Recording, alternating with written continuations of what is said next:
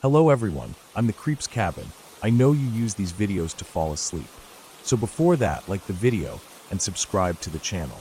Also, where are you from and what time are you watching? Now get comfortable and relax.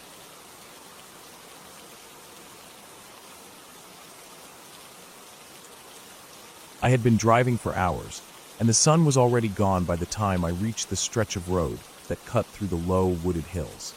It wasn't a highway, just a two-lane road with no lights, the kind of road that's quiet enough at night to make you feel like you're the only person left moving in the world. The dark seemed thicker out here. My headlights carved out a tunnel of pale yellow on the asphalt, and beyond that tunnel was nothing but shadow. The road twisted more than I expected. I slowed down on the curves, my tires crunching lightly over gravel that had spilled from the shoulder. I knew I was in the middle of nowhere because my phone had lost signal over an hour ago, and there hadn't been a single house or gas station in miles. Just black woods and the thin ribbon of road under my tires. The air inside the car was warm, almost stuffy, but every time I thought about opening a window, the idea of the cold night air rushing in made me hesitate. I kept both hands on the wheel, feeling how the tires gripped with each bend. The darkness outside the glass had a weight to it, the kind that made it impossible to see where the trees ended or how deep the forest went. I hadn't seen another vehicle since the last town. No headlights in the rearview mirror, no glow on the horizon ahead of me.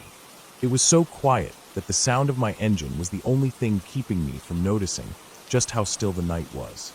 The kind of stillness that makes you wonder if the world has gone silent except for you. I came around another curve, slower this time, because I had a bad habit of overthinking sharp bends in the dark. My high beams washed over a shape on the right side of the road, and my stomach tightened instantly. It was a vehicle, pulled off onto the dirt shoulder. A sedan, maybe 15 years old, dark in color, but with a thin layer of dust that dulled its paint. One of the rear tires looked flat. There were no lights on inside, no hazard lights flashing, and the windows looked black in the glare of my headlights. As I passed it, I caught the faint outline of the driver's door hanging open just a few inches. That bothered me more than it should have. If someone had broken down, they'd either wait inside with the door closed or walk somewhere to get help, not leave it sitting open to the cold night air. I kept driving, but something about that car stuck with me. My mind kept replaying the image of that door, barely open, like someone had stepped out and never came back. A few minutes later, I came around another curve, and my headlights hit something else. This time, it wasn't a car, it was a person. They were standing right at the edge of the road, facing away from me, just on the line where the asphalt met the dirt. No reflective gear, no flashlight, no sign of movement until my beams swept across them, and they turned their heads slightly, just enough for me to see part of their profile. Their clothes were dark, their posture still. I felt my chest tighten in the same way it does when you miss a step on the stairs. I eased the wheel to give them space as I passed, but I didn't slow much. My eyes flicked to the rearview mirror, but by the time I looked, they were already gone from view. The idea that they were connected to the abandoned car flashed in my head, but I didn't want to think too hard about it. I kept going, telling myself I just needed to reach the next town. The road began to narrow, the trees pushing in closer, their branches forming a kind of arch overhead that swallowed what little starlight there was. My high beams only seemed to make the darkness beyond them thicker. That was when I noticed something in the middle of the road. It was small at first, just a shape that looked out of place, and I slowed down enough to see that it was a backpack. An old, weathered one, slumped on its side like it had been dropped. There was nothing else, no bike, no person, no car. I swerved slightly to avoid it, but my stomach had already twisted into a knot. It didn't feel right. Another mile went by, and the road started climbing into a steeper incline. My headlights swept over a sharp bend ahead, and that's when I saw movement, something darting from one side of the road to the other. I hit the brakes hard, my tires squealing slightly on the pavement. It was the same person, the one I'd seen standing earlier. They moved quickly, vanishing into the trees on the opposite side before my car even rolled to a full stop. My pulse was pounding now, but I didn't get out. I didn't even roll down the window. I pressed my foot back on the gas and kept going, forcing my focus on the center line. The climb ended, and the road flattened into a long, straight stretch. I thought maybe that would calm me, but it didn't. Every shadow beyond the tree line felt like it was holding something. My mirrors showed nothing behind me, but I kept glancing anyway. When the next curve came, I was ready to take it slow. I turned the wheel gently, and my lights swept across another car on the side of the road. My first thought was that it was the same sedan I'd passed earlier, but as I got closer, I saw it wasn't. This one was newer, maybe only a few years old, and it had all 4 doors closed. But the strange part, the part that sent a cold ripple through me, was that the driver's side window was rolled down all the way. The inside was completely dark, and I could see nothing past the glass.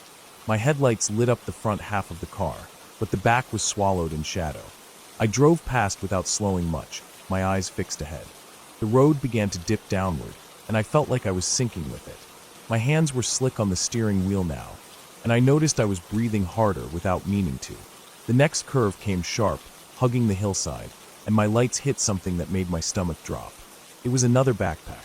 Not the same one as before. This one was torn, the straps frayed, lying on its back like someone had tried to drag it and given up. I swerved again, my mind spinning now. That made 2 of them, miles apart, and no sign of who they belonged to. I wanted to believe it was just coincidence. Someone had dropped them.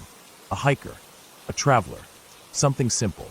But the road had no shoulder in most places, no real pull-off spots. It didn't feel like the kind of place people would just leave things. I kept driving, my eyes scanning the edges of the road constantly. My neck felt tight from the tension of not wanting to blink too long. Then, up ahead, I saw the figure again. This time they were in the middle of the road, crouched low like they were picking something up. My brakes came down hard, and the car jolted to a stop a good 20 yards away from them. They didn't move at first. The only sound was my engine, idling louder than it should have. Then they stood slowly, facing me. I couldn't see their face in detail, just the pale oval where it caught the light. We stayed like that for a moment, both of us still. Then they stepped backward into the trees, vanishing into the dark without a sound. I didn't wait. I pressed the gas and went forward, keeping my eyes locked ahead. My heart was thudding, so hard it felt like I could hear it in my ears. The road began to slope upward again, winding in long, slow turns. My gas gauge was dipping lower than I liked, and I still hadn't seen a single sign for a town. The thought of my car stalling out here made my stomach clench.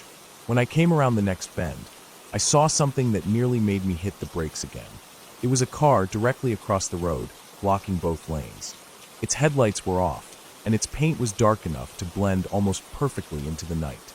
The only reason I saw it in time was because my beams caught the gleam of its windshield. I slowed, but I didn't stop completely. There was just enough space on the shoulder for me to creep past without scraping. As I inched forward, I kept glancing at the car, half expecting someone to step out from behind it. But no one did. Once I cleared it, I pressed harder on the gas. My tires crunched over the gravel edge before finding pavement again, and I didn't look back. For another 20 minutes, I drove without seeing anything else unusual. The trees thinned out, and eventually, faint lights appeared ahead of me. Streetlights, dim and far apart, marking the start of a small town. Only when I reached the first gas station did I pull over. My hands were trembling slightly on the wheel, and I sat there for a moment, staring at my own reflection in the dark glass of the station's window. Whatever had been happening on that road, I didn't want to know more. I filled my tank, got back in the car, and took the highway out of town, choosing a longer route just to make sure I never had to drive that stretch again.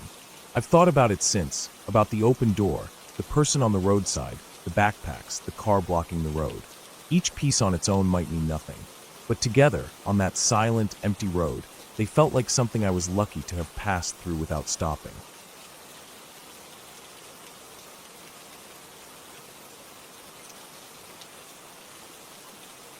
It started on a late summer afternoon, the kind where the air feels heavy and still, as if it's holding something back. I had decided to take a long walk in an area I didn't visit much, a stretch of open land that eventually led into a dense patch of woods. The place was far from town, with no houses in sight and only a narrow dirt road leading in.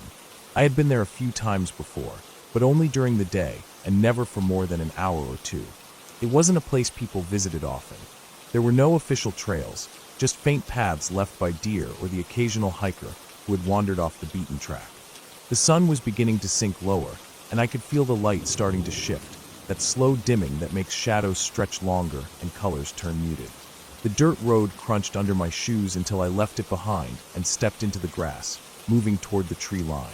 The grass here grew tall and uneven, brushing against my legs, carrying the smell of dry earth and faint traces of wild plants. A warm breeze would occasionally move through, but mostly it was still, so still that each step I took felt louder than it should have been. I reached the edge of the woods and stepped inside. The change in temperature hit me immediately, cooler, with a faint dampness to the air. The ground was softer here, covered in old leaves, pine needles, and small twigs that cracked softly under my weight. The smell of the forest was strong, a mix of soil, old wood, and the faint scent of moss. The trees were close together, their branches weaving overhead to create a canopy that let in only thin streaks of light. I followed a faint path, nothing official, just a space where the undergrowth had been pressed down enough to walk through without pushing branches aside. The deeper I went, the quieter it became. The sounds of the open land behind me faded until all I could hear was my own movement, the occasional rustle of leaves high above, and once or twice the faint snap of a branch somewhere deeper in the woods. Each sound seemed sharper here, the silence around it making it stand out more. After maybe 20 minutes of walking, I reached a small clearing. The ground was uneven here, with patches of grass between bare spots of dirt. A fallen tree lay to one side, its bark stripped away in places, showing pale wood underneath. I paused there, breathing in the cool air and looking around. It was quiet, but not in the calm, peaceful way you might expect. It was a heavy quiet, the kind that made you feel watched even when you knew no one was there. I couldn't explain why, but I felt uneasy standing there, as if I had walked somewhere I shouldn't have. I turned back toward the path I had come from, ready to head out before it got too dark, but that was when I noticed something odd. The sound I made while walking, my own footsteps on the soft forest floor, seemed to have a slight delay. At first, I thought it was my imagination, but then I realized it wasn't. I would take a step, and almost a second later, I would hear another faint step from somewhere behind me. I stopped completely, and the forest was silent again. My eyes scanned the trees, searching for movement, but everything was still. I took another slow step forward, deliberately dragging my shoe a little, so I could hear it clearly. The sound came again, soft, muted, but definitely there, almost the same as mine, but not quite in sync. My heartbeat picked up. It could have been an animal, maybe a deer following the path, but the sound felt too precise, too much like someone stepping carefully. I tried to tell myself it was nothing, that maybe the sound was echoing off the trees in a strange way, but the unease in my stomach grew. I decided to walk faster, not quite running, but keeping a steady, quick pace back toward the edge of the woods. The faint following sound stayed with me. Each time I stepped, it came again a moment later, as though something was matching my path, but keeping a distance. I resisted the urge to look over my shoulder too often, worried that if I saw something, I wouldn't be able to keep my composure. My breaths grew sharper, and the cool air felt colder now, making the skin on my arms prickle. The path ahead began to look unfamiliar. I was sure I had followed the same way in, but now the trees seemed closer together, and the ground looked different, with more roots and uneven dips in the dirt. I slowed down just enough to check my surroundings, and that was when I heard it again, not just one step this time, but two close together, faster than before. They were closer. I turned my head quickly and caught a flicker of movement, a darker shape between the trees, just at the edge of where the light reached. I couldn't make out a person or an animal, only that something had been there and had moved out of sight the instant I turned. My chest tightened. The forest felt smaller now, pressing in from all sides. I pushed forward, not bothering to stay quiet anymore, letting my footsteps land heavy as I moved. My eyes scanned constantly, trying to pick up any movement ahead or to the sides. Every few seconds, I would hear it again, that faint but distinct sound of something stepping where I had just been, never too close, but never far enough to feel safe. Minutes passed like that, my sense of direction breaking down as I focused more on moving forward than on where exactly I was going. The light in the forest had dimmed further, and the air felt colder still. I could feel sweat at the back of my neck, mixing with the cool air to make me shiver. Then I saw it, the faint light between the trees ahead. It wasn't the open field I had entered from, but it looked like a break in the woods, somewhere I could get out of the dense cover. I moved faster, almost jogging now, my bag shifting slightly on my back with each step. The sounds behind me kept pace, never rushing, just following. When I reached the opening, I found myself at the edge of a steep drop. Below was a shallow ravine, its bottom filled with rocks and a narrow stream of water. The other side rose sharply, covered in more trees. There was no easy way down without risking a fall. My only option was to turn and find another path, but the thought of going back into the woods in that direction made my stomach turn. The following steps were gone now. The silence was thick, so complete it made my ears ring. I stood there for a few seconds, frozen, waiting for a sound, any sound.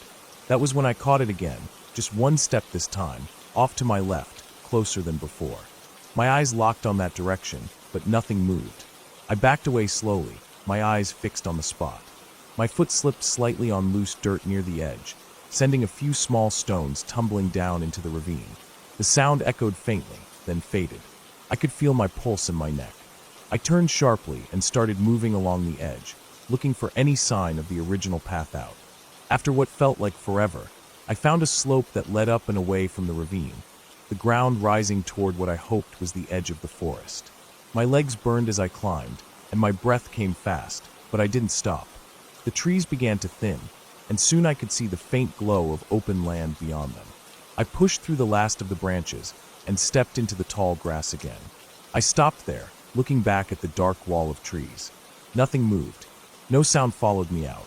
The field was quiet except for the faint rustle of grass in the wind. My breathing slowed gradually, but my skin still felt tight, my senses sharpened as if expecting something to appear. I walked quickly across the open land, not looking back again until I reached the dirt road. From there, I could see the woods in the distance, the shadows between the trees already blending into one dark mass as the last of the light faded. I stood for a moment, staring at that edge, wondering if I had been followed by someone or if my mind had twisted natural sounds into something else entirely. But deep down, I knew it wasn't just my imagination. The sound of those steps had been too deliberate, too perfectly timed to my own. Someone, or something, had been there, moving when I moved, stopping when I stopped, always staying just far enough away to keep hidden. I left without stopping again, and even as I reached the safety of my home later, the image of that dark shape between the trees stayed with me. I never went back to that part of the woods, and even now, years later, if I walk alone in a quiet place and hear a sound just a little too similar to my own footsteps, my chest tightens, and I remember exactly how it felt to be followed in those silent woods, with no idea what was behind me and no one around to help.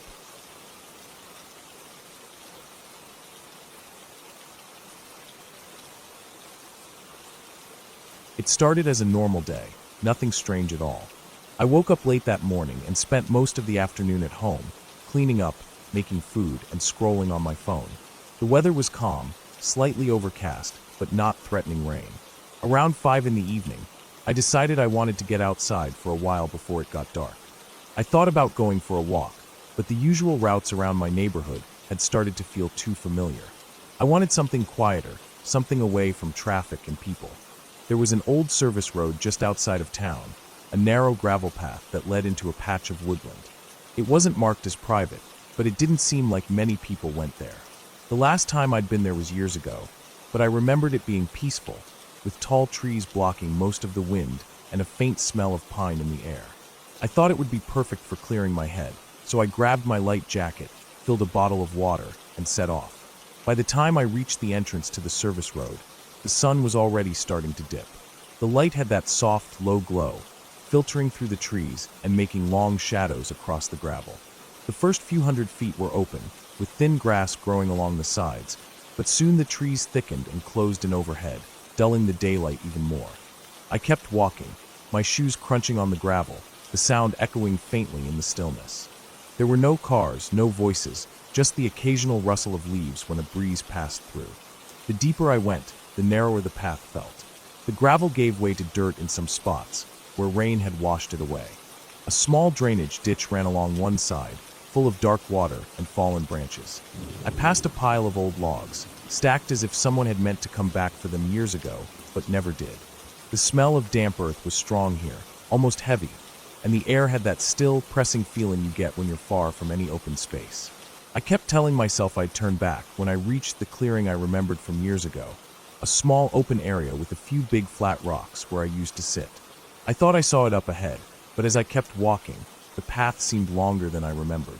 The sun was dropping faster now, and the dim light in the woods made it harder to judge distances. That's when I noticed something strange.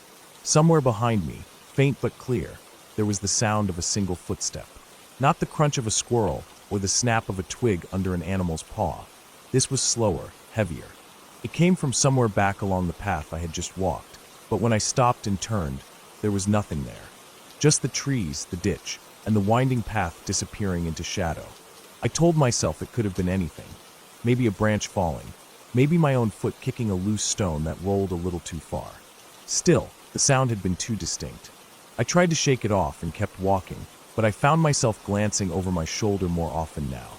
The path bent slightly, and the clearing finally came into view. Relief washed over me.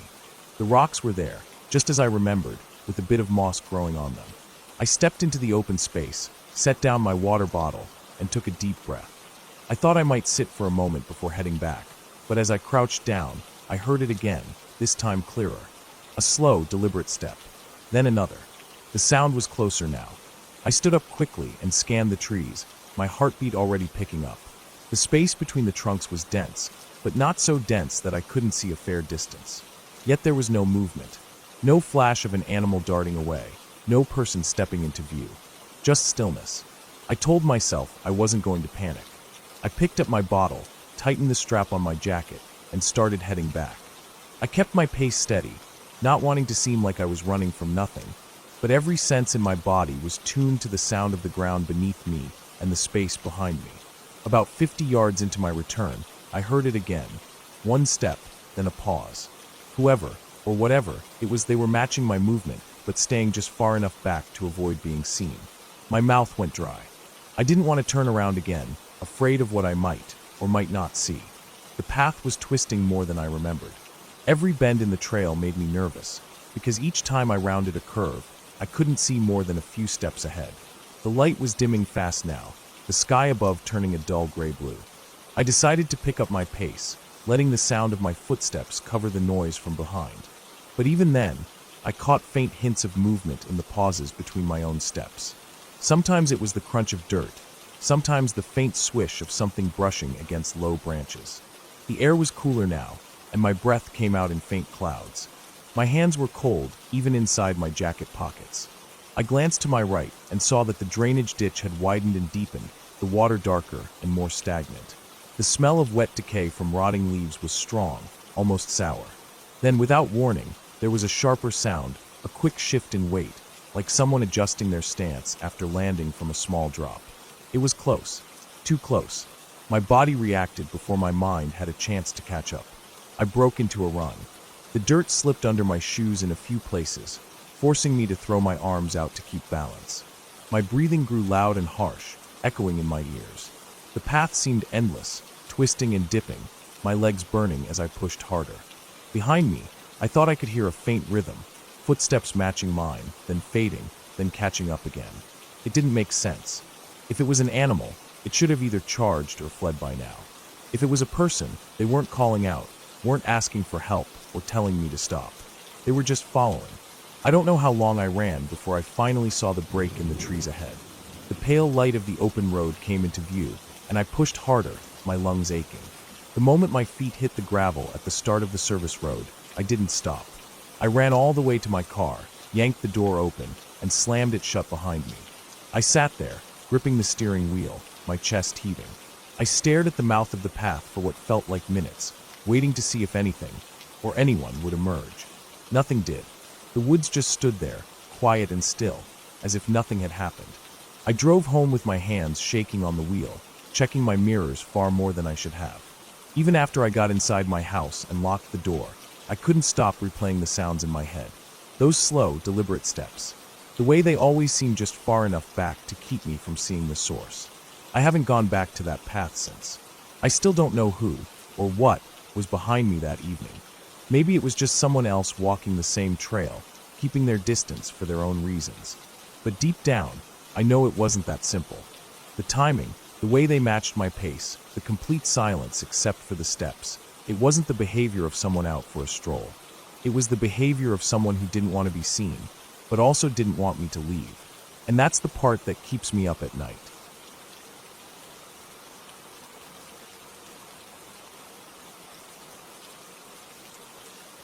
It was the middle of summer, and the heat had been unbearable for days.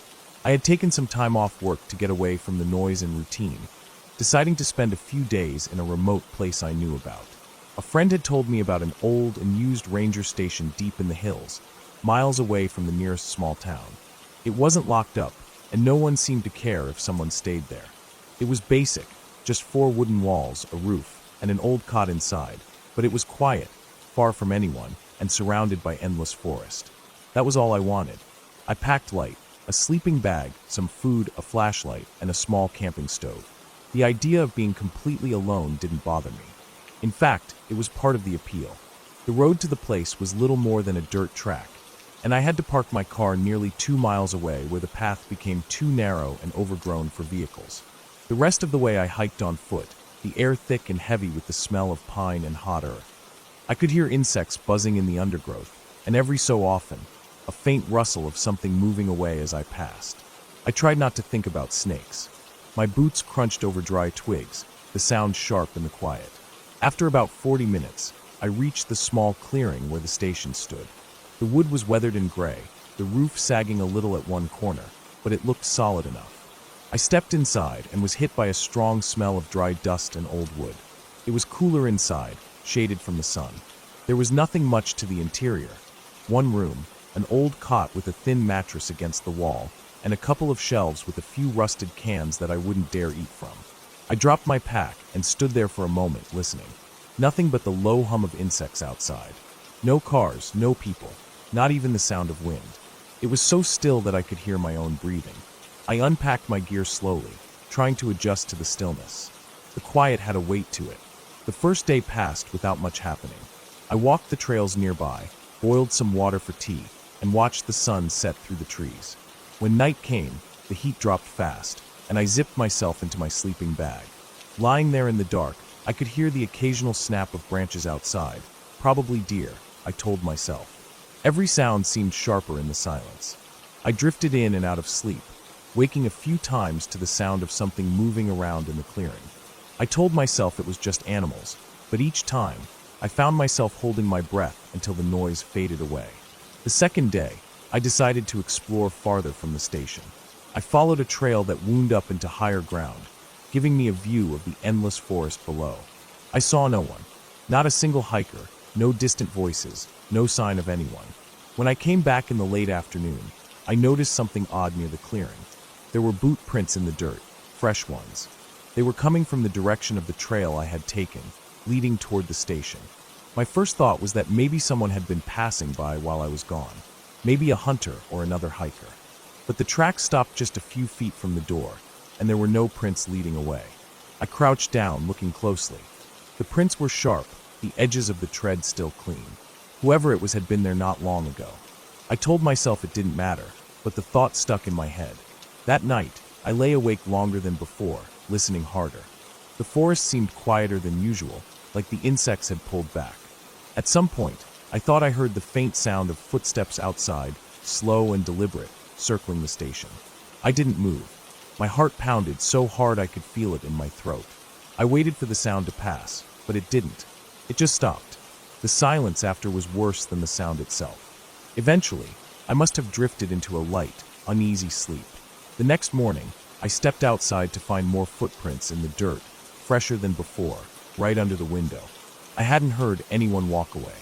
The forest was the same as ever, calm, still, pretending nothing had happened.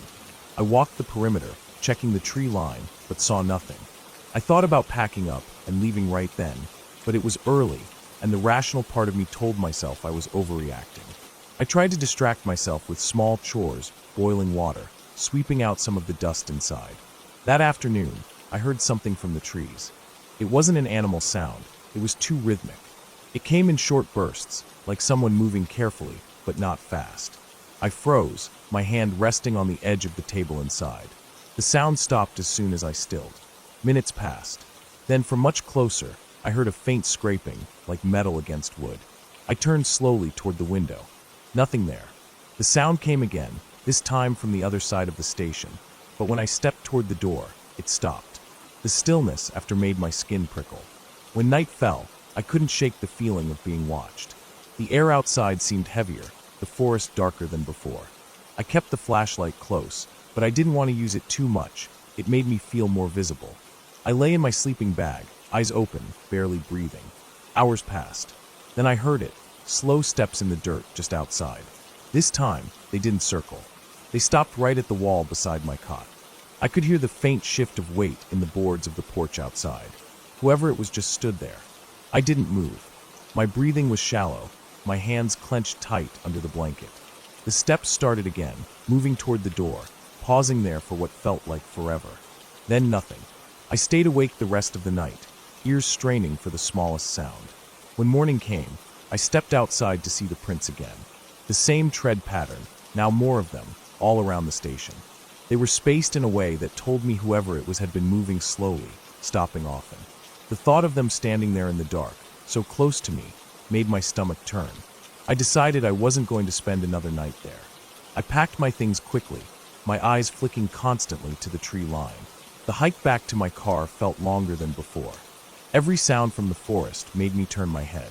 Once I thought I saw movement between the trees, just a brief flicker of something pale, like a face, but when I stopped, there was nothing. I walked faster, my hands damp with sweat. When I finally reached the car, I threw my pack inside and locked the doors before starting the engine. I looked up at the trail one last time. The forest stood there, still and silent, hiding whatever had been out there. I drove away without stopping until I was back on the main road. I never saw another car the whole time. By the time I reached town, my shoulders ached from how tense I had been. Even now, I can't explain who it was or why they had been there watching me. I just know that if I had stayed one more night, something worse than footprints might have been left behind. And the thought that whoever it was is still out there, somewhere in those woods, keeps me from ever wanting to go back.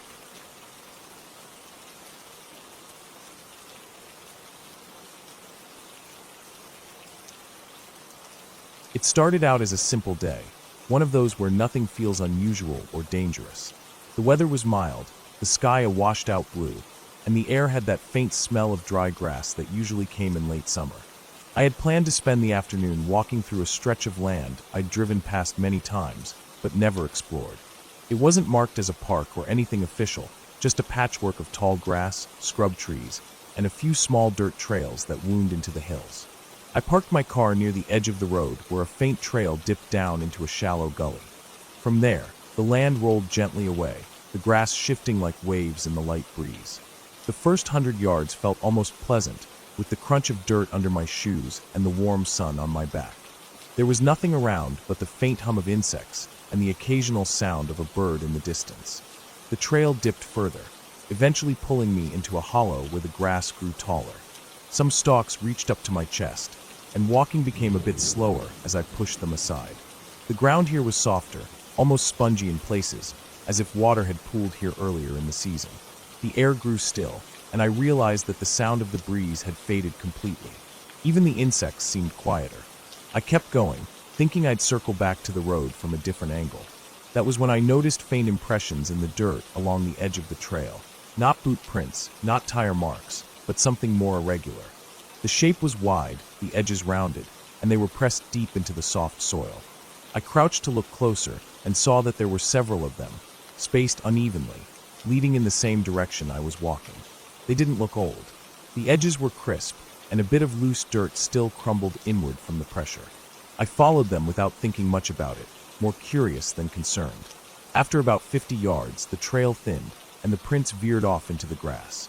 I stopped, scanning ahead, and saw that the ground sloped up sharply toward a line of trees I hadn't noticed before.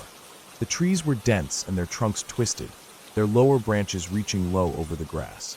Something about the way the shadows pooled there made me hesitate, but the prints kept going straight toward them.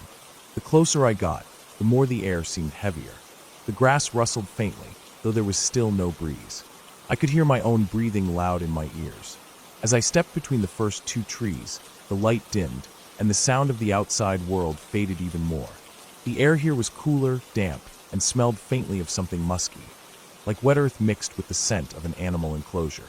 The ground was uneven, covered in a mix of leaves and patches of bare earth. The prints were clearer here, more defined. I noticed now that they weren't all the same size. Some were slightly smaller, others larger. That realization made my stomach tighten. Whatever had made them, there was more than one. I moved slowly, trying to listen for any movement ahead, but the forest was silent. Even my footsteps seemed absorbed by the damp ground. A few yards ahead, the prints curved sharply around a large fallen tree. I stepped over it, the bark damp under my hand, and as I straightened up, I caught a flicker of movement in my peripheral vision. I froze. It was just a shape at first, low to the ground, moving between two tree trunks. The color blended almost perfectly with the surroundings, but the slight shift gave it away. I couldn't make out details, just that it was large, much larger than I expected. I waited, not moving, hoping whatever it was would keep going. But instead, it stopped too. I couldn't see it fully, but I felt the weight of its attention, as if it was aware of me now and deciding what to do about it. My skin prickled, and I realized my breathing had gone shallow. Then slowly it moved again, but this time it was closer. I stepped backward as quietly as I could, feeling the damp leaves under my shoes. My eyes scanned for an easier way out, but the trees were thick and the undergrowth tangled. Every step I took seemed to make more noise than I wanted. The smell in the air was stronger now, sharp and animal-like. My pulse was hammering. I didn't dare turn my back completely, but I had to put more distance between me and whatever was moving toward me. I kept stepping back until my heel caught on something, and I stumbled slightly, catching myself against a tree trunk. The bark scraped my palm, but I barely noticed. My eyes flicked around, and that was when I saw it fully for the first time, far enough away that I couldn't make out every detail, but close enough to understand what I was looking at. It was on all fours, but its back was level with my waist. Its body was lean but muscular, the shape of its shoulders pronounced as it moved. Its head was low, its eyes fixed in my direction. The fur was patchy in places, matted, and the mouth hung slightly open. I could see the glint of teeth even in the dim light. I didn't wait to see more. I turned and started moving as quickly as I could without breaking into a full run, trying to keep my steps quiet. But the sound behind me changed. The soft padding on leaves was faster now. I knew it was following. I broke into a run, my heart pounding so hard it felt like it was in my throat. Branches whipped at my arms and face as I tried to stay upright on the uneven ground. I didn't dare look back. Every instinct told me to get out of the trees as fast as possible. The light ahead grew brighter, and I pushed harder until I burst out of the tree line and into the open grass. I kept running, my legs burning, glancing over my shoulder just once. I didn't see it anymore, but the grass behind me was moving in a ripple, something passing through it quickly. I didn't stop until I saw the road and my car parked at the edge. My hands shook as I yanked the door open and got inside, slamming the lock down. My breathing was ragged, my shirt clinging to me with sweat. For a long moment, I just sat there, watching the grass and the edge of the trees. Nothing came out. The wind had picked up again, and the sound of it in the grass almost masked any other noise. Almost. As I pulled onto the road, I realized I hadn't heard a single bird or insect since stepping into those trees. I drove faster than I should have, glancing in the mirror every few seconds, half expecting to see movement behind me. By the time I reached a busier stretch of road, my hands had stopped trembling, but the smell of that musky air still lingered in my nose. It stayed with me the rest of the day, faint but constant, as if I'd carried some part of that place back with me. That night, when I finally lay down, my mind replayed the sight of it, low to the ground, shoulders shifting, eyes locked on me. I told myself it was just an animal, something that lived out there, and didn't mean to cross paths with me. But even now, weeks later, when I pass that stretch of land, I keep my eyes on the road and my windows up. The grass still sways in the wind the same way, but I can't help imagining the ripple of something moving beneath it, waiting for the right moment to step into view.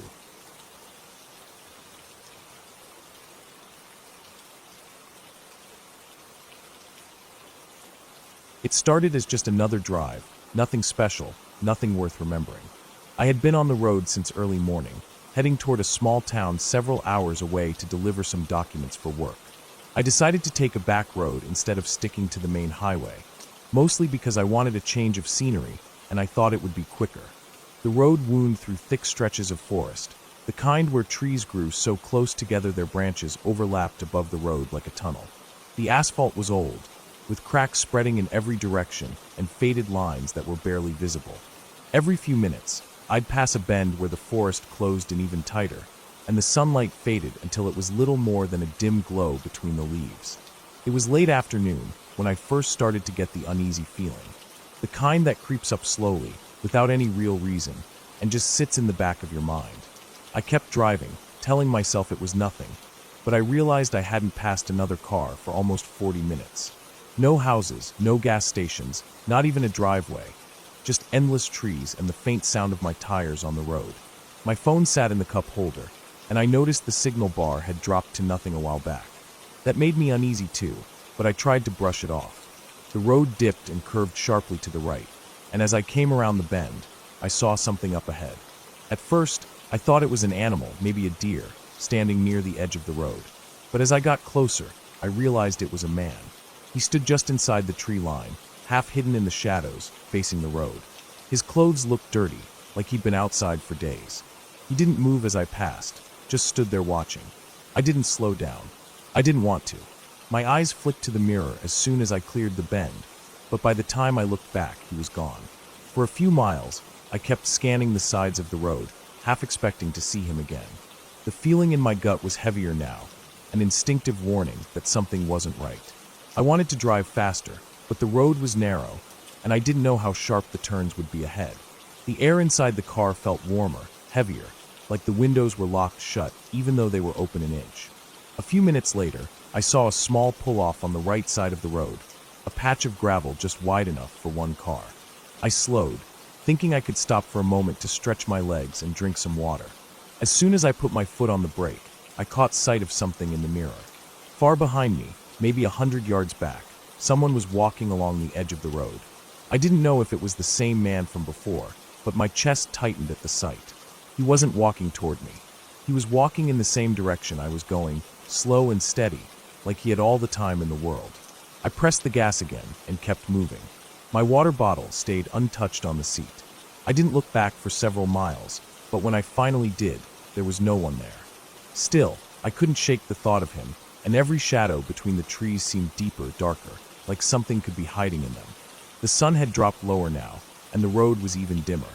In the fading light, everything looked different, less familiar, even though I'd just passed it. I checked the clock on the dash. I should have been out of the forest by now, or at least close, but it felt like I was going in circles. The same cracked asphalt, the same leaning pine trees, the same long stretches without a single sign of life. My stomach knotted tighter. Then my low fuel light came on. The orange glow on the dash felt like a warning I couldn't ignore. I hadn't seen a gas station since before I turned onto this road, and now I started to realize how deep into nowhere I really was. I slowed at each curve, hoping I'd see a driveway, a building, anything, but there was nothing. Just trees, shadows, and the sound of my engine. I came around another bend and saw something that made my skin crawl. Off to the side, in a small clearing, there was an old truck.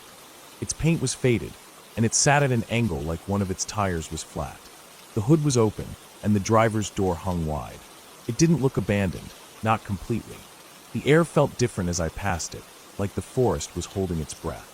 I kept my eyes forward, but in my peripheral vision, I thought I saw movement in the shadows beyond the truck. My foot pressed harder on the gas without me thinking about it. The next 10 minutes felt longer than the whole drive so far. Every bend looked the same. Every hill dropped into another stretch of empty road. My fuel gauge kept sinking, and I started to realize I couldn't keep going forever. I needed to stop somewhere, but stopping out here felt like the worst possible thing I could do. Finally, I saw a break in the trees ahead. It wasn't a town, just a small dirt road branching off to the right. I slowed down, thinking maybe it led to a farmhouse or a cabin. The turn was sharp, and as soon as I started down it, I knew it was a mistake. The road was little more than 2 ruts in the dirt, the trees pressing in even closer than before. Branches scraped the sides of the car, and the ground was uneven. I drove for maybe half a minute before realizing it didn't open up at all. There was no sign of any building, just more woods. I stopped and put the car in reverse, my eyes flicking to the mirrors. That's when I saw him.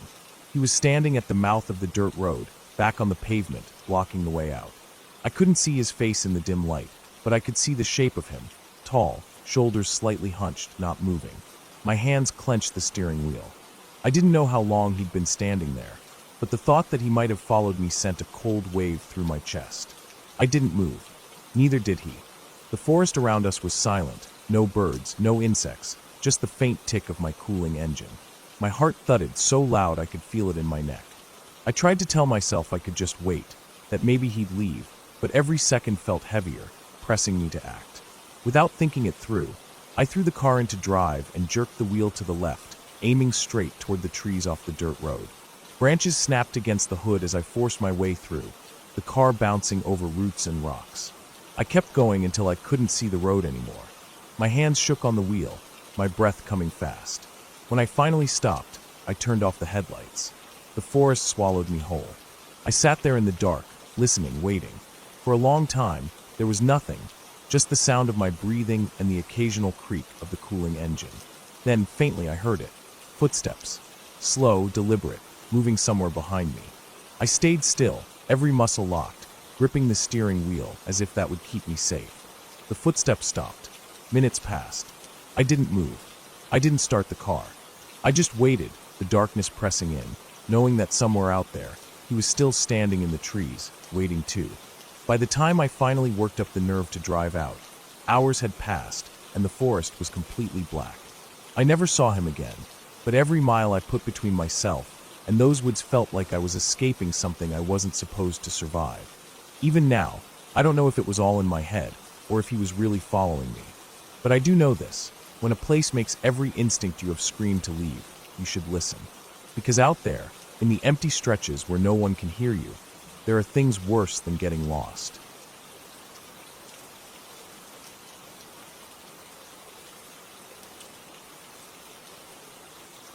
I woke up earlier than usual that morning, the kind of early where the air feels colder than it should, and the light hasn't fully settled into the day yet. My apartment was quiet except for the faint hum of the fridge and the occasional creak from the walls.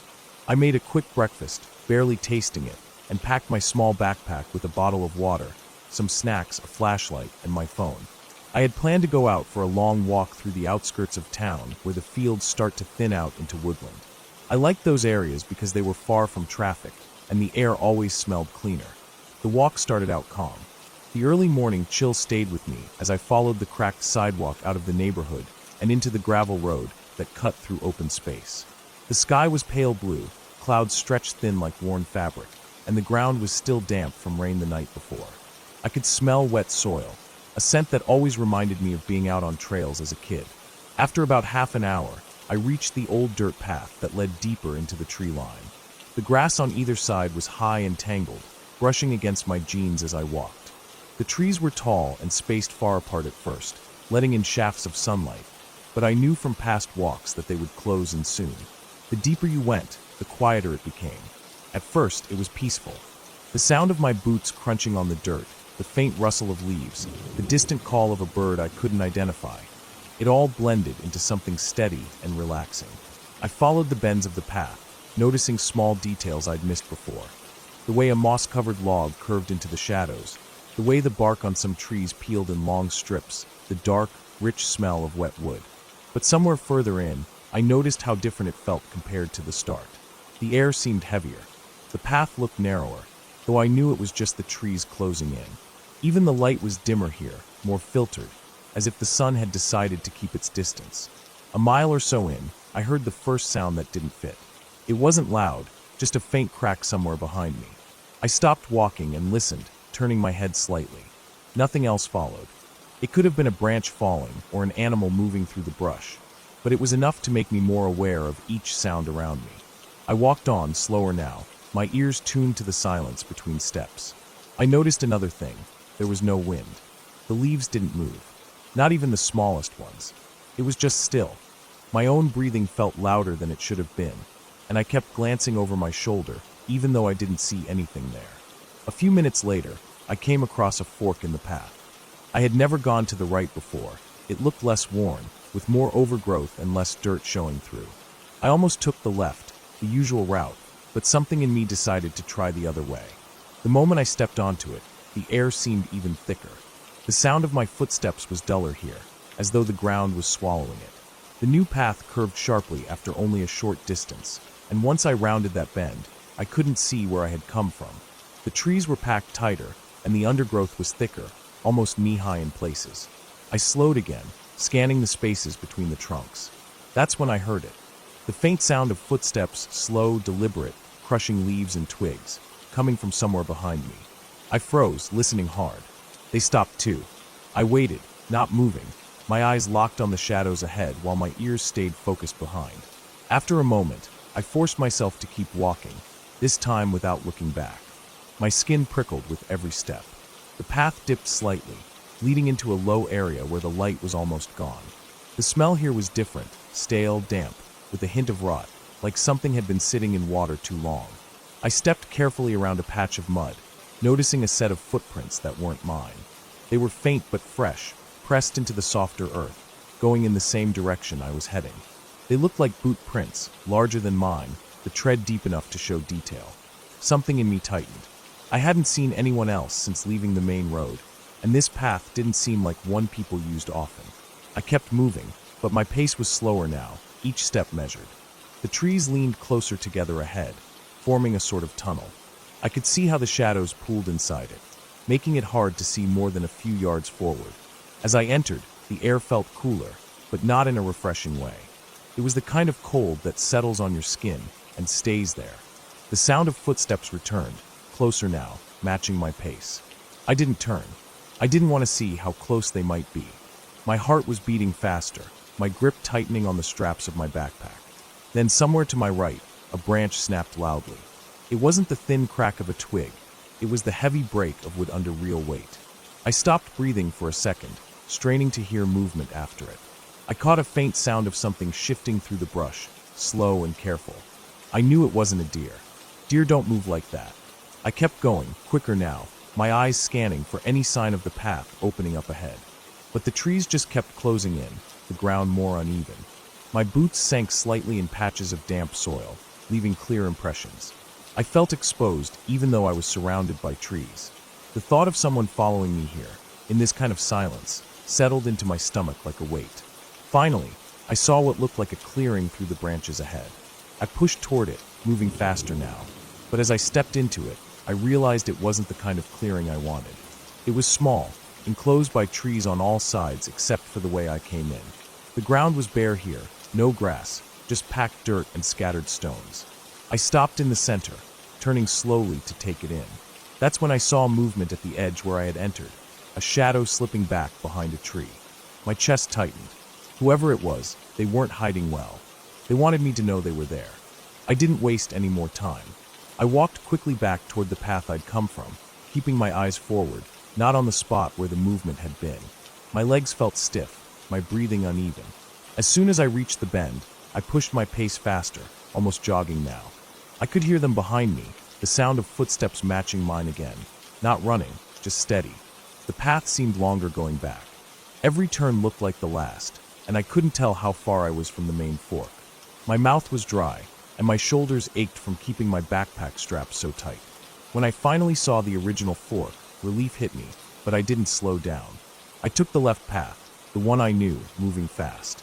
My boots kicked up dirt and small stones, my breath loud in my ears. The trees started to thin after a while, letting in more light, and I could see the faint outline of the open fields ahead. I didn't stop until I was out of the trees and back on the gravel road. Only then did I glance behind me, but there was nothing, just the narrow path disappearing into the shadows. I stood there for a while, catching my breath, listening for any sound that didn't belong. Nothing came. No movement. No footsteps. Just the quiet hum of the open air around me. I walked the rest of the way home without looking back again. But even after I locked my door and sat down in my apartment, I couldn't shake the feeling. Whoever had been out there hadn't been lost, hadn't been wandering. They had followed me on purpose, staying just close enough to let me know they were there. And the worst part was knowing that they never tried to catch me. They didn't need to. They'd seen me, and now they knew I'd been there too.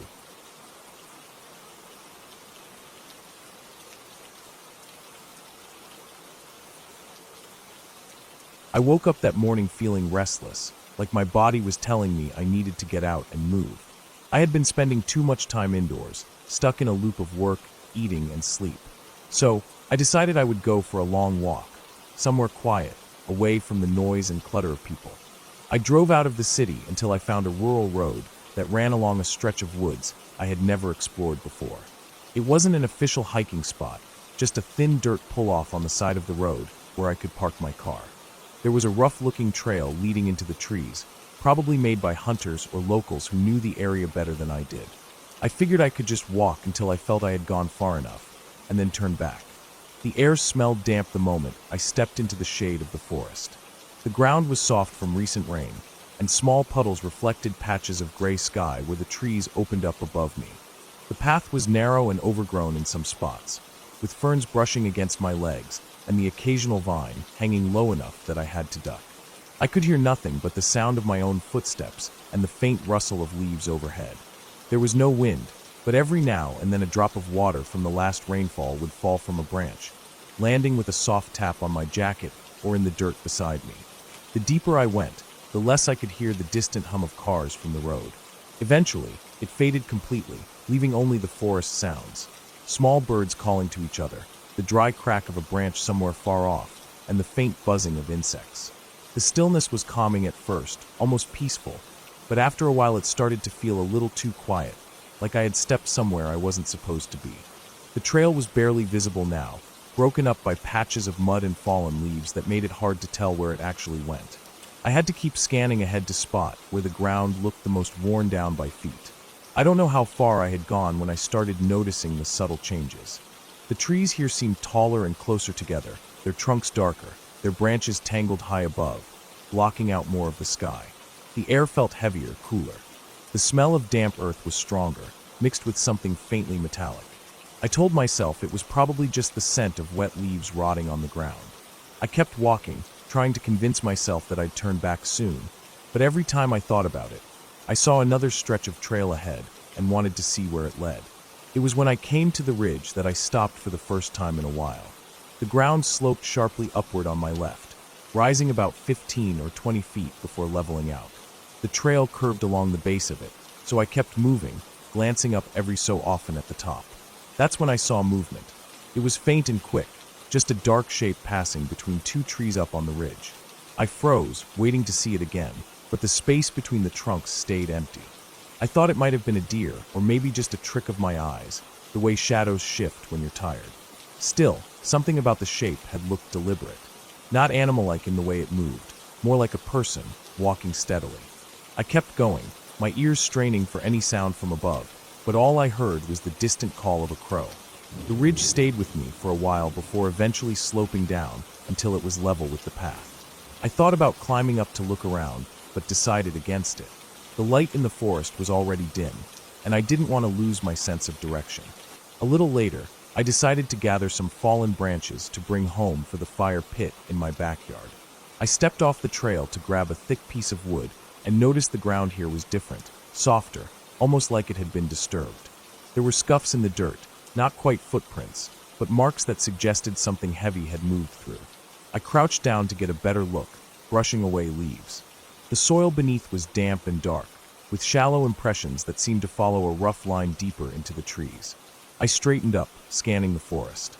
That's when I heard it, slow, deep breathing. It wasn't close at first, more like it was drifting in from somewhere just out of sight. My own breath felt loud in my ears, so I held it, trying to pick up the rhythm. It was definitely breathing. Inhale, pause, exhale. Heavy, deliberate. I turned my head toward the sound, my eyes searching between the trunks. For a moment, I thought I caught the faintest shift of movement, something slipping between two trees, low to the ground. The breathing grew fainter, like it was moving away, but the way it echoed in the stillness made it impossible to tell exactly where it was. My pulse was hammering now. I told myself it could be an animal, maybe a boar or a large dog. But I knew the difference between the short, sharp breaths of a startled animal and the slow, steady pattern I had just heard. This was something else. I turned back toward the trail, trying to remember exactly where it was. Even though I hadn't gone far off, the undergrowth made it harder to see. Every tree looked the same, and the air felt colder now. I moved quickly, my boots sinking slightly into the damp soil. I kept glancing over my shoulder, half expecting to see someone following me. The forest felt different now, less like a peaceful escape, and more like it was closing in. The shadows between the trees seemed thicker, and every faint noise made me flinch. When I finally spotted the trail again, I felt a surge of relief, but it didn't last long. As I stepped back onto it, I caught a faint sound from behind me, a branch snapping. Not loud, but sharp enough to cut through the background noise. I didn't stop to look. My legs were moving before I had even thought about it, my stride lengthening into a fast walk. The trail was uneven, roots sticking up like traps waiting to catch my foot, but I kept going, focusing on putting as much distance between myself and whatever was back there as I could. My breathing grew loud, my chest tightening with each step, but I didn't slow down. I could hear something faint behind me now, not footsteps exactly, but the suggestion of movement, a rhythm that seemed to match mine. I kept my eyes on the winding path ahead, trying to remember landmarks from the way in. The forest looked different coming back, and for a moment I thought I had taken a wrong turn. But then I spotted a fallen tree I had stepped over earlier, and I knew I was still on the right track. The closer I got to where I had parked, the lighter the air seemed to get. The trees began to thin, and patches of pale sky showed through the branches. Still, I didn't let myself slow down until I could see my car through the last line of trees. I didn't look back. I unlocked the door, slid inside, and started the engine with hands that felt clumsy on the keys. As I pulled out onto the road, I kept my eyes forward, the forest shrinking in my rearview mirror. Even when I was miles away, I couldn't shake the feeling that something had been watching me the whole time, staying just far enough back to never be seen fully. When I got home, I locked the door and closed the curtains. My clothes still smelled faintly of damp earth, and every time I caught the scent, I felt my shoulders tighten. I told myself it was nothing, that maybe I had spooked myself over some animal moving in the woods. But part of me knew that wasn't true. There had been intent in that breathing, a slow, measured presence that stayed with me until I left. I haven't been back to that trail since. Sometimes, though, when I'm outside at night and the air is still, I remember that sound in the forest and the way it seemed to follow me. And I wonder if it ever stopped, or if it's still out there, waiting for someone else to wander far enough in.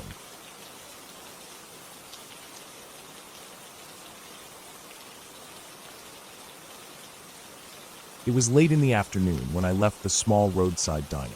The air outside felt heavier than usual, warm and damp, the kind of humidity that clings to your skin. The sky had been gray all day, not stormy, but dull, like it had given up trying to decide whether to rain or clear up. My plan was simple: drive a few hours north to reach a cheap motel I had looked up the night before. I was behind schedule, though. The detour for lunch had taken longer than I expected, and my phone battery was already low. I didn't have a car charger. I figured I'd be fine since the motel was supposed to be easy to find from the main road. The first stretch of road was uneventful, just the hum of the tires against cracked asphalt and the occasional blur of farmland. As I drove, the road began to narrow, the fields giving way to scattered trees, then thicker patches of woods. I kept my eyes on the fading light. The sun was sliding behind the hills, and shadows stretched longer across the road. About 40 minutes later, my phone died completely. I wasn't too concerned at first, but without the map, I realized how many little roads branched off from the main one. The signs were small, worn down, and sometimes missing entirely. I started relying on memory, but after another half hour, I couldn't be sure if I'd taken a wrong turn or not. The trees closed in tighter, and the road began to curve more sharply. There were no houses, no gas stations, no cars passing in either direction. Just the sound of my engine echoing against the walls of forest. Eventually, I spotted a small dirt pull-off with an old wooden post that had once held a sign, but the metal plate was gone. I slowed down, debating whether to stop. It was then that I noticed the gas gauge, lower than I thought. I hadn't filled up in hours. I kept driving, more tense now. The last trace of daylight was gone, replaced by a deep, hazy blue that made the road harder to see.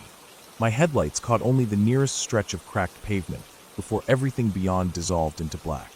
I leaned forward over the steering wheel without realizing it, scanning for anything familiar. After another 20 minutes, I came to an intersection where the pavement ended in both directions, except the one I had come from. I slowed to a crawl. The dirt road to the left disappeared into a tunnel of overhanging branches. The one to the right sloped downward steeply. I didn't like the idea of driving deeper into unknown territory, but I also didn't want to turn back without knowing if I'd missed a sign. I chose the left turn, hoping it would eventually reconnect to something. The dirt road was rough, with deep ruts that shook the car hard enough to rattle the mirrors. Fallen leaves covered most of it, so I could only guess where the tire tracks had once been. It felt abandoned, but not in a clean and used way. more like it had been slowly swallowed by the woods over the years. I tried not to think about how far I was from anyone else. My headlights lit up nothing but more trees, their trunks close enough together that I couldn't see more than a few feet into them. Then I noticed something. Every so often, I'd pass what looked like small piles of rocks near the edge of the road. They weren't natural, the shapes were too neat, each stack about the same height. The first one I dismissed, but after the third or fourth, it started to bother me. They were always just at the point where my headlights reached their farthest. I couldn't tell if they'd been there for years, or if they were more recent. The road eventually widened into a small clearing. I pulled into it, intending to turn around. The ground here was uneven, with patches of exposed roots and a thin layer of mist hanging low. That's when I saw movement, not clear, just a shift in the darkness between two trees. My hands tightened on the wheel. It could have been an animal. The woods were full of them. But the way it moved didn't feel like an animal running. It was slower, more deliberate, almost like it was matching my car's movement. I stayed still, engine idling. My headlights washed over the tree trunks ahead, and for a moment, I thought I caught a glimpse of something pale, but it was gone before I could focus. I told myself it was probably just bark or a patch of lichen catching the light. Still, the air felt different now, heavier, colder. I decided to leave. I shifted into reverse, keeping my eyes on the space where I'd seen the movement. As I backed up, the car jolted over a root, and for a split second, my headlights angled upward into the trees. That's when I saw it again. Something there, taller than I expected, partially hidden behind a trunk. I didn't stop to think about it. I straightened the wheel and pressed harder on the gas, bumping back down the dirt road. The drive out felt longer than the way in. Every turn looked the same, and I kept glancing in the mirrors, half expecting to see something behind me. I didn't, but the sense of being watched stayed. My gas gauge was even lower now, the needle close to empty. I pushed the car faster than I should have over the uneven ground, desperate to get back to the main road. Finally, I saw the intersection again and turned back the way I'd come. The relief didn't last. A few minutes later, I noticed the first rock pile again, this time on the opposite side of the road. Then another. They were spaced exactly the same as before. I hadn't seen them on my way in, but now they felt like markers. The road felt narrower than before, my headlights barely keeping up as I took each curve. My eyes kept darting to the trees, searching for more movement, and I thought I saw it a couple more times, quick, shadow-like motions that disappeared before I could focus. My hands were starting to ache from gripping the wheel so tightly. Eventually, the trees began to thin, and I saw the faint glow of what might have been a streetlight far ahead. My chest eased a little. I reached the light, which turned out to be hanging over a small gas station, the first building I'd seen in hours. It was old, with only one pump, but it looked like salvation. I pulled in fast, but when I stepped out of the car, the first thing I noticed was how quiet it was. There were no insects buzzing, no wind in the trees, nothing. Just a heavy, still silence. The pump was outdated, the kind where you had to flip a metal lever before the gas would flow. As I started fueling up, I caught myself glancing toward the tree line across the road. It was pitch black beyond the edge of the light, and the longer I looked, the more certain I became that something was there, just far enough back to be hidden. I finished fueling quickly, got back in the car, and drove toward the nearest sign for a highway. Even after I reached the motel later that night, the feeling didn't leave. I kept thinking about that pale shape between the trees, the rock piles, and how the movement always seemed to stay just at the edge of my vision. When I checked my car the next morning, I noticed something I couldn't explain. Along the bottom of the passenger side door, just above the dirt splash from the road, there were streaks, long, thin marks that cut through the grime, as if something had brushed against it on the drive. They were too high to be from branches. I wiped them away, but even as they faded, I couldn't shake the thought that they hadn't been there before I took that turn into the woods. I didn't tell anyone about it. I just left, making sure I stayed on the main roads the rest of the way. But even now, when I think about that night, I can still see the stacks of rocks in my headlights and feel the weight of those woods pressing in from all sides. I know I made it out, but I don't think I was ever completely alone on that road.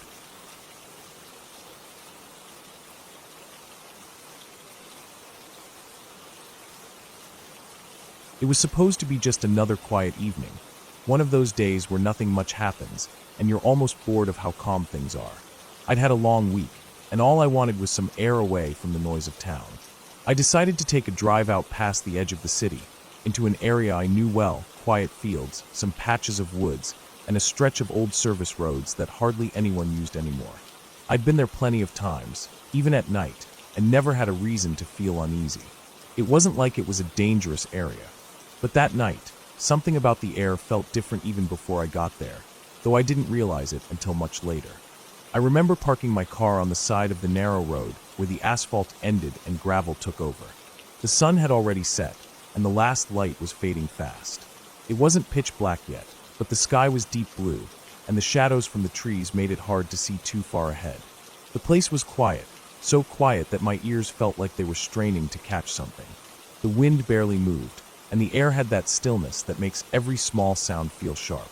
I grabbed my flashlight from the glove compartment, not because I really thought I needed it yet, but because I knew it would be dark in minutes. There was a trail I liked to walk along there. It started from a break in the tree line just off the road, a narrow dirt path that cut between thick brush before winding deeper into the woods. I'd walked it enough times to know where it led, a small clearing about half a mile in. From there, you could see the sky pretty well because the trees opened up above you. I figured I'd go there, maybe sit for a while, then head back before it got too late. The first part of the walk was fine. The dirt under my boots was still dry from days without rain, and my flashlight stayed off for the first few minutes since the fading light was enough. But as I went further, the trees grew thicker, and the dim light was swallowed up. I clicked on my flashlight, and its beam cut through the darkness ahead of me. That's when I noticed how quiet it really was. Normally, you'd hear crickets or the rustle of leaves from small animals moving in the undergrowth. But that night, there was nothing, just the crunch of my own steps and the occasional creak of branches swaying slightly overhead.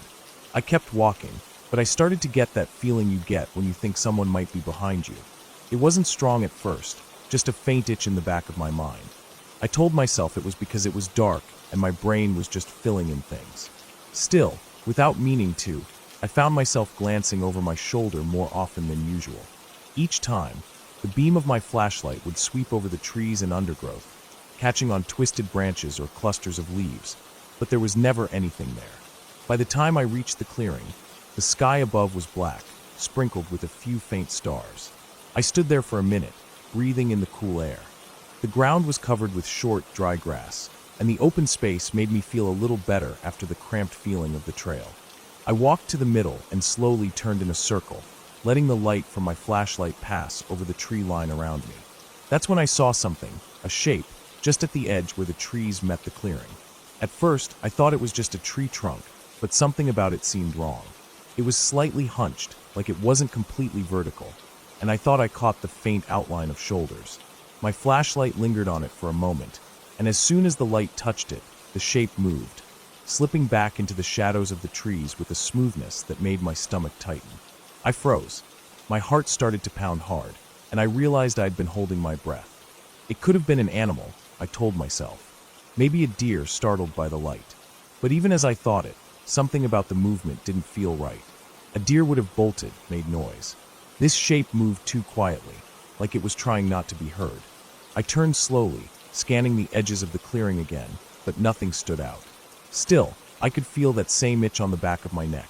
Worse now. I didn't want to seem like I was running from nothing, so I walked back toward the trail at a steady pace, trying to keep my steps quiet. As soon as I was back under the cover of the trees, I noticed how dark it had gotten. My flashlight beam looked small compared to the thick blackness around me. Every step I took seemed louder than it should have been. After a few minutes, I heard it, something behind me. It was faint at first, just the crunch of leaves, but it matched my steps too closely. I'd take a step, and half a second later, I'd hear another one. I stopped walking. The sound stopped too. I stood there for what felt like forever, my flashlight fixed on the trail ahead, my ears straining. The air felt heavier now, like it was pressing in on me. I thought about calling out, but the idea of breaking the silence seemed worse than keeping it. Slowly, I started walking again, this time moving a little faster. The sound came back, crunch, crunch, never too close, but always there. The further I went, the more the trees seemed to press in from both sides. My flashlight flickered once, making my chest tighten, but it stayed on. I tried to keep my breathing even, but I could feel it getting faster. Then I heard something different, just off the trail to my left, maybe 10 feet away. It was a short, sharp sound, like someone stepping on a branch. I turned my flashlight toward it, but the beam only lit up thick underbrush. No movement. I didn't want to run, but my legs were starting to twitch with the urge.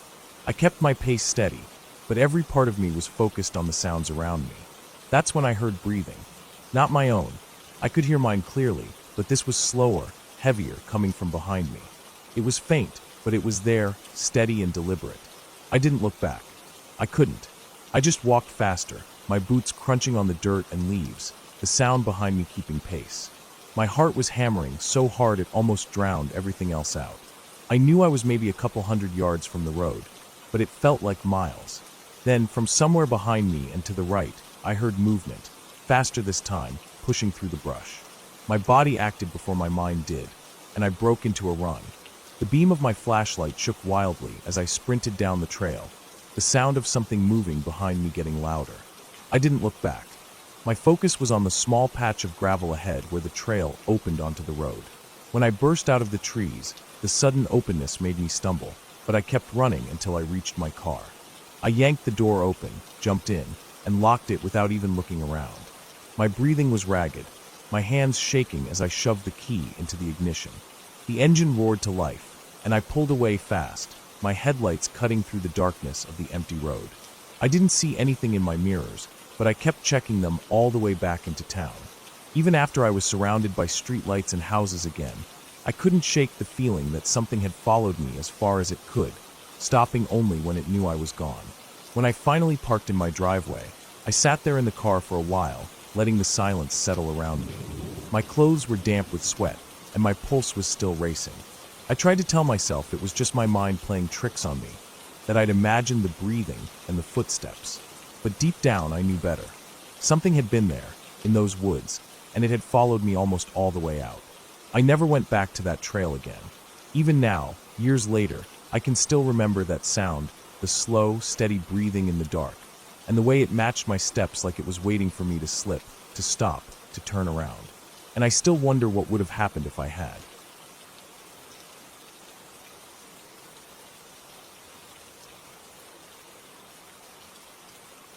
I woke up earlier than usual that day, the kind of morning where the air feels different before anything has even happened. My plan was simple: take the old dirt road behind my uncle's place and follow it deep into the hills, just to see how far it went. I'd walked that road plenty of times before, but never more than a few miles. This time, I packed enough to last the entire day. Water, a couple of sandwiches, a flashlight even though I didn't plan to stay past sunset, and a small folding knife that I usually carried when hiking. I didn't tell anyone I was going. My uncle had gone into town early, and I figured I'd be back before anyone even noticed I was gone. The dirt road started out wide and familiar, with dry grass spilling over from the edges and little rocks scattered in the tire ruts. There were no houses this far out, just stretches of scrubby land with patches of pine and oak. The sun was still low enough that the air had that cool, damp feel, and every sound seemed sharper. I could hear the crunch of gravel under my shoes and the occasional rustle in the brush from small animals I never saw. The first couple of miles went by quickly, the road climbing and bending between low hills. After an hour, I reached a fork. To the right, the road continued as I remembered, eventually leading toward the old cattle range. To the left, a narrower track I'd never taken before disappeared between two steep, tree-covered slopes. Something about that left path caught my attention. The dirt was darker there, as if shaded most of the day, and the air felt still, like the trees were blocking not just the wind, but some of the outside world. I stood there for a while, debating whether to stick to the route I knew, but curiosity won out. I stepped onto the left trail, and immediately felt the temperature drop. The trees here grew closer together, their branches meeting above in tangled arches that blocked much of the sunlight. The ground was littered with fallen needles and damp leaves, muffling my footsteps. I noticed the smell too, earthy, almost heavy, like wet soil after a storm. The deeper I went, the less I heard. The breeze that had followed me along the main road was gone. Even the birds seemed scarce. About a mile in, the path narrowed further, forcing me to step over roots and duck under low limbs. It didn't feel like a road anymore, more like a trail no one had used in years. I started wondering if maybe it was a logging path, abandoned after the work was done.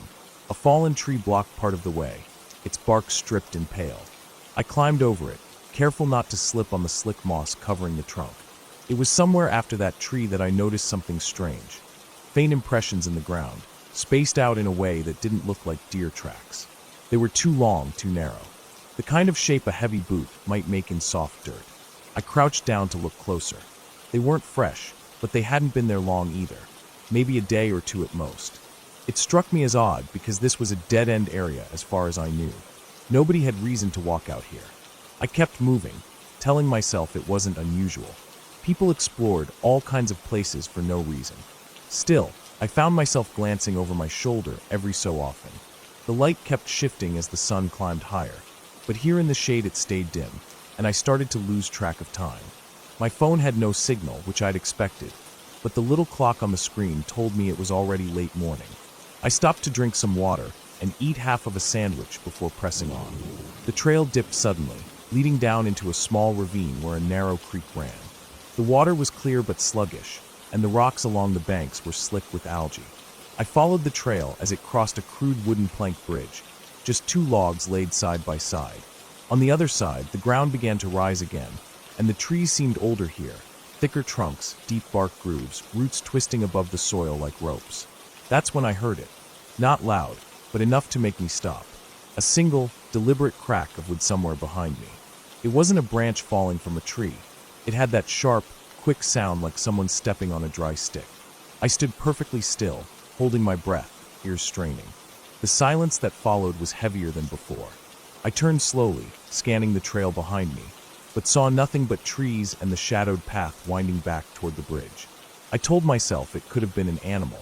Out here, even a squirrel can make a noise that seems too big for its size. But I didn't move right away.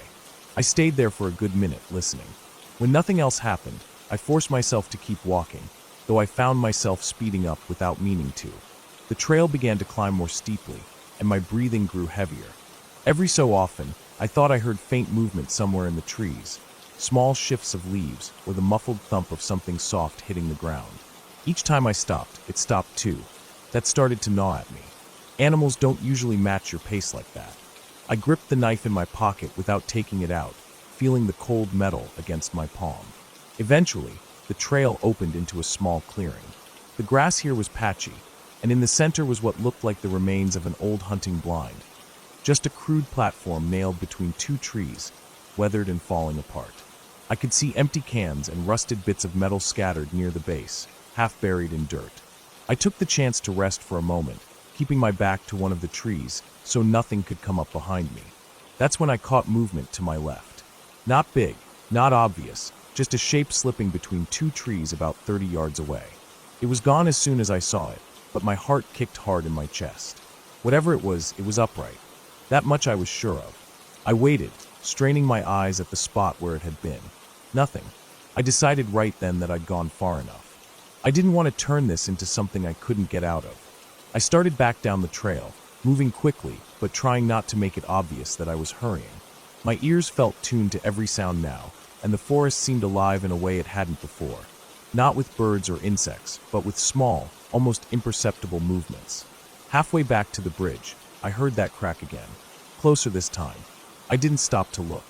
My pace quickened into something between a fast walk and a jog. I could feel the sweat under my shirt despite the cool air. When I reached the bridge, I crossed it in 2 long steps, the logs creaking under my weight. On the other side, I paused just long enough to glance back. For a split second, I thought I saw a figure standing at the edge of the trees where the bridge ended, but the light was playing tricks through the branches, and I wasn't sure. From there, I didn't stop. The trail seemed longer going back, each bend revealing only more distance. The urge to run was strong, but I forced myself to keep it to a brisk walk, not wanting to trip over roots or rocks in my haste. My mouth felt dry despite the water I'd had earlier, and my legs ached from the steady climb. When I finally reached the fork where the left trail met the main road, the light was glaring and hot, the air moving again. I didn't look back this time. I kept walking until the trees thinned, and I could see the outline of my uncle's property in the distance. Only when I stepped onto the gravel of his driveway did I let out the breath I didn't realize I'd been holding. That night, I kept thinking about those footprints and the shape I'd glimpsed in the clearing. Maybe it was nothing. Maybe it was just another hiker who'd taken a different route, someone I never properly saw. But the way the sounds followed me, the way I never caught a clear look, it sat wrong in my mind. I decided I wouldn't go down that left trail again, not alone, not without telling anyone. Even now, when I pass that fork, I feel that same drop in temperature, that same stillness hanging in the air. And I keep walking straight, without even glancing left. Whatever's down there, it can stay there. I don't need to find out.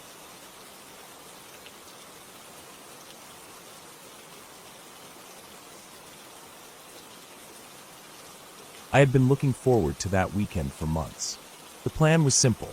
Drive out to a quiet place far away from the city, camp for a couple of nights, and just enjoy the open air without the constant noise of traffic or my phone buzzing every few minutes.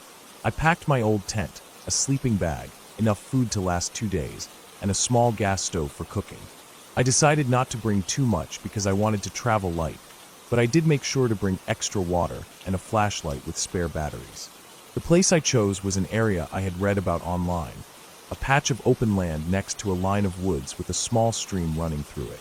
It wasn't an official campsite, which meant fewer people, but also no amenities or park rangers. That was part of the appeal for me, being completely on my own. The drive there took about 4 hours. The roads became narrower the farther I went, and by the time I reached the turnoff, the asphalt had given way to a rough gravel road with patches of dirt. My car bounced over potholes and rocks, and I had to slow down to avoid hitting the underside. On either side, tall grass swayed in the wind, and beyond that were rolling hills and scattered groves of trees. The last mile was a single-lane track barely wide enough for my car, and when it finally opened into a wide clearing, I stopped and got out. The air felt different, cleaner, cooler, with that faint earthy smell of grass and damp soil. The only sounds were the wind and the faint rush of water somewhere nearby. I parked at the edge of the clearing and walked around to get a sense of the place. The open field stretched about 200 feet before meeting the start of the forest. The tree line was thick, a mix of tall pines and broadleaf trees whose branches created a wall of green and shadow. A small ridge ran along one side, just high enough to hide whatever lay beyond it. The stream I'd heard was only a few steps inside the woods, a narrow ribbon of clear water running over smooth stones. I decided this would be the perfect spot to set up camp. Close enough to water, but far enough from the forest to see anything approaching. Setting up the tent took less than half an hour. I staked it down facing the forest, thinking it would be nice to wake up to that view. Once everything was ready, I built a small fire pit using rocks I found nearby, set up my folding chair, and boiled water for coffee. The late afternoon sun was warm, and I spent some time just sitting there, drinking and watching the light shift across the field. Around me, insects buzzed lazily, and every now and then I'd hear a bird calling from deep in the woods. By the time the sun began to dip behind the ridge, the temperature had started to drop. The shadows from the trees stretched longer across the grass, and the sky took on that soft golden glow that fades into evening. I cooked a simple meal of noodles and vegetables, cleaned up, and added more wood to the fire. It was peaceful, so quiet that every small sound carried far. I could hear the occasional rustle from the forest, probably small animals moving through the undergrowth, and the steady flow of the stream. It was just after the sun had fully set, when the sky turned a deep blue and stars began to appear, that I noticed something strange. On the ridge about 200 feet away, a dark shape moved steadily from one side to the other. The figure was too far to make out clearly, but it was upright, walking at a slow, even pace.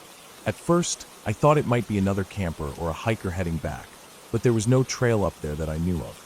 The ridge was uneven and overgrown. Climbing it would have been awkward. The figure didn't stop, didn't turn toward me, just kept moving until it disappeared over the far edge. I tried to shrug it off. Maybe someone local was cutting across the land, or maybe it was a hunter, but a part of me felt unsettled. The movement had been so deliberate, so calm, almost as if the person knew exactly where they were going. I kept glancing at the ridge for a while, but nothing else appeared. Eventually, I went back to tending the fire and tried to focus on the sound of the stream and the stars overhead. Later that night, I decided I needed more firewood. The stack I had wouldn't last until morning if the temperature kept dropping. I grabbed my flashlight and walked toward the forest. The beam of light cut through the darkness, catching glimpses of trunks, branches, and patches of brush. Inside the woods, the air felt different, cooler, damper, and heavier. The smell of wet leaves was strong, and the ground was soft underfoot with layers of fallen needles and moss. I moved slowly, scanning for fallen branches and dry wood. The flashlight beam swung side to side, sometimes catching the glint of eyes low to the ground, probably rabbits or raccoons. I had been walking for maybe 5 minutes when I heard it, a slow, heavy breathing somewhere behind me. At first, I thought it was just my own breath echoing in my ears, so I held it for a moment. The sound continued, rhythmic and steady. I turned slowly, sweeping the flashlight through the trees. There was nothing solid that I could make out, but I caught faint movement, something shifting between the trunks, too far for the beam to fully catch. The breathing seemed to grow fainter, as if it was moving away, but it still echoed in the quiet. My heart began to pound, and I felt that crawling sensation at the back of my neck that told me I was being watched. I didn't waste time after that. I picked up the wood I'd gathered and made my way back toward the tent as quickly as I could without running. The beam of my flashlight jumped with each step, and I kept glancing over my shoulder, half expecting to see someone or something following. By the time I stepped out of the woods and into the clearing, the fire was still glowing, and the sight of it felt like a relief. I added the wood to the fire and sat close to it, staring into the flames. The night around me seemed darker now, heavier, as if the forest itself had shifted somehow. Every crack of a branch or rustle of leaves made my muscles tense. I stayed up much later than planned, feeding the fire, listening, and watching the ridge and the forest edge. Eventually, exhaustion won, and I crawled into the tent, keeping the flashlight within reach. Sleep was restless. I woke several times, certain I'd heard faint footsteps or the distant crunch of grass. Each time, I'd hold my breath and listen, but the sound would fade, leaving only the quiet hum of insects and the distant stream. When morning finally came, the light felt harsh and too bright after such a long night. The ridge was empty, and the forest looked still and ordinary. I made breakfast quickly, all the while feeling like I needed to leave. There was no clear reason, nothing had actually happened to me, but the unease from the night before hadn't faded. I packed slowly, checking the tree line every few minutes. By the time my car was loaded, the air had warmed, and the field looked peaceful again. Still, as I drove away, I kept glancing in the mirrors, half expecting to see that dark figure standing on the ridge, watching me go. Even after I got home, the feeling stayed with me. I tried to reason it out. Maybe the figure was just a local farmer. Maybe the breathing I heard was from a deer or some other large animal. But something about it didn't fit. The steady pace of the figure, the way the breathing had seemed to follow me before drifting away, the absolute quiet of the night, it all felt too intentional. I told myself I wouldn't go back there alone again. Some places just carry a weight you can't shake, and no amount of reasoning changes that.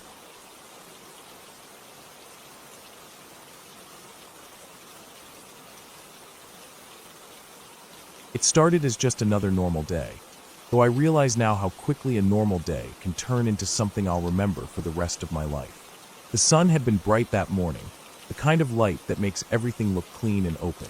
I had taken my car out for a long drive, partly because I needed some quiet, and partly because I wanted to explore some back roads I'd never been down before. I had no plan, no set route, just following whatever turn felt interesting. The air was warm but not too hot, and my windows were down. The further I went, the fewer houses I saw. At first there were still some small homes here and there, with mailboxes leaning toward the road and front yards littered with rusted tools or kids' bikes. Then those became rare, and the road started narrowing, twisting more, with dense trees crowding closer to the sides. I didn't mind at first. I've always liked being in quiet, rural places. But I noticed how quickly it went from open fields to this wall of green on both sides, almost no shoulder to the road, and not a single other car passing by. After another 20 minutes, I realized I hadn't seen a house in a while. No driveways either, just dirt paths that disappeared into the woods. I was still on a paved road, but it was cracked and patched so many times that it was rough and uneven.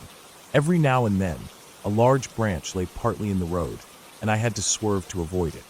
I told myself I'd turn around soon, but the road kept curving, and I kept thinking maybe just around the next bend I'd see something interesting. When I finally decided to turn back, I realized there wasn't a good spot to do it. The road was too narrow, and the ditches on either side were deep enough that trying to pull in and reverse could easily get me stuck. I figured I'd just keep going until I found a wider area, but the road didn't widen. In fact, It started to feel like it was closing in even more.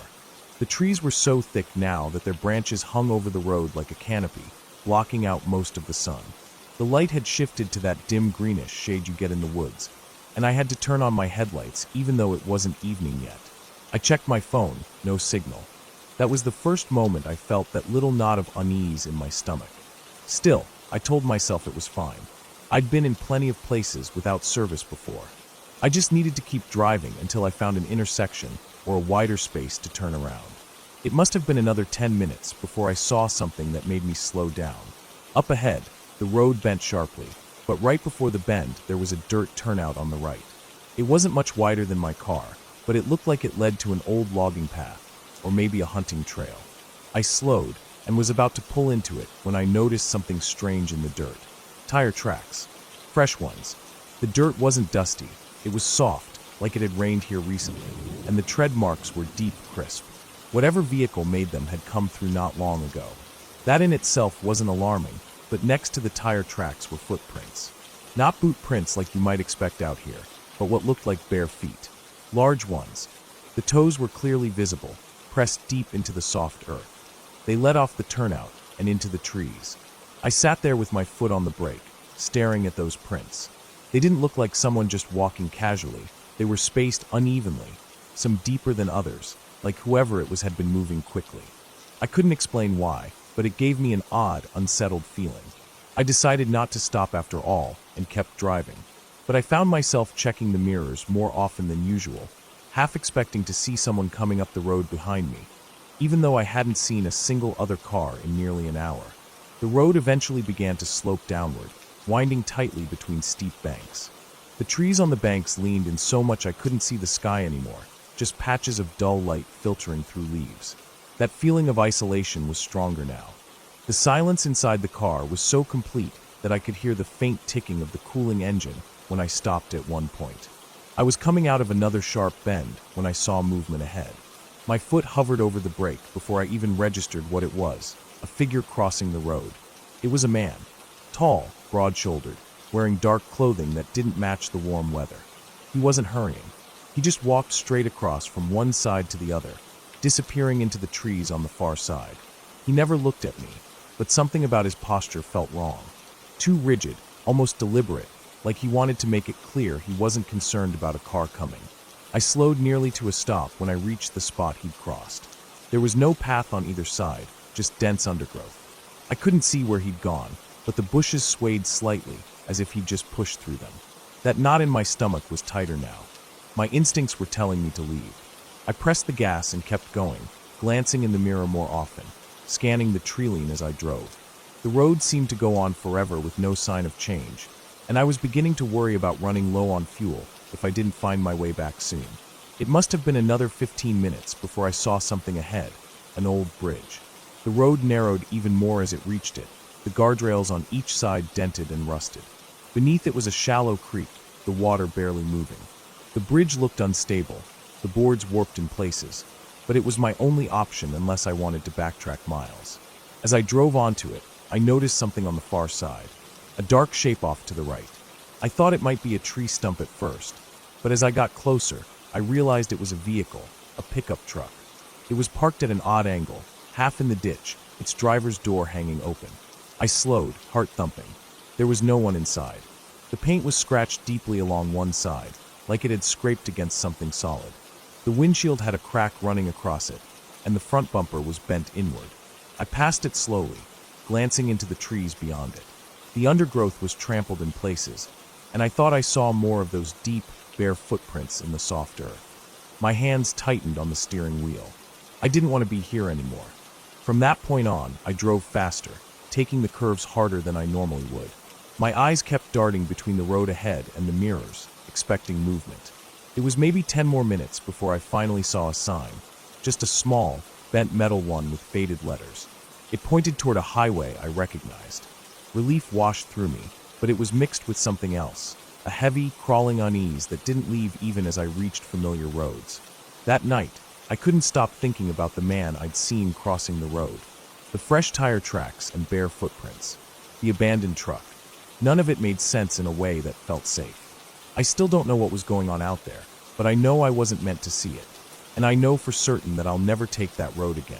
If I had stayed in that turnout, if I had gotten out of my car, or even just hesitated longer at the bridge, I don't think I'd be here telling this story.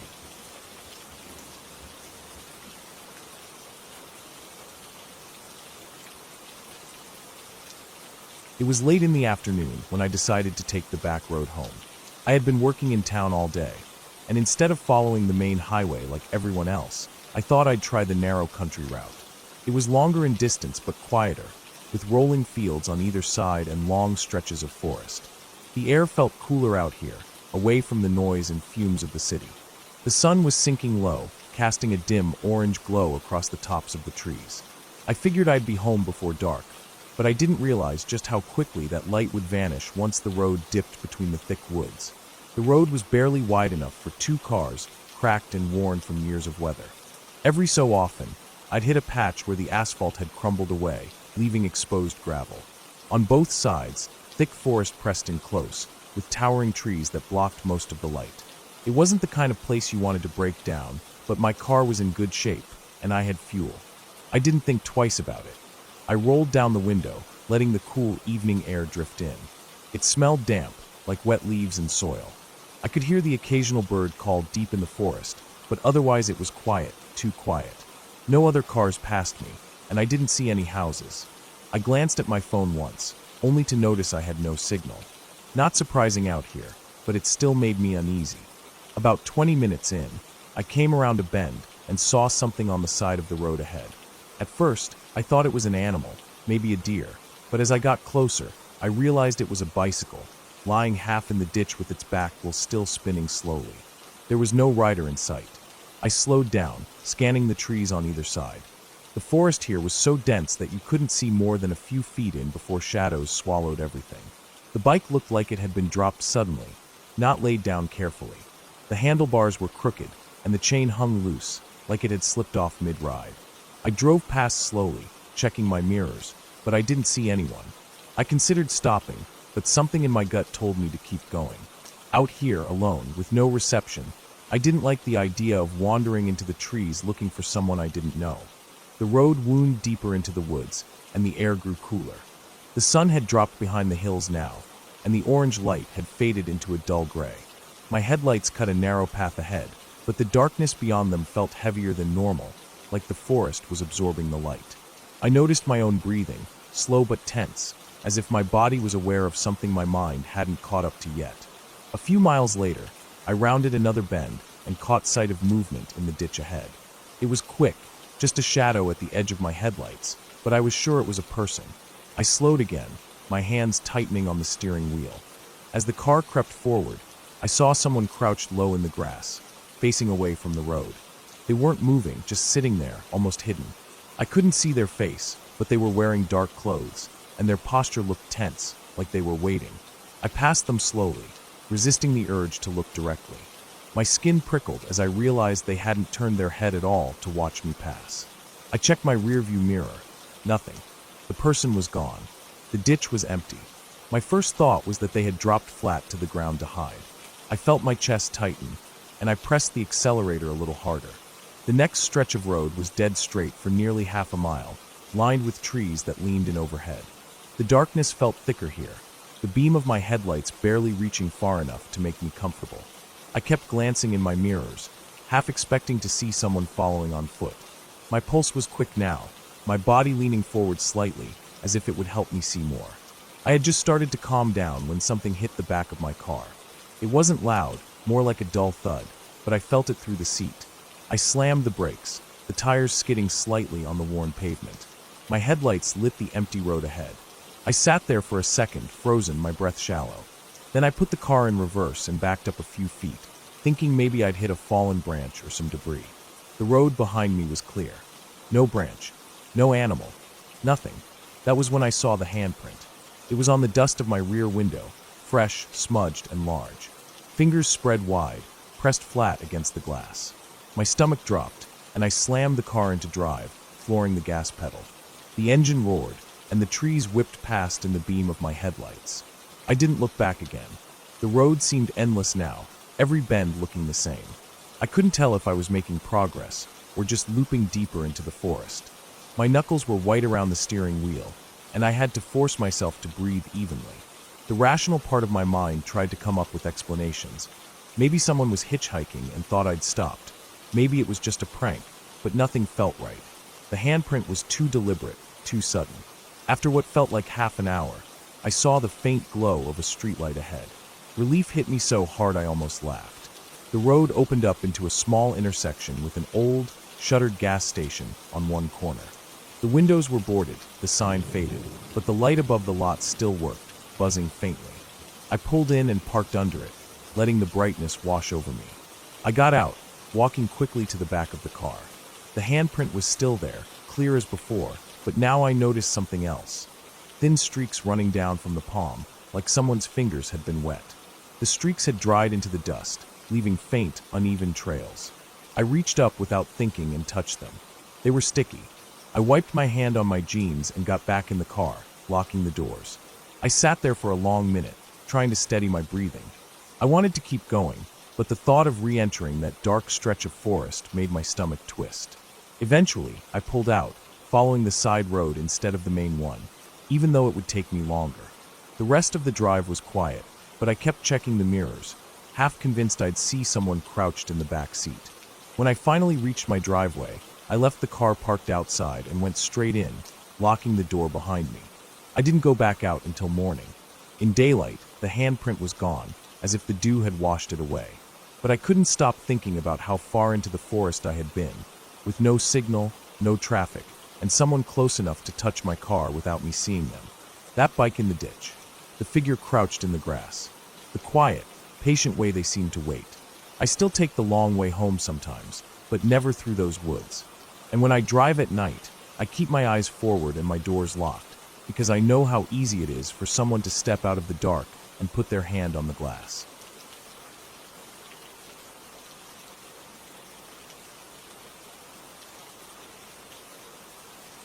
I woke up earlier than usual that morning, even though I hadn't planned to.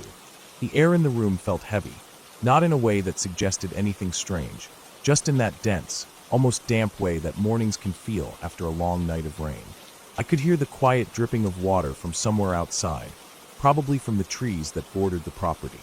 I rolled over, staring at the wall for a while, not feeling ready to start the day, but also too restless to just stay in bed. When I finally stood up, my legs felt stiff from the previous day's work. I'd been helping a friend move a stack of old firewood from behind the shed to a new storage rack we'd built near the driveway. The yard around the house was surrounded by thick woods.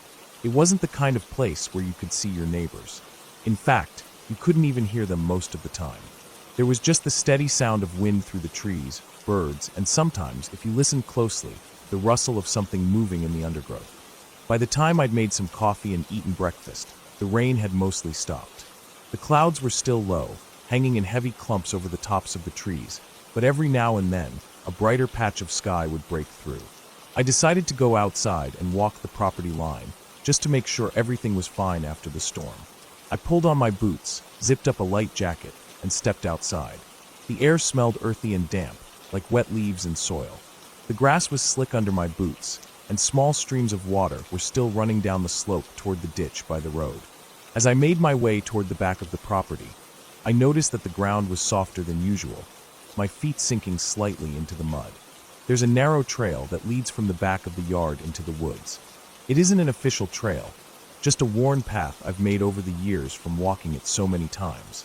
I followed it, moving slowly, not because I was tired, but because I liked taking in the small details. The way the water clung to the pine needles, the sound of distant crows, the faint snapping of wet twigs under my boots. About 15 minutes into the walk, I noticed something odd. Just off to the left, maybe 20 feet away, the ground looked disturbed. The leaves and pine needles had been scraped aside, and the soil underneath was darker, freshly exposed. It wasn't in the usual spots where deer dig, or where fallen branches had shifted the ground. This was a clean, oval-shaped patch of disturbed earth, about the size of a small sleeping bag. I stopped for a while, just looking at it.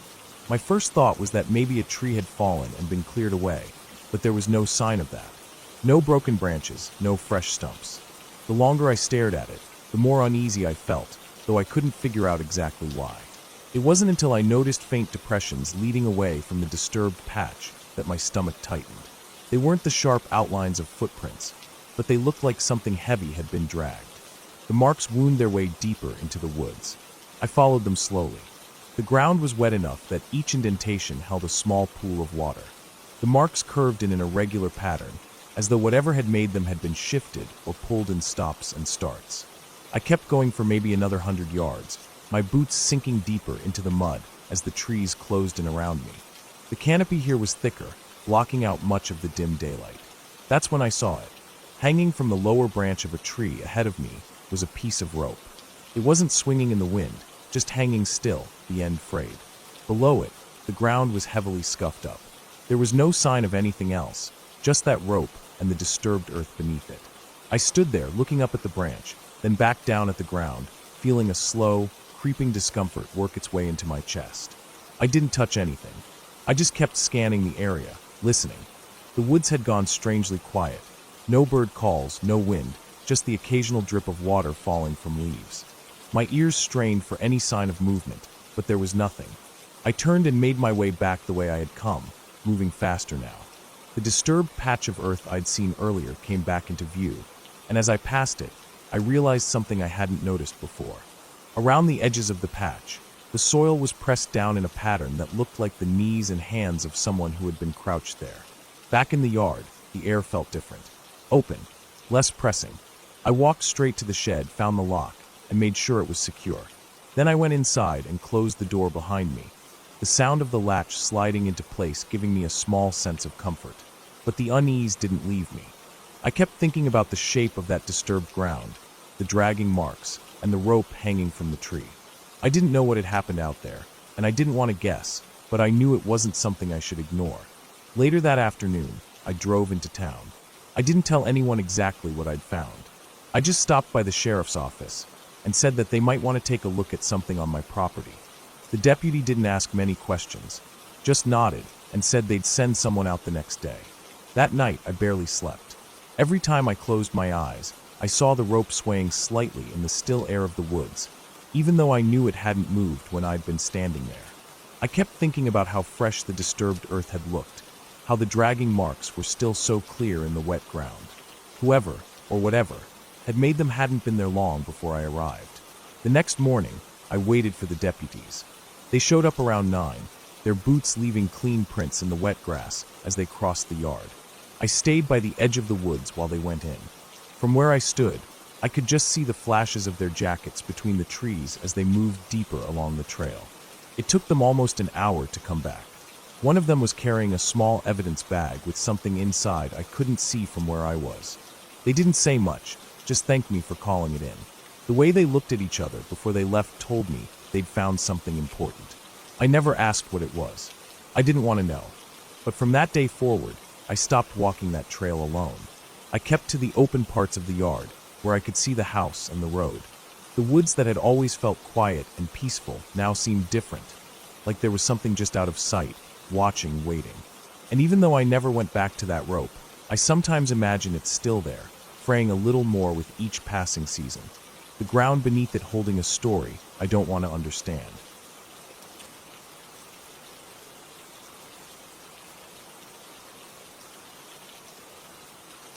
It was late afternoon when I decided to go for a walk. The day had been warm, but the sun was already dipping low, casting long shadows across the uneven ground. I had been restless all day, sitting inside, scrolling through my phone, and watching the light slowly fade from the windows. I thought a walk would clear my head. I didn't have a destination in mind, just the vague idea of heading down the old dirt road at the edge of town. It was a road I had walked before, but not often. It stretched out in a winding path past some empty fields, and then disappeared into a patch of thick woods. The air had a stillness to it that I didn't notice at first. The wind had stopped, and the faint hum of cars from the highway seemed farther away than usual. My shoes crunched against the gravel, the sound loud in the quiet. The further I went, the less I could hear anything except the sound of my own footsteps and my breathing.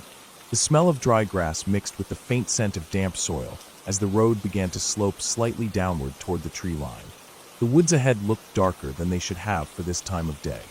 The sun was still above the horizon, but the thick canopy of branches already turned the path into a tunnel of shadows. The dirt was packed tight here, with scattered leaves and twigs underfoot. I stepped into the shade and instantly felt the temperature drop. My skin prickled from the sudden coolness, and for a moment I thought about turning back. But I kept walking, convincing myself I'd just go a short distance in, maybe to the bend I could see ahead. The deeper I went, the more muffled the world became. Even my own footsteps seemed quieter. The trees were close together, their trunks dark and rough, their branches tangled high above, blocking out the sky. Every now and then, I would hear a small crack or rustle from somewhere in the underbrush, but I told myself it was just squirrels or birds moving around. Still, I found myself glancing over my shoulder more than once. After maybe 10 minutes, I reached the bend in the path. I could see the trail continuing deeper, sloping down again into a thicker part of the forest. Something about the way it disappeared into the dark made my stomach tighten, but I ignored it. I decided I'd keep going just a little farther. As I walked, the air began to feel heavier, almost damp. I could smell something faint but unpleasant, like rotting leaves or wet earth that had been sitting too long. The sound of my breathing seemed louder, and I realized I was starting to walk faster without meaning to. I kept telling myself it was just my imagination making me uneasy, that nothing was out here. But the silence was different now. It wasn't just quiet, it felt like something was listening. I noticed the first sound behind me when I stopped to adjust my shoelace. It was faint, almost nothing, but it was there, a small shift, like a foot pressing lightly into the dirt. I froze, holding still for several seconds, listening. There was nothing now except the blood rushing in my ears. I straightened up and kept walking, but slower this time, straining to hear. It came again, a faint crunch. Not close, but not far either. I didn't turn around right away. I just kept walking, telling myself it could be anything, a deer maybe. But after another few steps, I couldn't help it. I glanced over my shoulder. The path behind me was empty. I stared for several seconds, my eyes tracing the line of trees, the thick tangle of shadows between them. Nothing moved, but something about the space between those trees felt wrong, as if something was there, but I couldn't quite see it. I turned back and walked a little faster. My breathing had picked up, and I kept telling myself not to overreact. Then I heard it again, closer this time, a steady, deliberate crunch of leaves and twigs. Not hurried, not clumsy, just steady. I stopped dead, listening. The sound stopped too. I don't know how long I stood there. Maybe half a minute. My chest felt tight, and my fingers curled into fists without me thinking about it. I forced myself to keep going, but now my pace was quick, almost a jog. The path ahead curved again, and I thought if I could just get around the bend, I might see an opening or a way out to a field. When I reached the curve, I saw nothing but more trees. The ground was darker here, softer, and my shoes sank slightly into the damp dirt. The smell of decay was stronger. I looked to the left and saw the faint shape of an old fence half fallen, disappearing into the undergrowth. It looked like it hadn't been touched in years. I thought briefly about cutting through it and finding another way back, but the forest beyond was thick and unwelcoming. That's when I heard it again, only now it was off to my right, not directly behind me. A slow, careful step, followed by another. My chest tightened so much it hurt. I didn't turn to look. Something deep in my gut told me I didn't want to see what was there. I kept walking, forcing myself not to break into a run. I could feel the sweat starting to bead on my neck despite the cool air. Every nerve in my body was on edge, my ears straining to pick up every sound. The steps behind me would come and go. Sometimes I'd hear them for several seconds, then nothing, then they'd return again. Each time, they seemed to shift slightly to one side, as if whatever it was moving to get a better angle on me. I don't know how far I walked like that, but the light in the forest had grown dimmer, the air colder. I began to recognize nothing around me. I couldn't remember how many bends I had passed, or how far I'd come from the edge of the woods. A creeping panic started to set in, not just from the feeling of being followed, but from the realization that I might not even know the way back. Then, up ahead, I saw something that made my heart leap, a faint strip of pale light filtering through the trees. It looked like the edge of the forest. I quickened my pace, but the moment I did, the sound behind me picked up too, closer than ever. I could hear the weight in each step now, the soft compression of earth under something heavy. I didn't look back. I just walked faster, my eyes locked on that strip of light, every muscle in my legs burning with the effort not to break into a sprint. The steps behind me were closer still, matching me, always just far enough that I couldn't see. Finally, the trees began to thin. The pale light grew brighter, and I realized I was only a short distance from the open field at the edge of the road. The moment my feet hit the first patch of grass, the sound behind me stopped completely. I kept moving, crossing the field, not daring to slow down until I reached the dirt road again. I turned then, my chest heaving, and looked back at the line of trees. They stood still and silent, the shadows between them deep and unmoving. Nothing stirred.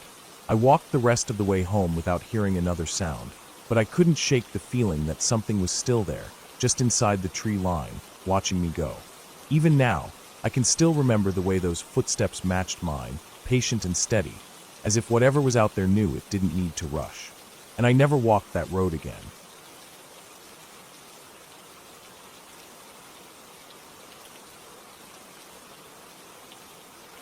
It started the same as most days do when you live alone in a quiet place far from town. The air was cold when I woke up, my breath faintly visible in the dim light coming through the thin curtains. I could smell the dampness left over from the rain the night before, the kind of smell that seeps into the wood of the cabin and lingers for hours.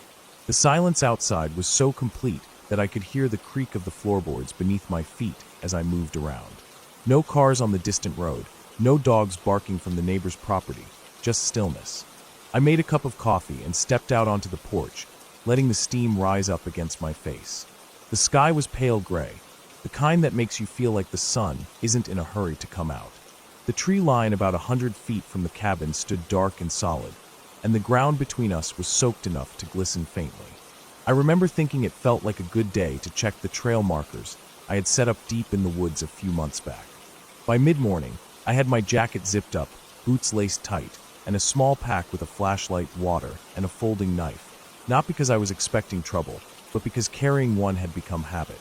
The air felt heavier under the trees, holding on to the last of the rain's scent. The ground sucked faintly at my boots with each step, and in some spots I could see the outlines of animal tracks pressed into the mud. The farther I went, the dimmer it got. Sunlight didn't travel well under the thick canopy, and in certain stretches it almost felt like dusk, even though it wasn't close to noon yet. I knew these woods. I knew the ridges, the creeks, the deadfall that forced you to climb or circle around. But the way the shadows fell could still make things look different. Trunks that seemed wider, clearings that seemed deeper, stumps that for just a second looked like someone crouched low. I'd learned not to trust my eyes here without taking a second look. An hour in, I reached one of the farthest points where I'd left a wooden stake to mark a potential side trail. The stake was still there, though the paint I'd put on it had mostly peeled away from the rain and frost. I knelt, pushed at the dirt around it, and felt the damp soil cling to my fingers. I was just about to stand when I heard something. It was faint, too faint at first to place. I froze and held my breath, every sound from my body suddenly too loud in my ears. It came again, slow, deliberate steps. Not the erratic quickness of a deer or the scattered scratching of a raccoon. These were heavy, spaced apart, and deliberate. Whoever it was, or whatever, it was moving with care. The sound was coming from deeper in, ahead of me but slightly off to the side. I stayed completely still. This wasn't public land. I hadn't seen another hiker out here in weeks, and hunting season was still months away. After maybe 20 seconds, the steps stopped. The silence that followed was heavier than before, like the air itself was pressing in. I told myself it was probably nothing serious. Maybe someone's dog had wandered out here. Maybe a local cutting through to reach another property. Still, the way the sound had stopped exactly when I stopped moving made the back of my neck tighten. I adjusted my pack straps and started moving, but I chose a different direction, angling toward an old logging road that I knew would take me back toward my property. The terrain here was uneven, with wet leaves covering rocks and roots, so I had to step carefully. Every few seconds, I paused to listen. At first there was nothing, but soon enough, I could hear it again. The sound was quieter now, but still there, footsteps matching mine. When I sped up, they sped up. When I slowed, they slowed. They stayed just far enough away to remain out of sight, though I thought I caught the faintest shift between two trees at one point, like something straightening up from a crouch. My mouth went dry. I didn't run. Running in woods like these makes too much noise, and it's easy to lose your footing. Instead, I kept my pace brisk and steady, keeping my head forward, but using my peripheral vision to scan for movement. The ground was soft in places, so I moved in a way that avoided the loudest patches of leaves, even though my own heartbeat felt like it was making more noise than my steps. Eventually, the trees began to thin, and I could see the pale strip of the logging road through the branches. Normally that sight would bring relief, but the openness of the road made me feel exposed. It stretched far in both directions, patches of grass breaking through the gravel, and every shadow along the edges looked deeper than it should have been. I turned toward home, moving faster now. The gravel crunched under my boots in sharp bursts. I kept glancing to the left, toward the tree line that ran parallel to the road. I didn't see anything outright, but I couldn't shake the feeling that something was moving there, just inside the shadows, keeping pace with me. Minutes passed like hours. The fence line to my property eventually came into view, just two weathered posts with rusted wire between them. My pace turned into a jog, my chest tight. The woods behind me stayed quiet, but it was the kind of quiet that didn't feel natural. I pushed the gate open and stepped through, not bothering to close it behind me. Instead of going inside, I stood on the porch, my eyes locked on the tree line. Everything was still. The shadows from the low sun stretched long across the wet grass, and for a moment I almost convinced myself I'd imagined it all. But I knew better. I'd been out in the woods enough times to know the difference between random noise and being followed. It's not just the sound, it's the rhythm, the way it reacts to you without showing itself. That night, I locked every door and window. I kept the lights off and stayed by the back window, where I could see the yard without being seen. Hours passed, nothing moved, but every now and then I thought I caught something far back between the trees, a darker patch against the dark, unmoving but there. I didn't sleep until the first pale light of morning, and even then, it was restless. Out here, there's enough space for someone to follow you without ever being caught, to watch you without ever stepping into the open. The worst part wasn't that it had followed me.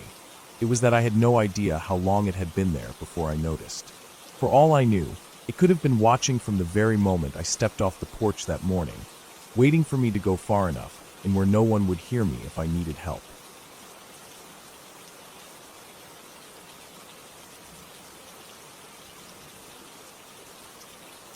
I woke up that morning with a strange sort of restlessness in my body. It wasn't the kind that comes from too much caffeine or a bad night's sleep. It was deeper, like my mind was itching for movement and quiet at the same time. I'd been stuck in the same loop for weeks. Work, eat, sit around, scroll through my phone, sleep, and repeat. It felt like I hadn't really breathed fresh air in ages. I didn't plan anything. I just grabbed a jacket, some water, my phone, and my keys, got in the car, and started driving without a real destination in mind. The roads outside the city got narrower and emptier the farther I went. I passed long stretches of farmland, old weathered barns, and fields where nothing was growing this time of year. Eventually, I spotted a thin dirt pull-off on the side of a quiet rural road. There was no sign, no parking area, nothing official, just enough space to park the car without blocking the road, and a faint track leading into a thick patch of woods. The entrance wasn't inviting. It was narrow and shadowed, with tangled undergrowth creeping toward the path. But something about it drew me in. I parked, turned off the engine, and stepped out. The moment I stepped into the shade of the trees, the air felt different. It was cooler, damp, and smelled strongly of wet leaves and soil. The ground underfoot was soft from recent rain, the kind that makes each step sink just enough to leave a faint print. Ferns brushed against my legs, and thin vines hung low from the branches, forcing me to duck now and then.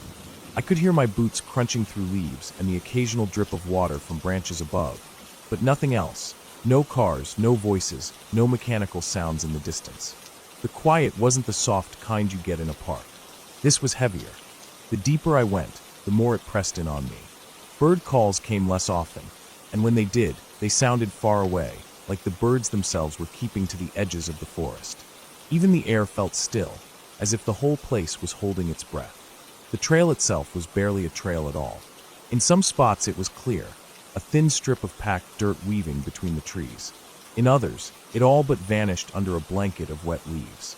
I had to keep scanning ahead for signs of it, subtle dips in the ground, places where the weeds were a little more trampled, the faint marks left by shoes or maybe boots.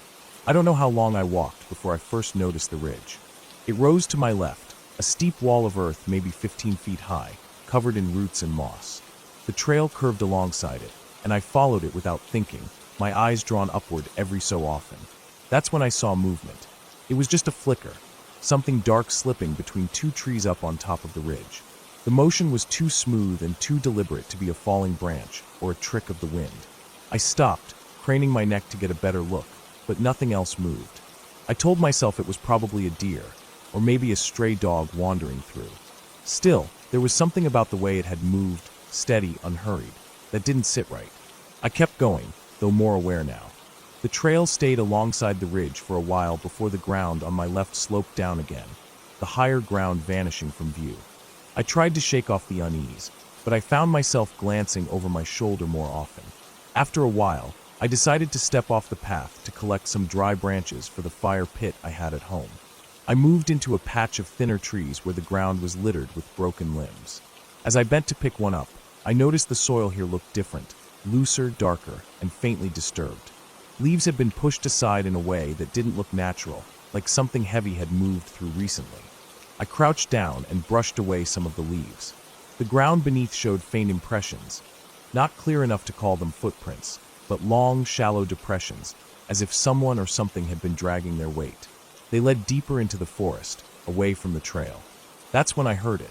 Slow, heavy breathing. It came from somewhere ahead of me, not close, but not far enough away for comfort. Inhale. A long pause. Exhale. There was a weight to the sound, like the lungs making it were large. I froze, my own breath locked in my throat. My ears strained to pinpoint the direction, but the sound seemed to hang in the air, just far enough away to make it unclear. I stood still for what felt like a full minute. Then, faintly, I caught the suggestion of movement between the trees, a darker shadow moving in the dimness, slipping behind a trunk before I could focus on it. The breathing seemed to grow fainter, but not in a way that made me feel any safer. I told myself it could be a wild animal, a boar maybe, or a large stray dog, but the breathing didn't match. It wasn't the rapid, sharp panting of a stressed animal. It was measured, steady, almost deliberate. My pulse thudded in my ears as I slowly stepped backward, trying to find the trail again. When I spotted it, I didn't waste time.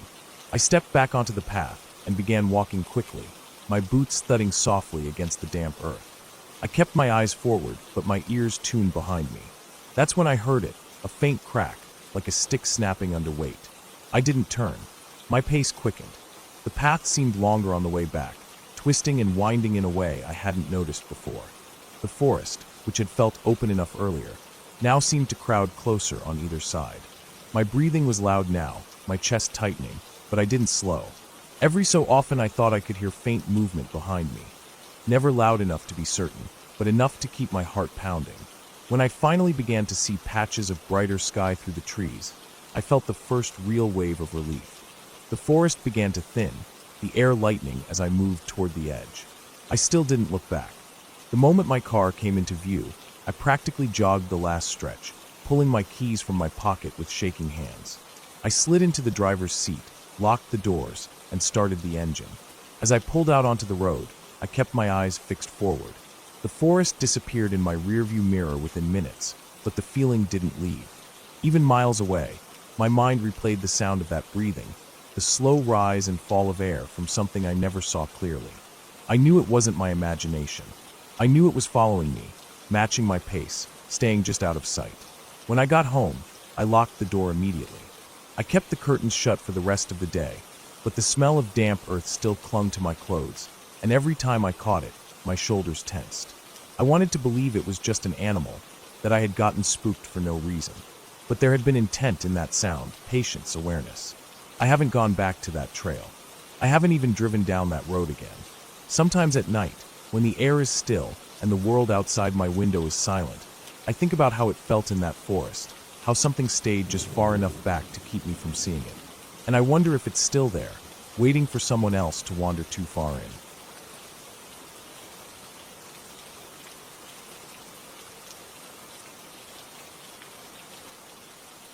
It started out like any other quiet day. I woke up before sunrise, the air still heavy with the damp smell of night. The world outside my small cabin was calm, still, and so silent that I could hear the distant rustle of leaves far off in the woods. The kind of silence that's almost alive, like it's holding its breath. I didn't think much of it. I made coffee, stepped out onto the porch, and just stood there for a while, letting the cool air settle into my skin. The trees at the edge of my property were motionless, just tall dark shapes against the faint morning light. There was something comforting about the stillness, something that made me think the day ahead would be slow and uneventful. By mid-morning, I decided to head deeper into the woods to check on some old trail markers I had set up months before. I often hiked these woods alone. They weren't huge, but they stretched far enough that you could wander for hours without hearing another human voice. The ground was soft under my boots, still wet from the rain the day before, and the earthy smell of soil and rotting leaves was strong. I followed the narrow path, stepping over exposed roots and ducking under low branches. The deeper I went, the dimmer it got. The canopy above was thick, blocking most of the sunlight, and in some spots it felt like late evening, even though it was barely noon. I knew these trails well, but even then, the shadows could make everything look different. A fallen log might seem like something crouching, or a tangle of branches could look like a figure standing still until you got close enough to see it clearly. I had learned not to let my eyes trick me out here. After about an hour of walking, I reached a part of the woods I didn't visit often. It was denser here, with no real trail, just patches of open ground between thick clusters of trees. I slowed my pace and listened. There was no wind, no birds, nothing. The silence was strange. Usually there were at least faint rustles from squirrels or the distant tapping of a woodpecker. Here, there was nothing at all. It was so quiet that I could hear the faint hum of blood in my ears. I crouched down to check one of the wooden stakes I had driven into the ground months ago to mark a potential route. The wood was weathered, the paint chipped away, but it was still there. I straightened up, brushing dirt from my hands, and that's when I caught it, a faint sound. It wasn't from behind me. It was ahead, deeper in. At first it was too soft to tell what it was. I held my breath and strained my ears. It came again, slightly clearer this time. Heavy, uneven steps. Not like a deer. Deer move light, quick, sometimes erratic. This was slow and deliberate, with long pauses between each step. The kind of pace you'd expect from a person picking their way carefully over uneven ground. I stayed completely still. There was no reason for anyone else to be this deep in these woods. It wasn't hunting season, and the land was private. I kept my eyes fixed in the direction of the sound, waiting for movement. Nothing. Just the slow steps, then silence. I told myself it was probably nothing serious. Maybe someone from farther down the road had wandered too far. Maybe it was a lost hiker. But something about the way the steps had stopped the moment I stopped moving didn't feel right. I started walking again, slowly, but I chose a different direction, heading toward a more open area I knew led to an old logging road. After about 10 minutes, I glanced over my shoulder. I didn't see anything at first, but then I noticed a subtle shift in the spaces between the trees. Something dark was there, not moving. I squinted, trying to make sense of it, and the shape seemed to straighten ever so slightly, like someone realizing they'd been spotted. I didn't wait. I quickened my pace, keeping my head forward. My heartbeat was steady at first, but then it began to climb, pounding harder with each step. I didn't run. Running can make you loud, obvious. Instead, I focused on getting out of the thicker part of the woods as quickly and quietly as I could. The ground was uneven, and every now and then I had to steady myself against a tree trunk. Each time I paused, I listened, and each time I could hear it, the faint crunch of leaves, a little way back, matching my movements. The trees began to thin, but that didn't calm me. I'd been out here enough to know that a lot could still happen in open ground. The worst part was that I had no clear visual on whatever was following me. It stayed just far enough away, hidden behind trunks and brush. I never saw a full figure, just the sense of presence, the sound of weight shifting through the undergrowth. When I finally reached the old logging road, I expected relief, but the openness made me feel more exposed. The road stretched in both directions, overgrown in spots, but still wide enough for a vehicle. I turned toward the way back home and moved fast. The gravel under my boots crunched loudly, too loudly, and I kept looking over my shoulder. The edge of the woods seemed darker now, like it was hiding something that didn't want to step out into the open. The sound of footsteps was gone, but that didn't ease the tightness in my chest. I couldn't shake the feeling that whatever had been there was still watching me, maybe even moving parallel to the road, but keeping to the cover of the trees. My mouth was dry, and my hands felt cold despite the sweat gathering under my jacket. After what felt like an eternity, I spotted the faint glint of my property fence far ahead. My pace turned into a jog. I didn't hear anything behind me anymore, but the absence of sound felt just as threatening. I reached the gate, shoved it open, and didn't bother to latch it behind me. I didn't go straight inside. Instead, I went to the porch and stood there, looking back toward the tree line. Everything looked still again, calm, as if nothing had ever been there. The sun was low now, casting long shadows across the grass, and for a moment I almost convinced myself I had imagined it. But I knew better. You can tell when you've been followed, even if you never get a clear look at who or what it was. That night, I locked every window and door. I kept the lights off, standing near the back window where I could watch the yard without being seen. Hours passed, nothing moved, and the forest stayed quiet. But every so often, I thought I saw something far back between the trees, a shape that wasn't there the last time I looked, just still waiting.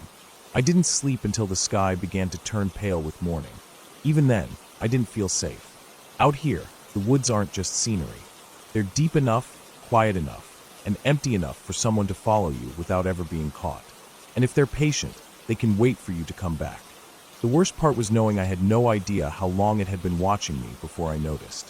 For all I knew, it could have been there the moment I stepped off my porch that morning.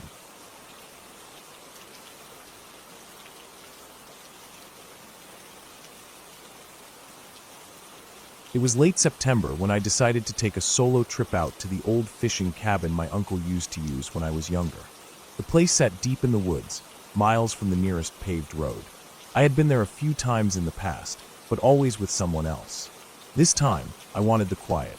I wanted to get away from the noise of everything: work, people, city life. I packed up my truck with enough supplies to last 3 or 4 days, figuring I'd fish in the mornings, hike in the afternoons, and spend the evenings by the small wood stove in the cabin. The drive was longer than I remembered, and the dirt road was rougher. My tires kicked up clouds of dust, and branches scraped against the sides of the truck. Every so often, I had to slow almost to a crawl to get over deep ruts or avoid large rocks that had rolled into the road.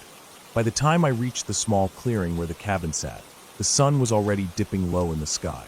The building was exactly how I remembered it: weathered wood siding, a tin roof dulled by years of rain, and a single window looking out toward the lake that stretched out beyond the tree line.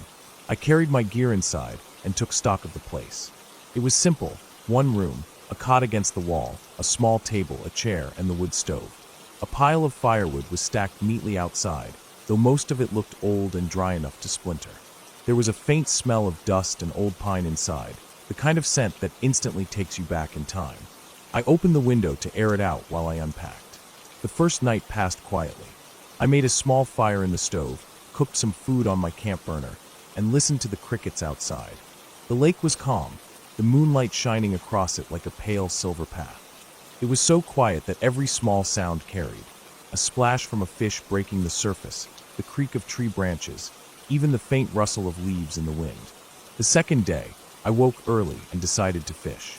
The lake was still and glassy, the water so clear I could see the shadows of fish moving just beneath the surface. I spent hours out there, catching a few small ones, but nothing worth keeping. By the time I returned to the cabin, the sun was high, and the woods around me seemed alive with movement. Birds darting between trees, squirrels chasing each other along the branches, the occasional snap of a twig somewhere deeper in the forest. It wasn't until that afternoon, while hiking a trail I hadn't been on in years, that I first got the uneasy feeling. The path wound uphill through thick pines, and the further I went, the quieter it seemed to get. It wasn't the peaceful kind of quiet I'd felt at the lake. It was heavier, like the air itself was holding its breath. My own footsteps sounded too loud, crunching against the dry needles on the ground. I kept going, telling myself it was just my imagination. A little while later, I heard it, a faint, deliberate sound behind me. Not an animal scurrying or the random snap of a branch from wind. This was slower, spaced apart. Footsteps. I stopped and turned, but the trail behind me was empty. I scanned the trees, looking for movement, but saw nothing. After a few moments, I shrugged it off and kept walking, though now my pace was quicker. The sound didn't return, but the uneasy feeling lingered until I made it back to the cabin. That night, the air felt different. It wasn't stormy, but it was heavier, almost humid.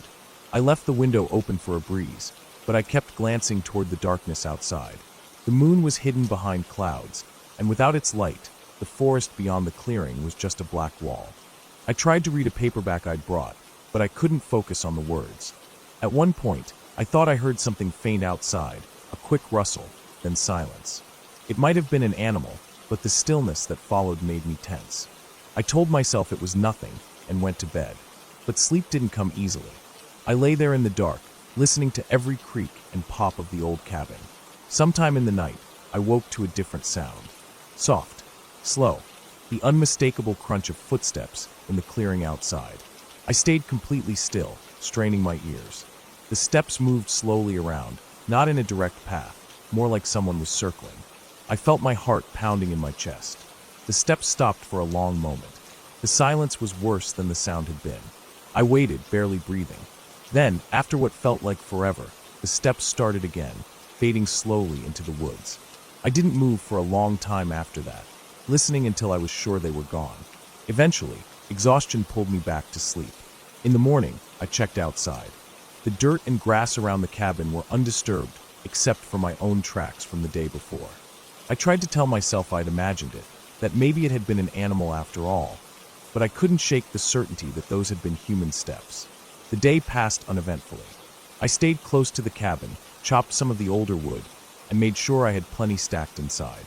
As the sun set, I decided to lock the door, something I hadn't bothered with the first 2 nights.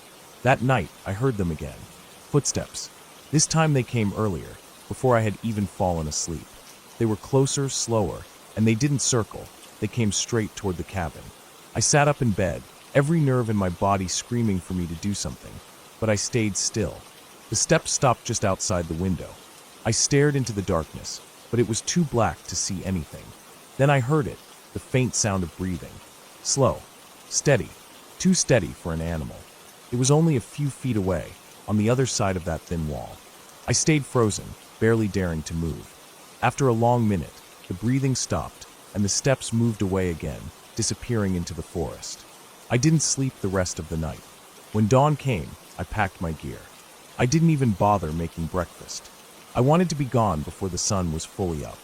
The woods felt different as I drove out. Still beautiful, but with an edge I hadn't noticed before. When I reached the paved road hours later, I finally felt the tension ease from my body. But even now, weeks later, I keep thinking about those nights. I don't know who or what was out there, and I'm not sure I ever want to know. All I do know is that someone was close. Too close. And they weren't just passing through, they were watching.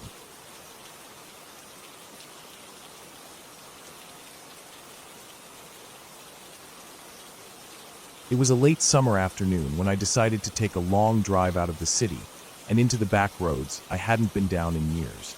I didn't have any real plan, just wanted to get away from the noise and the constant rush of traffic. The sky was heavy with thick gray clouds, the kind that seemed to hang lower as the day went on. The air was humid but cool in the shade, with that faint smell of wet earth and plants, like it had rained somewhere nearby. The road narrowed as I drove, turning from smooth asphalt to uneven, cracked pavement, then to a rough gravel track that wound its way between overgrown fields and patches of woods. My phone signal had already dropped to 1 bar, then none, and I realized I hadn't seen another car in nearly an hour. It was quiet enough that when I turned off the radio, the only sound was the crunch of gravel under my tires and the occasional chirp of crickets in the tall grass. I wasn't looking for trouble. I wasn't even looking for adventure. But as I drove farther, I saw something off to the side, a narrow dirt path that cut into the trees. It wasn't marked, no sign, no gate, just a break in the brush where 2 deep tire ruts disappeared into the woods. It looked old and unused, like the kind of place where people might have driven in years ago, but had long since stopped. I slowed to a crawl, staring down that path. The trees on either side were thick and close, their branches arching overhead and blocking most of the light. The ground was littered with damp leaves and fallen branches. Something about it made me curious in a way I couldn't explain. I stopped the car right at the edge and thought about just turning around, but the idea of seeing where it went got stuck in my head. The ruts were just wide enough for my car, so I eased onto the path. Branches scraped along the sides, and leaves brushed against my windshield. The air seemed different here, more still, more heavy, almost muffled. After a few minutes, the path widened just enough to reveal a small clearing. There were no buildings, no signs of recent activity, but the grass was pressed down in strange patches, like something had been lying there. I parked in the middle and got out, the ground soft under my shoes. The smell here was stronger, wet soil mixed with something faintly sour. I walked to the edge of the clearing where the trees grew tighter again, peering into the dimness between the trunks.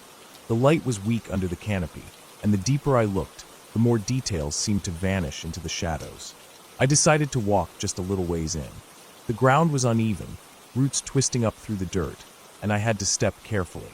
My breathing sounded louder here, and I noticed how quickly the clearing disappeared behind me, swallowed by the dark shapes of trees. I kept going, scanning the ground and listening, though I wasn't sure for what. After maybe 5 minutes, I heard it, something moving. It was faint at first, just a soft shifting sound, but steady like weight pressing through undergrowth. I stopped and listened. It wasn't the wind, because the trees were barely swaying. I told myself it could have been an animal, maybe a deer. But the sound wasn't fading or running off. It was matching my pace, stopping when I stopped. I turned around, but all I saw were trees and shadows. My pulse started to pick up, and I realized I had gone far enough. I headed back the way I'd come, quickening my pace without breaking into a run. The sound started again, faint but clear, moving when I moved, stopping when I stopped. I could feel the hairs on my neck standing up. The moment the clearing came into view, I walked faster, almost breaking into a jog. I got into the open space and turned toward the woods, staring hard into the dimness. There was nothing I could clearly see, but I felt watched, as if something was just far enough back to stay hidden. I didn't waste more time. I got into my car, started it up, and turned around, backing slowly until I could face the path out. As I pulled onto the dirt track, I kept glancing in the rearview mirror, half expecting to see movement at the edge of the clearing. The drive back along that narrow path felt longer than before. Every branch that brushed the car made me flinch. When I finally rolled onto the gravel road again, I felt some of the tension leave my shoulders, but not all. I kept my speed steady, not wanting to slide on the loose gravel. I'd been driving maybe 10 minutes when I noticed something odd in the mirror. The dust from my car was hanging in the air longer than it should have, disturbed in a way that didn't match just my movement. My first thought was that another vehicle was behind me, but when I slowed to check, there was nothing. Still, the unsettled feeling came rushing back, and I pressed harder on the gas. It took nearly an hour to get back to a proper road with fresh pavement. By then, I was telling myself I'd just been on edge for no reason, that the sound in the woods had been an animal and nothing more. But when I stopped at a small gas station on the outskirts of a town, I noticed something on the back of my car. It was faint, barely visible against the dust, but there were streaks down the trunk like something had dragged its fingers along the metal. Not claws, fingers. 5 thin lines on one side, for on the other, angled slightly, as if from someone holding on while I drove. I stood there longer than I should have, staring at those marks, the cool evening air pressing against my skin. I didn't take a picture. I didn't wipe them off. I just got back in the car and drove straight home, the whole time checking my mirrors, even though I knew I wouldn't see anything. That night, I parked under the brightest streetlight near my building. I locked the car twice and checked the back seat before I went inside. When I finally lay down, I thought about that narrow path and the sound in the woods. I knew I wouldn't be going back, not to that road, not to that clearing. Whatever had been out there, it hadn't wanted to be seen, and I was sure it had followed me farther than I wanted to believe.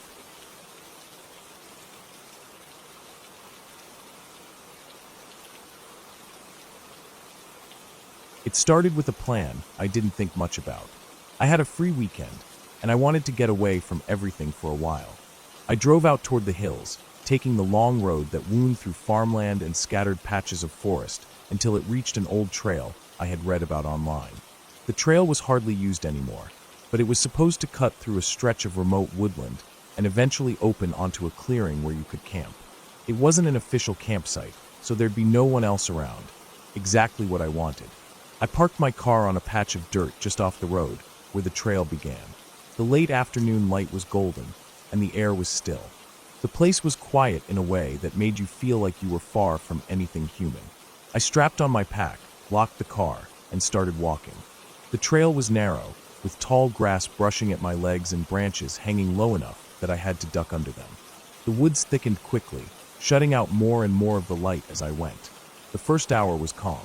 I walked at an easy pace, listening to my boots crunch over the dirt and small twigs. The trees were dense, but the trail was just visible enough to follow. I stopped once to take a sip of water and check my phone, but there was no signal. That didn't surprise me. I kept going, and after another 20 minutes, I reached the clearing I'd been heading for. It wasn't big, just a flat space surrounded by pines, with a patch of bare ground that looked perfect for a tent. I set up camp slowly, taking my time to find a spot where the ground wasn't too uneven. I unpacked my sleeping bag, laid out my gear, and gathered some dead branches for a small fire. As the sun dipped lower, I lit the fire and watched the flames flicker, feeling the quiet sink in around me. Out here, there was no hum of traffic, no distant voices, just the sound of the fire popping and the occasional rustle of wind in the trees. As the light faded, the temperature dropped fast. I pulled on an extra layer, sat by the fire, and ate a simple dinner from the food I'd brought. When it got dark fast, like someone had turned off a light switch. The firelight made the surrounding trees look even blacker. I didn't linger outside too long. I banked the fire so it wouldn't burn too hot and slipped into my tent. I lay in my sleeping bag listening to the forest. At first, it was peaceful, the occasional chirp of a night insect, the faint groan of tree branches swaying. But as I drifted towards sleep, I noticed something. The sound seemed to stop. It was sudden, like the woods had frozen. I held my breath without meaning to, my ears straining for any sign of movement. There was a sound then, a faint rhythmic crunch. Leaves and twigs breaking, spaced out evenly, like footsteps. At first I thought it might be an animal. Out here, deer or maybe a fox wouldn't be unusual. But the steps sounded heavy, too deliberate. They were slow, like someone was taking careful steps just outside the glow of the fire. I stayed still. My tent wasn't far from the fire, but I couldn't see outside without unzipping it. The footsteps continued for a while, moving in a slow circle around the camp. Then they stopped. Minutes passed. I told myself it was probably an animal sniffing around, and that I was overthinking it. Eventually, I must have dozed off. When I woke, it was still dark, but the fire had burned low. My watch said it was just past 3 a.m. At first I didn't know why I'd woken up, but then I heard it again, movement. Not close this time, but not far either. A steady, dragging sound, like something being pulled along the ground. I sat up in my bag, my heart beating faster. I unzipped the tent just a few inches and peeked out. The clearing was barely lit by the dying fire.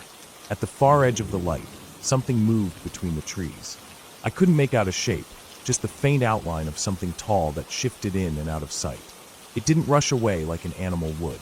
Instead, it seemed to stand there for a moment, and then the dragging sound came again before it slipped deeper into the woods. I didn't sleep after that. I sat there, every sense on high alert, until the first pale light of dawn. When the sun finally rose, I stepped out of the tent, scanning the trees. I didn't see anything unusual at first, but when I walked to the edge of the clearing, I noticed something on the ground. A narrow path of disturbed leaves and broken twigs led off into the woods, almost like something, or someone, had dragged something heavy through there during the night. I debated following it, but my gut told me not to. Instead, I packed up my gear quickly, more focused than I'd been in a long time. I kept glancing toward the trees as I worked, feeling watched. The hike back felt longer than it had the day before. Every little sound in the woods made me tense. I kept looking over my shoulder, but the trail stayed empty. It wasn't until I saw my car through the trees that I felt the knot in my chest loosen.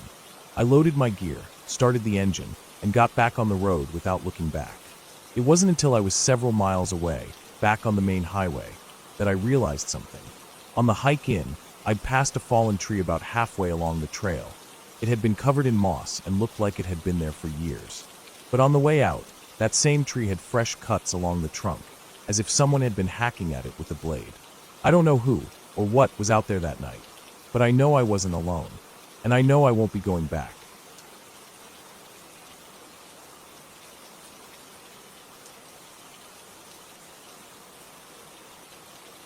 It started on a late summer afternoon, the kind where the air feels heavy and still, as if it's holding something back.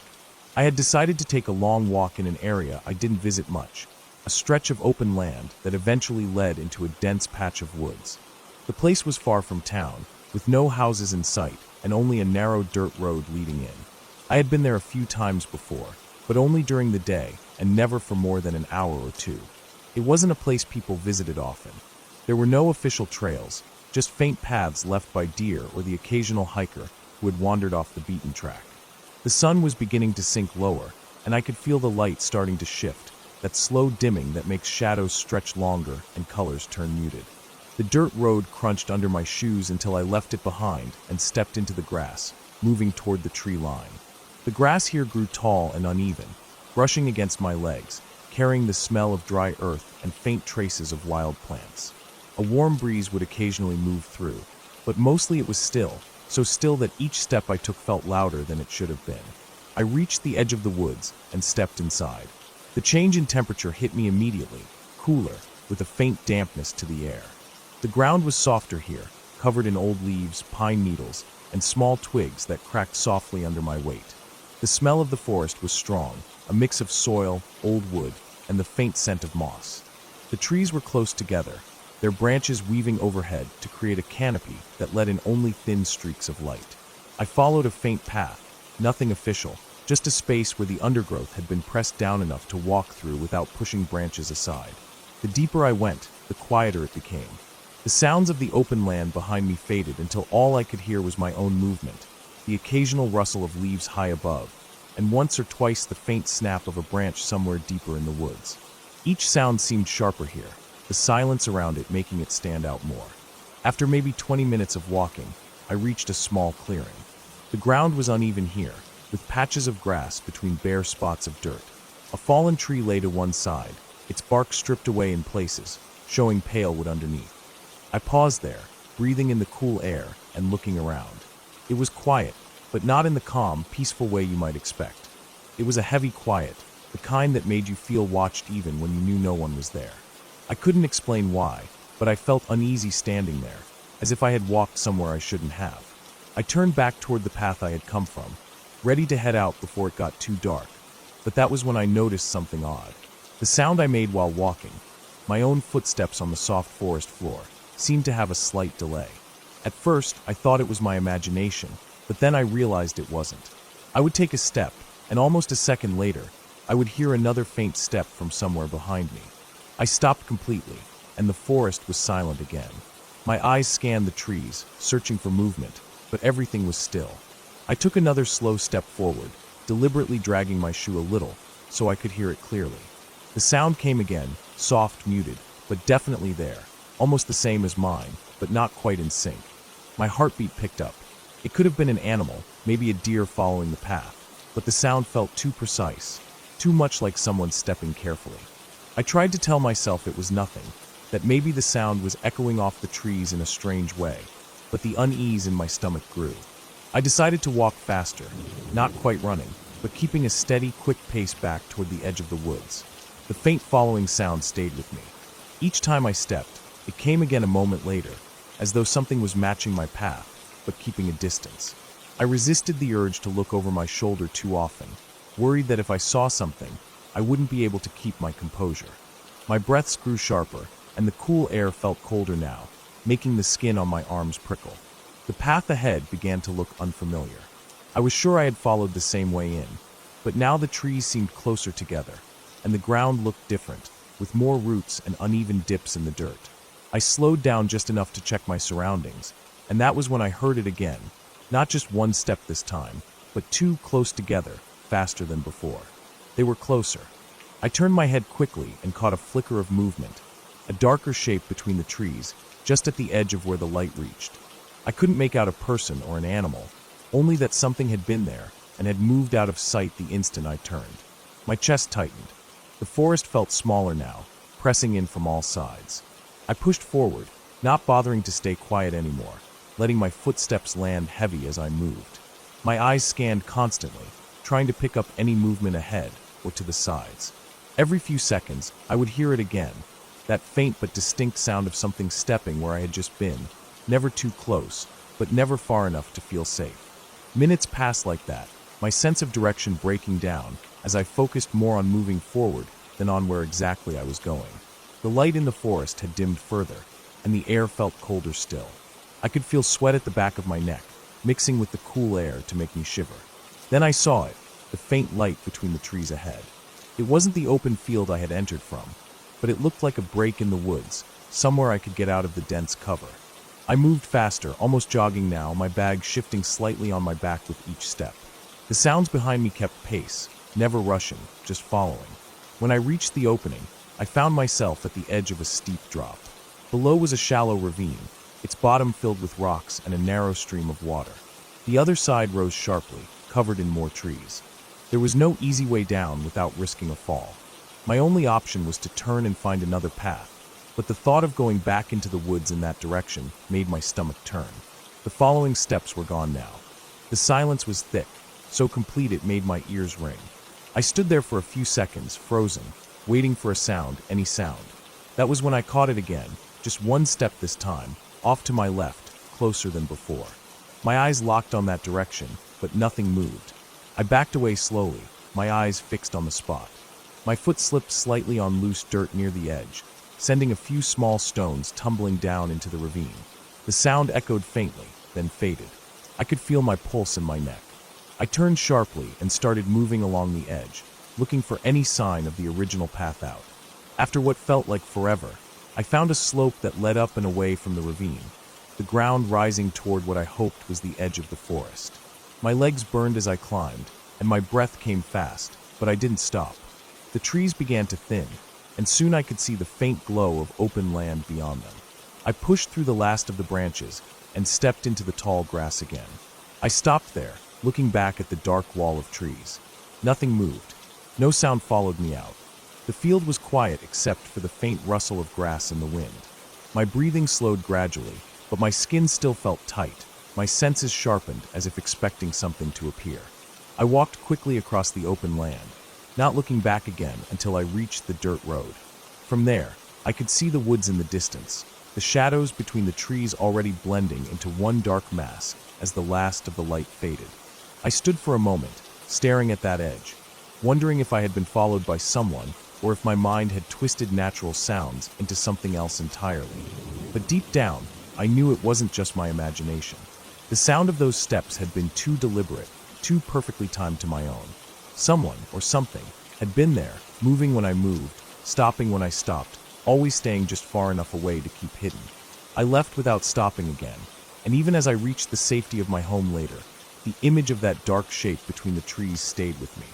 I never went back to that part of the woods, and even now, years later, if I walk alone in a quiet place and hear a sound just a little too similar to my own footsteps, my chest tightens, and I remember exactly how it felt to be followed in those silent woods, with no idea what was behind me and no one around to help.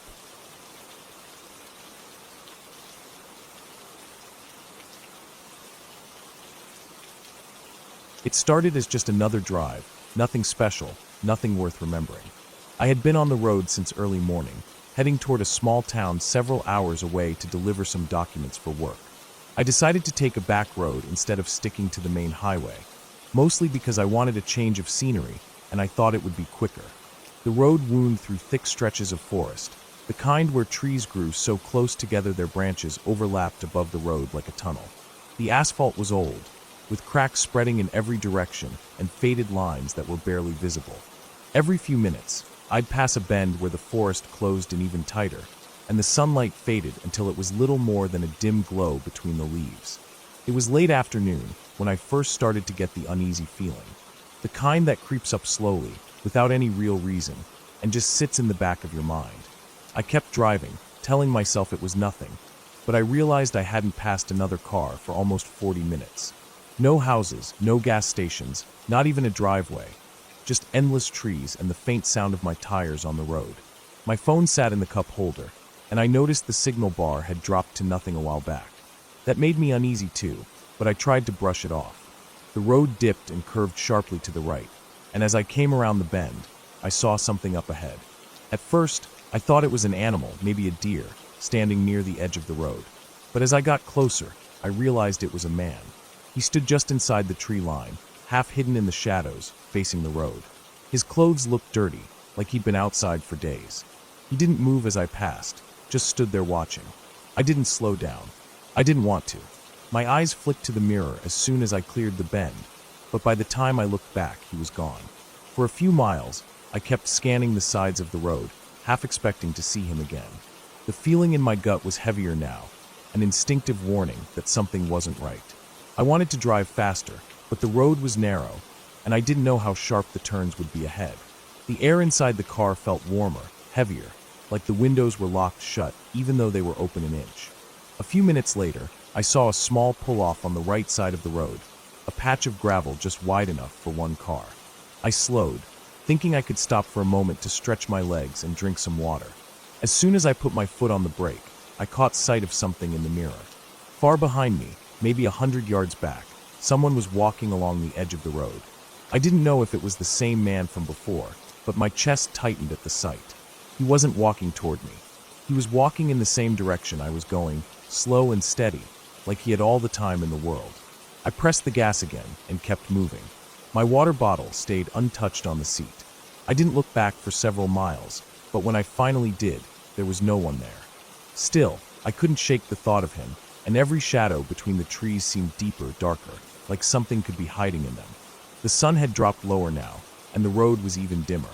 In the fading light, everything looked different, less familiar, even though I'd just passed it. I checked the clock on the dash. I should have been out of the forest by now, or at least close, but it felt like I was going in circles. The same cracked asphalt, the same leaning pine trees, the same long stretches without a single sign of life. My stomach knotted tighter. Then my low fuel light came on. The orange glow on the dash felt like a warning I couldn't ignore. I hadn't seen a gas station since before I turned onto this road, and now I started to realize how deep into nowhere I really was. I slowed at each curve, hoping I'd see a driveway, a building, anything, but there was nothing. Just trees, shadows, and the sound of my engine. I came around another bend and saw something that made my skin crawl. Off to the side, in a small clearing, there was an old truck. Its paint was faded, and it sat at an angle like one of its tires was flat. The hood was open, and the driver's door hung wide. It didn't look abandoned, not completely. The air felt different as I passed it, like the forest was holding its breath. I kept my eyes forward, but in my peripheral vision, I thought I saw a movement in the shadows beyond the truck. My foot pressed harder on the gas without me thinking about it. The next 10 minutes felt longer than the whole drive so far. Every bend looked the same. Every hill dropped into another stretch of empty road. My fuel gauge kept sinking, and I started to realize I couldn't keep going forever. I needed to stop somewhere, but stopping out here felt like the worst possible thing I could do. Finally, I saw a break in the trees ahead. It wasn't a town, just a small dirt road branching off to the right. I slowed down, thinking maybe it led to a farmhouse or a cabin. The turn was sharp, and as soon as I started down it, I knew it was a mistake. The road was little more than 2 ruts in the dirt, the trees pressing and even closer than before. Branches scraped the sides of the car, and the ground was uneven. I drove for maybe half a minute before realizing it didn't open up at all. There was no sign of any building, just more woods. I stopped and put the car in reverse, my eyes flicking to the mirrors. That's when I saw him. He was standing at the mouth of the dirt road, back on the pavement, blocking the way out. I couldn't see his face in the dim light, but I could see the shape of him, tall, shoulders slightly hunched, not moving. My hands clenched the steering wheel. I didn't know how long he'd been standing there, but the thought that he might have followed me sent a cold wave through my chest. I didn't move. Neither did he. The forest around us was silent, no birds, no insects, just the faint tick of my cooling engine. My heart thudded so loud I could feel it in my neck. I tried to tell myself I could just wait, that maybe he'd leave, but every second felt heavier, pressing me to act. Without thinking it through, I threw the car into drive and jerked the wheel to the left, aiming straight toward the trees off the dirt road. Branches snapped against the hood as I forced my way through, the car bouncing over roots and rocks. I kept going until I couldn't see the road anymore. My hands shook on the wheel, my breath coming fast. When I finally stopped, I turned off the headlights. The forest swallowed me whole. I sat there in the dark, listening, waiting. For a long time, there was nothing, just the sound of my breathing and the occasional creak of the cooling engine. Then, faintly, I heard it. Footsteps. Slow, deliberate, moving somewhere behind me. I stayed still, every muscle locked, gripping the steering wheel as if that would keep me safe. The footsteps stopped. Minutes passed. I didn't move. I didn't start the car. I just waited, the darkness pressing in, knowing that somewhere out there, he was still standing in the trees, waiting too. By the time I finally worked up the nerve to drive out, hours had passed, and the forest was completely black. I never saw him again, but every mile I put between myself and those woods felt like I was escaping something I wasn't supposed to survive. Even now, I don't know if it was all in my head or if he was really following me. But I do know this: when a place makes every instinct you have screamed to leave, you should listen. Because out there, in the empty stretches where no one can hear you, there are things worse than getting lost.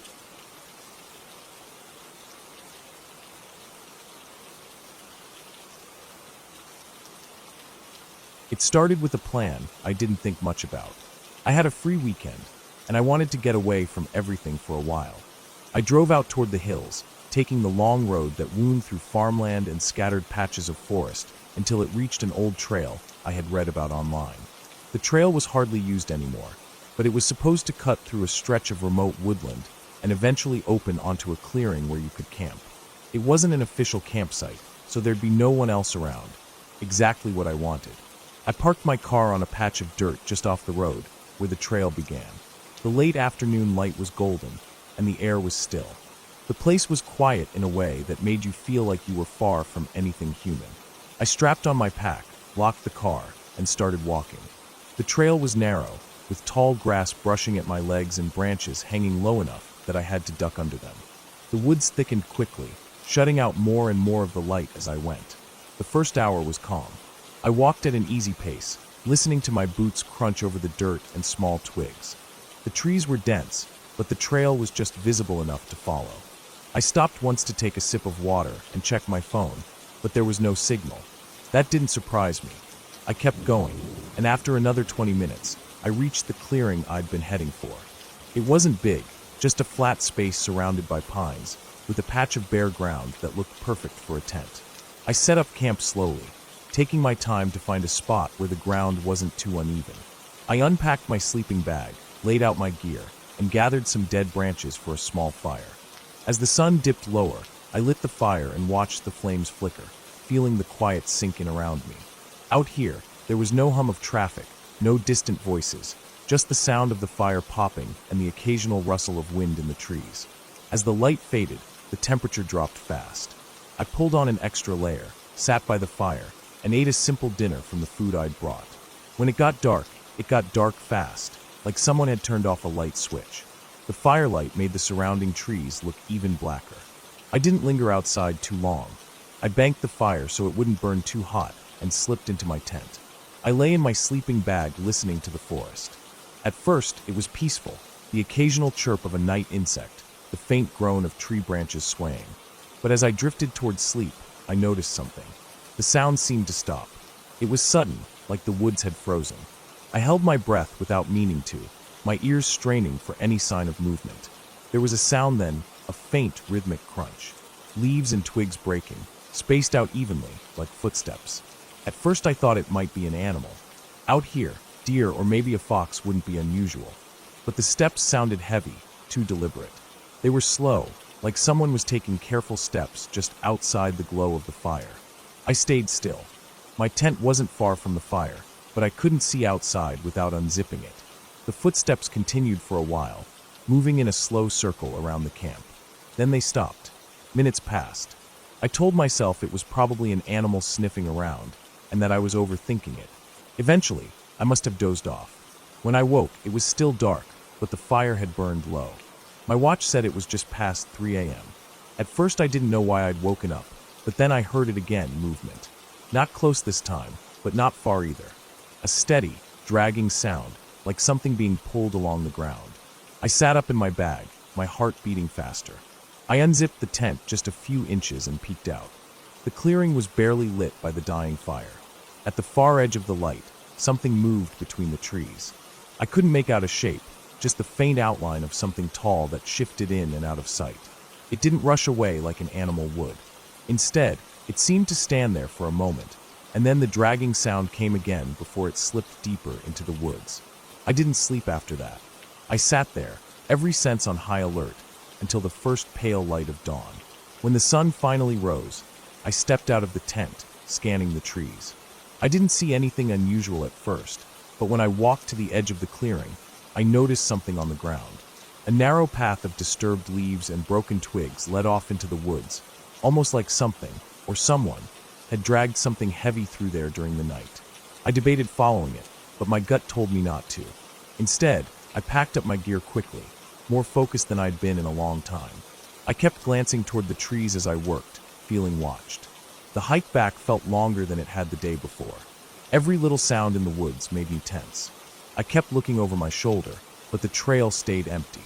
It wasn't until I saw my car through the trees that I felt the knot in my chest loosen. I loaded my gear, started the engine, and got back on the road without looking back. It wasn't until I was several miles away, back on the main highway, that I realized something. On the hike in, I'd passed a fallen tree about halfway along the trail. It had been covered in moss and looked like it had been there for years. But on the way out, that same tree had fresh cuts along the trunk, as if someone had been hacking at it with a blade. I don't know who or what was out there that night, but I know I wasn't alone, and I know I won't be going back.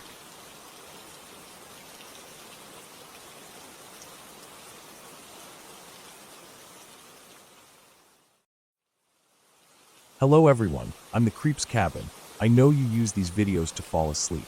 So before that, like the video and subscribe to the channel. Also, where are you from and what time are you watching? Now get comfortable and relax.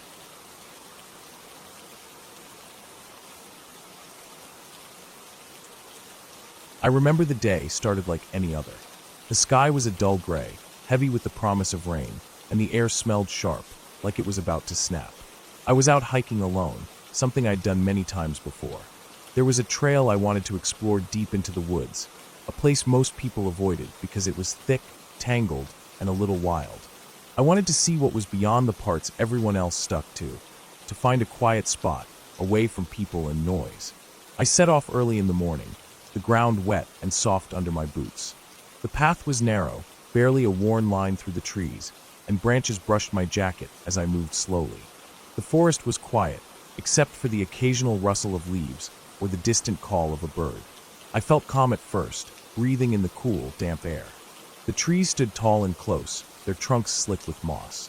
The sky was overcast, so the light that filtered down was weak and muted, casting long, uneven shadows. As I walked deeper, the trail got harder to follow. Fallen leaves covered the ground thickly, and small bushes started to creep across the path. I had to duck under low branches and step over roots that twisted like thick snakes. The quiet settled in again, but it felt different now, heavier, almost like the forest was holding its breath. I didn't see another soul, which was exactly what I wanted. I carried a small pack with water, a flashlight, some snacks, and a first aid kit. My phone was in airplane mode to save battery, but still kept close, just in case. Even so, I knew the signal would probably cut out soon, like it always did in places like this. Around midday, the rain started, light at first, just a few drops. I pulled my hood up and kept moving, the trail growing steeper. The woods began to close in tighter, trees leaning over the path, their branches knotting together to form a thick canopy that blocked most of the sky. The air felt colder, damper, and the ground got muddier, sucking at my boots. I crossed a small creek by stepping carefully on some slick stones. The sound of the water running was loud in the stillness. For a moment, I stopped and listened. The forest was oddly silent except for the creek. No birds, no insects, nothing but the water's flow and the soft thud of my boots on mud. That's when I noticed the first thing that made me uneasy. Off the path, a few feet into the trees, there was something strange, a pile of sticks and branches arranged in a rough circle, like someone had been trying to build a shelter or a trap. It looked crude, unfinished, and out of place. I didn't want to get too close, so I kept my distance but studied it carefully. The thought crossed my mind that maybe someone else had been out here recently. Maybe hunters, campers, or people who lived off the grid. I didn't see any footprints clearly because the mud had started to cover everything, but the arrangement seemed deliberate. I felt a tingle in my neck, a warning I didn't want to ignore. I decided to push on. The trail kept going uphill, steeper and more difficult. The rain grew heavier, and my jacket was getting soaked through. My boots were muddy and slippery, making each step more dangerous. I kept telling myself it was fine, that I just needed to reach the ridge I'd read about on an old map. After maybe another half hour of climbing, I reached a clearing at the top of a small hill. The trees opened up, and I could see the sky again, dark and thick with clouds. The wind was stronger here, cold and sharp. From the clearing, I could look out over the forest, an endless sea of dark green trees stretching far away. I wanted to stop and rest, so I sat down on a fallen log. My heart was pounding a bit harder now, but I tried to steady my breath. I looked around the clearing carefully, noticing that the ground here was trampled, like someone or something had been there recently. Broken twigs and flattened grass showed signs of movement. I felt watched. I looked deeper into the trees beyond the clearing, scanning the shadows. For a moment, something flickered in the corner of my eye, a movement too quick to catch. I strained to see, but only caught the shifting of leaves and branches. No figure, no clear shape. The feeling of being watched didn't go away. It grew stronger, heavier, pressing against my skin like cold hands. I got up quickly and started back down the trail, the rain now pouring hard enough to sting my face. The ground was slick and slippery, and I had to watch every step. On the way down, the forest seemed to change. The usual sounds of rain hitting leaves were drowned out by other noises. Soft cracking, rustling, something faint but steady. It was too slow to be wind, too rhythmic to be just animals. I kept moving, trying to tell myself it was nothing. But every few seconds, I caught that sound again, like branches snapping underfoot or twigs breaking. Sometimes it seemed to come from just behind me, other times ahead. I checked my phone to see how far I had left. No signal. Panic started to creep in. I quickened my pace, but the trail was getting worse. The rain had turned the path into a thick, slippery mess, and I slipped a few times, barely catching myself. The forest around me grew darker as the clouds thickened. I didn't want to look back, but the noise kept following, matching my steps. Then, just as the sun began to fade behind the clouds, I heard something sharp and sudden, a loud crack, like a branch breaking close by. I stopped dead and spun around, heart hammering, eyes darting through the wet trees. Nothing, just rain and shadows. I took a breath and tried to move again, but the feeling that something was out there, watching and moving with me, was overwhelming now. I kept my flashlight ready, clicking it on to cut a narrow beam through the gloom. The rain hit the light, making it hard to see far, but the beam caught shapes of trees and leaves. Suddenly, the light caught a glimpse of something, a figure, maybe, half hidden behind a tree. It was blurred and dark, but the shape was wrong, unnatural. It didn't look like an animal I knew. It stood still for a second, then vanished. I swallowed hard, fighting to keep calm. There was no way to call for help.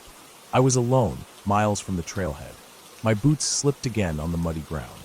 The rain felt like it was soaking me through to the bone. I started running. The noise behind me exploded, branches snapping, heavy footsteps pounding on the wet earth, breaking twigs. Whatever it was fast, bigger than me. I could hear it closing the distance. I ran harder, trying to find the trail.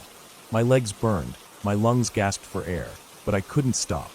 The flashlight beam flickered as I stumbled over roots and stones. I barely saw where I was going. The path was gone. I was in thick forest, no trail, nothing but trees pressing in all around. The footsteps were closer now, loud and heavy, like something chasing me. I tripped and fell, hitting the ground hard. Mud covered my face, my hands scratched on wet bark and dirt. I scrambled up, terrified and desperate. The footsteps stopped. Complete silence. For a long, endless moment. Then a heavy breath, low and close. I didn't dare look. I ran again, blindly, crashing through the brush. The rain was a curtain in front of me. I heard nothing after that breath. No chasing, no footsteps. Just the pounding of my heart. Finally, after what felt like forever, the trees thinned. I burst through the edge of the forest into a small clearing, drenched and shivering. I looked back once. No sign of anything following. I stayed in that clearing, trembling, until the rain stopped. I waited until the sun started to peek through the clouds again before moving. Then, carefully, I found a nearby dirt road that led back to civilization. When I finally reached my car hours later, soaked, exhausted, and muddy, I locked the doors and sat in silence. I kept my eyes on the forest line, half expecting to see something watching me still. But there was nothing. That day changed something inside me. I never went back to that forest. I don't know what I saw or what followed me, but I know one thing. Some places aren't meant to be explored alone. The silence, the dark shapes, the footsteps, they are warnings. And ignoring them could cost you everything. I still think about it often. The feeling of being hunted, the cold breath close behind me, the rain blurring everything. It stays with me, a shadow on the edge of my mind, a reminder that sometimes the scariest things are not made-up stories or monsters from books, but real and silent, hiding just beyond the trees.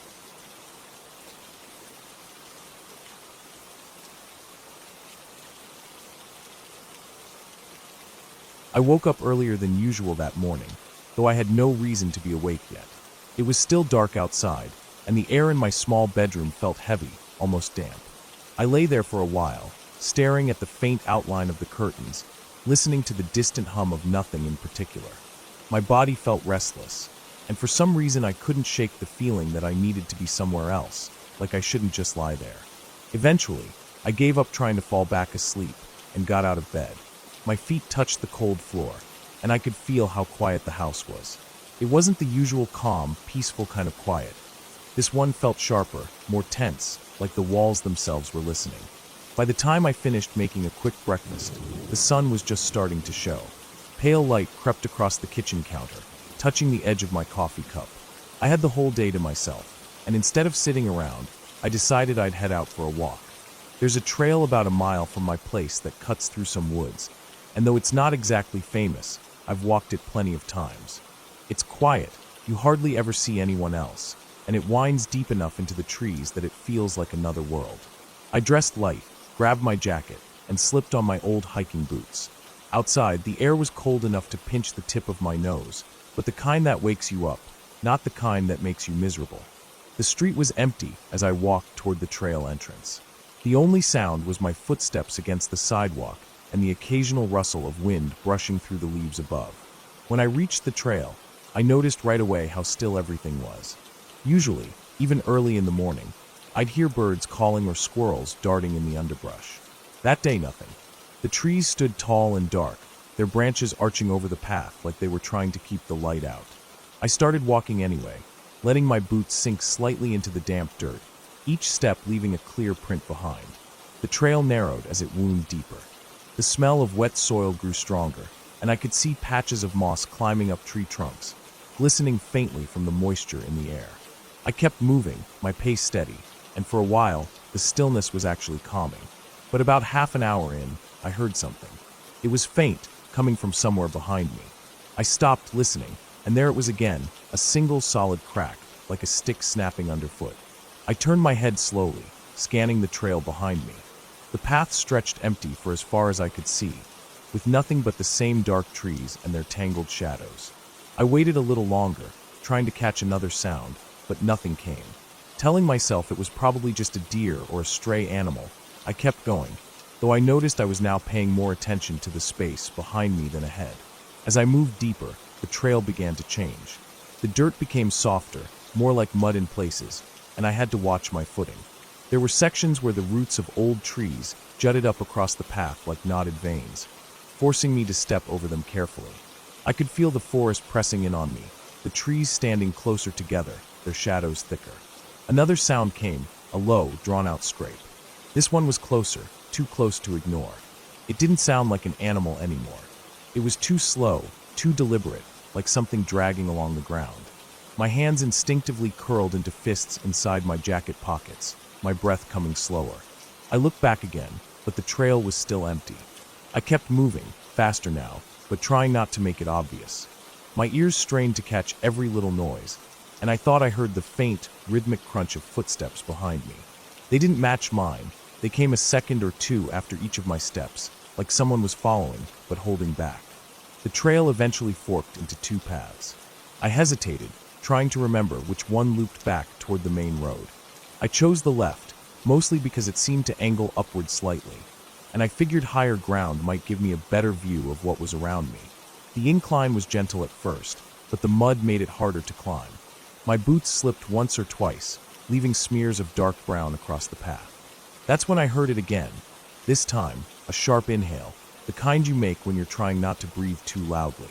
My chest tightened, and I felt a rush of heat under my skin despite the cold air. I didn't turn around this time. I didn't want to see. I just kept walking, but I could feel it. Whoever or whatever was behind me had closed the gap. The higher I climbed, the more the trees thinned out, but the light didn't feel any warmer. The sky above was pale and flat, offering no comfort. I could feel sweat starting to gather at the back of my neck, and my legs were beginning to ache. I tried to keep my steps steady, but the urge to break into a full sprint was growing. I reached a curve in the path, where it bent sharply around a cluster of rocks and fallen logs.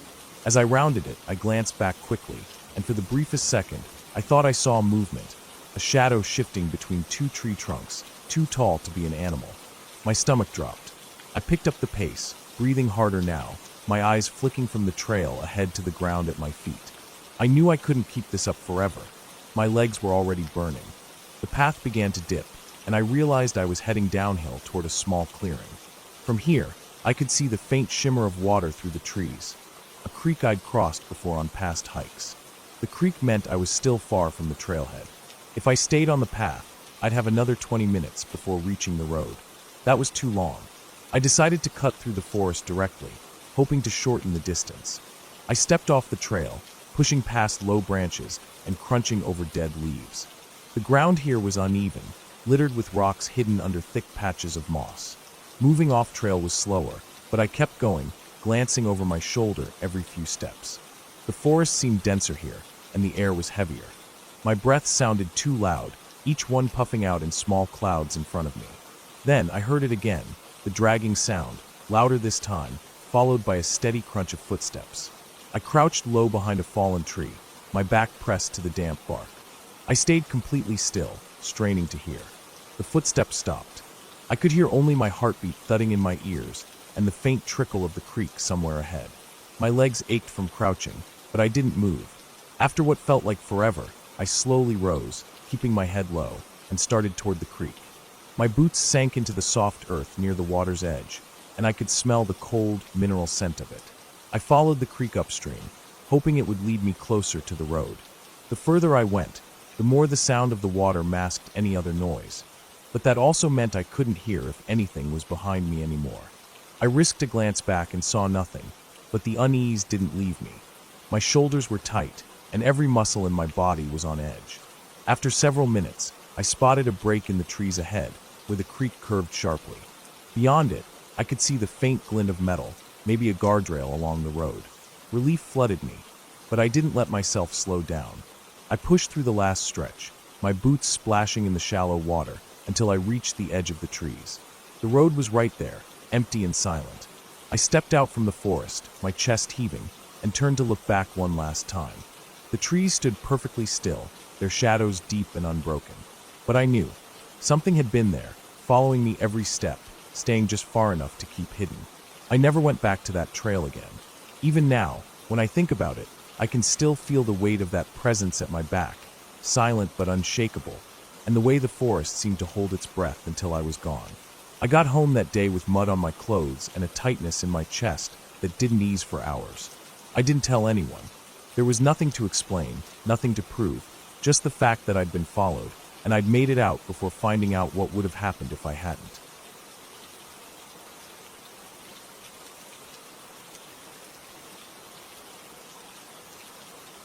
It started as just another day, nothing out of the ordinary, the kind of day where you never think you'll remember the details.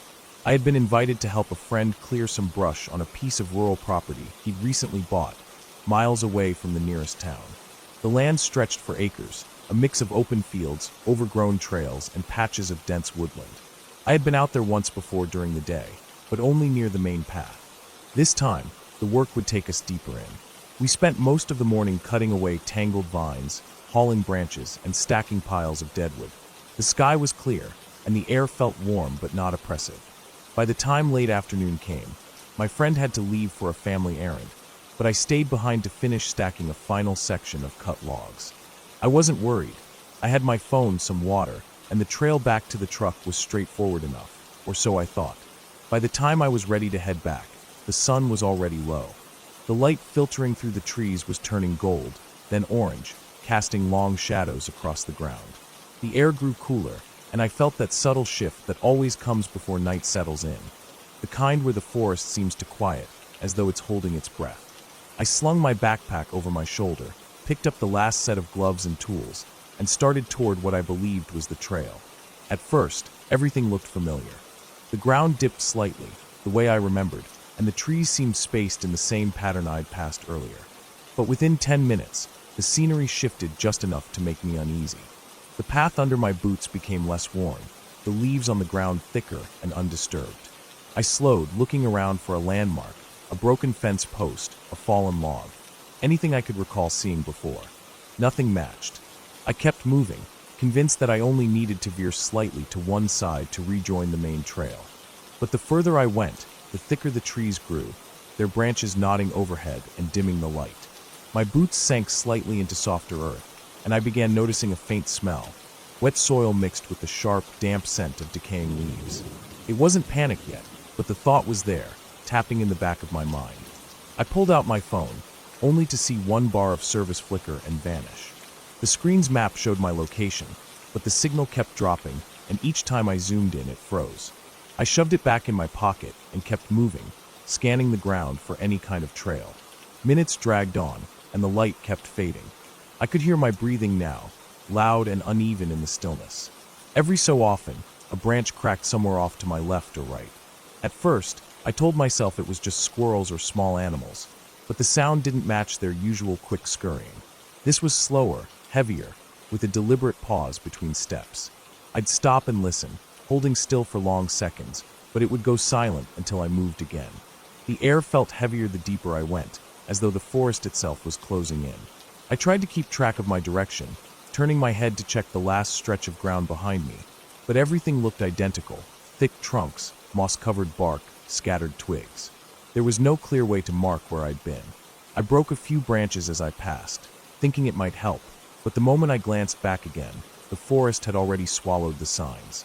Eventually, I found what looked like a narrow game trail, thin, winding, barely visible under the layer of fallen leaves.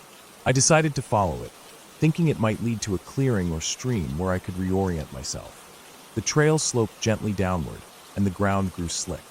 The smell of damp earth was stronger here, and I noticed more exposed roots, twisted and gnarled like skeletal hands reaching across the path.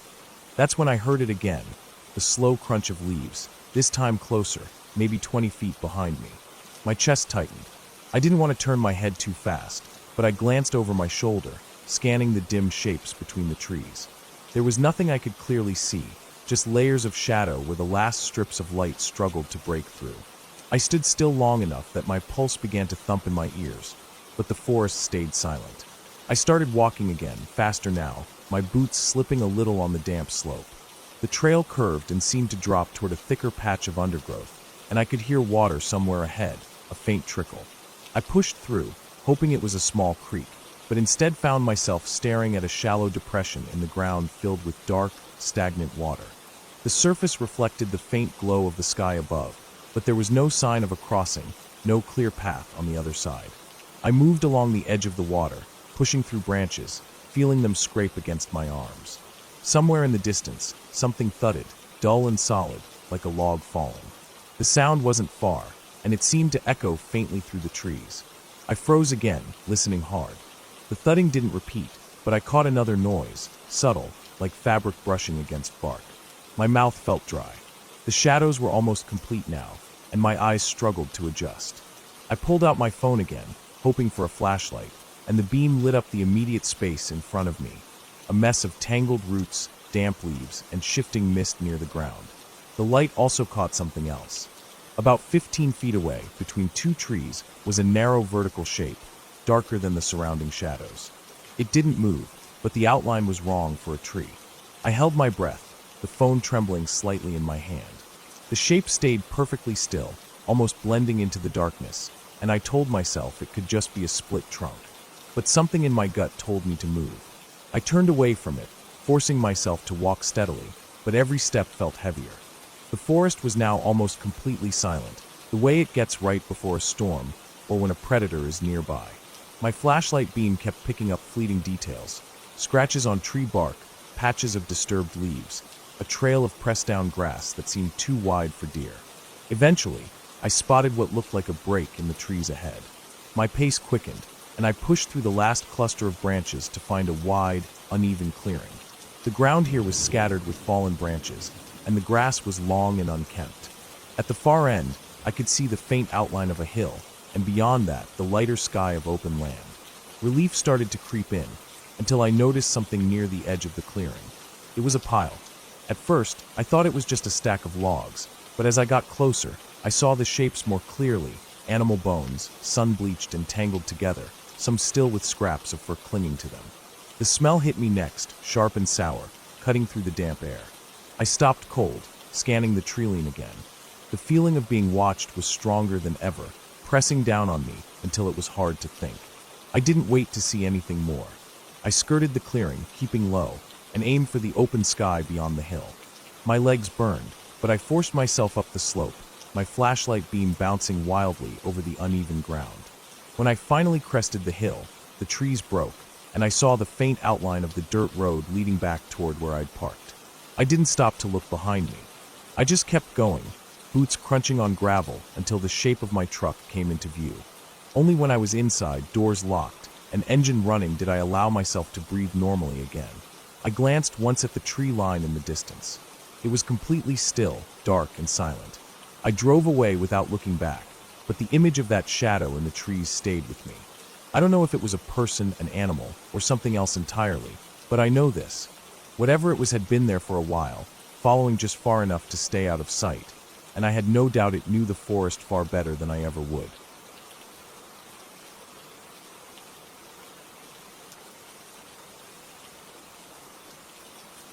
The night came on faster than I expected.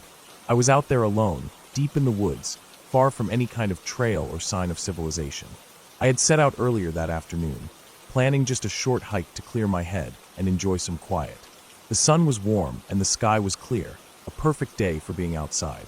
I left my phone off and my pack light, just a small bottle of water, some granola bars, a flashlight, and a pocket knife I carried out of habit. I told myself I didn't want to bring anything unnecessary. At first, the walk was peaceful.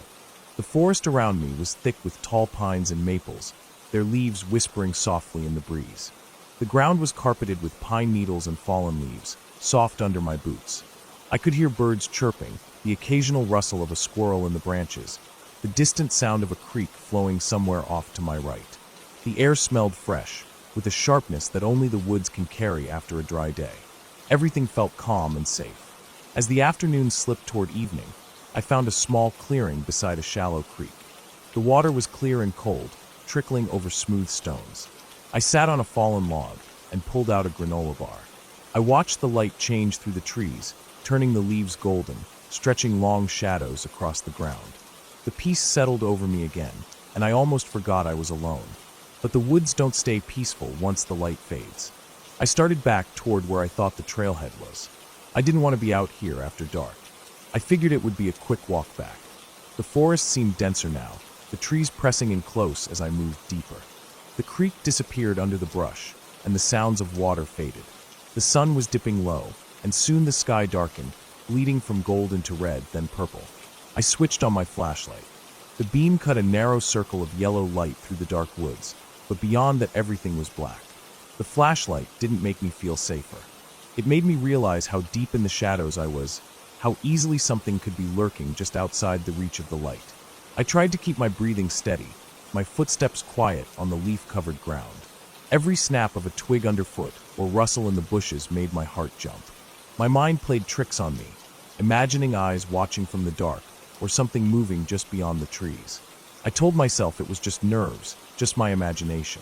After a while, the trail seemed to vanish. I could no longer tell where I was heading. I stopped and looked around, shining the flashlight in every direction. The forest was a wall of trunks and branches, tangled roots and fallen logs.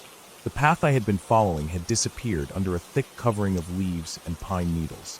I tried to retrace my steps, but nothing looked familiar. My heart sank. I realized I was lost. The temperature dropped quickly. The cold settled in my bones as I kept moving, trying to find something, a trail, a clearing, any sign of the way out. The flashlight battery was getting weak. The beam flickered now and then, forcing me to shake it or press the button repeatedly. Each time it dimmed, the darkness seemed to stretch closer. Then I heard it, a low noise, almost like a whisper. It wasn't wind. It wasn't an animal. It was something soft and steady, moving through the underbrush nearby. I stopped. The sound stopped. I held my breath, straining to listen. Then it started again, a slow crunch of dry leaves and twigs coming closer. I didn't want to turn around, but I couldn't move forward either. The sound was definitely approaching, slow and steady, like someone or something following me. I fumbled for my pocket knife, gripping it tightly. My hands were trembling. The crunching grew louder.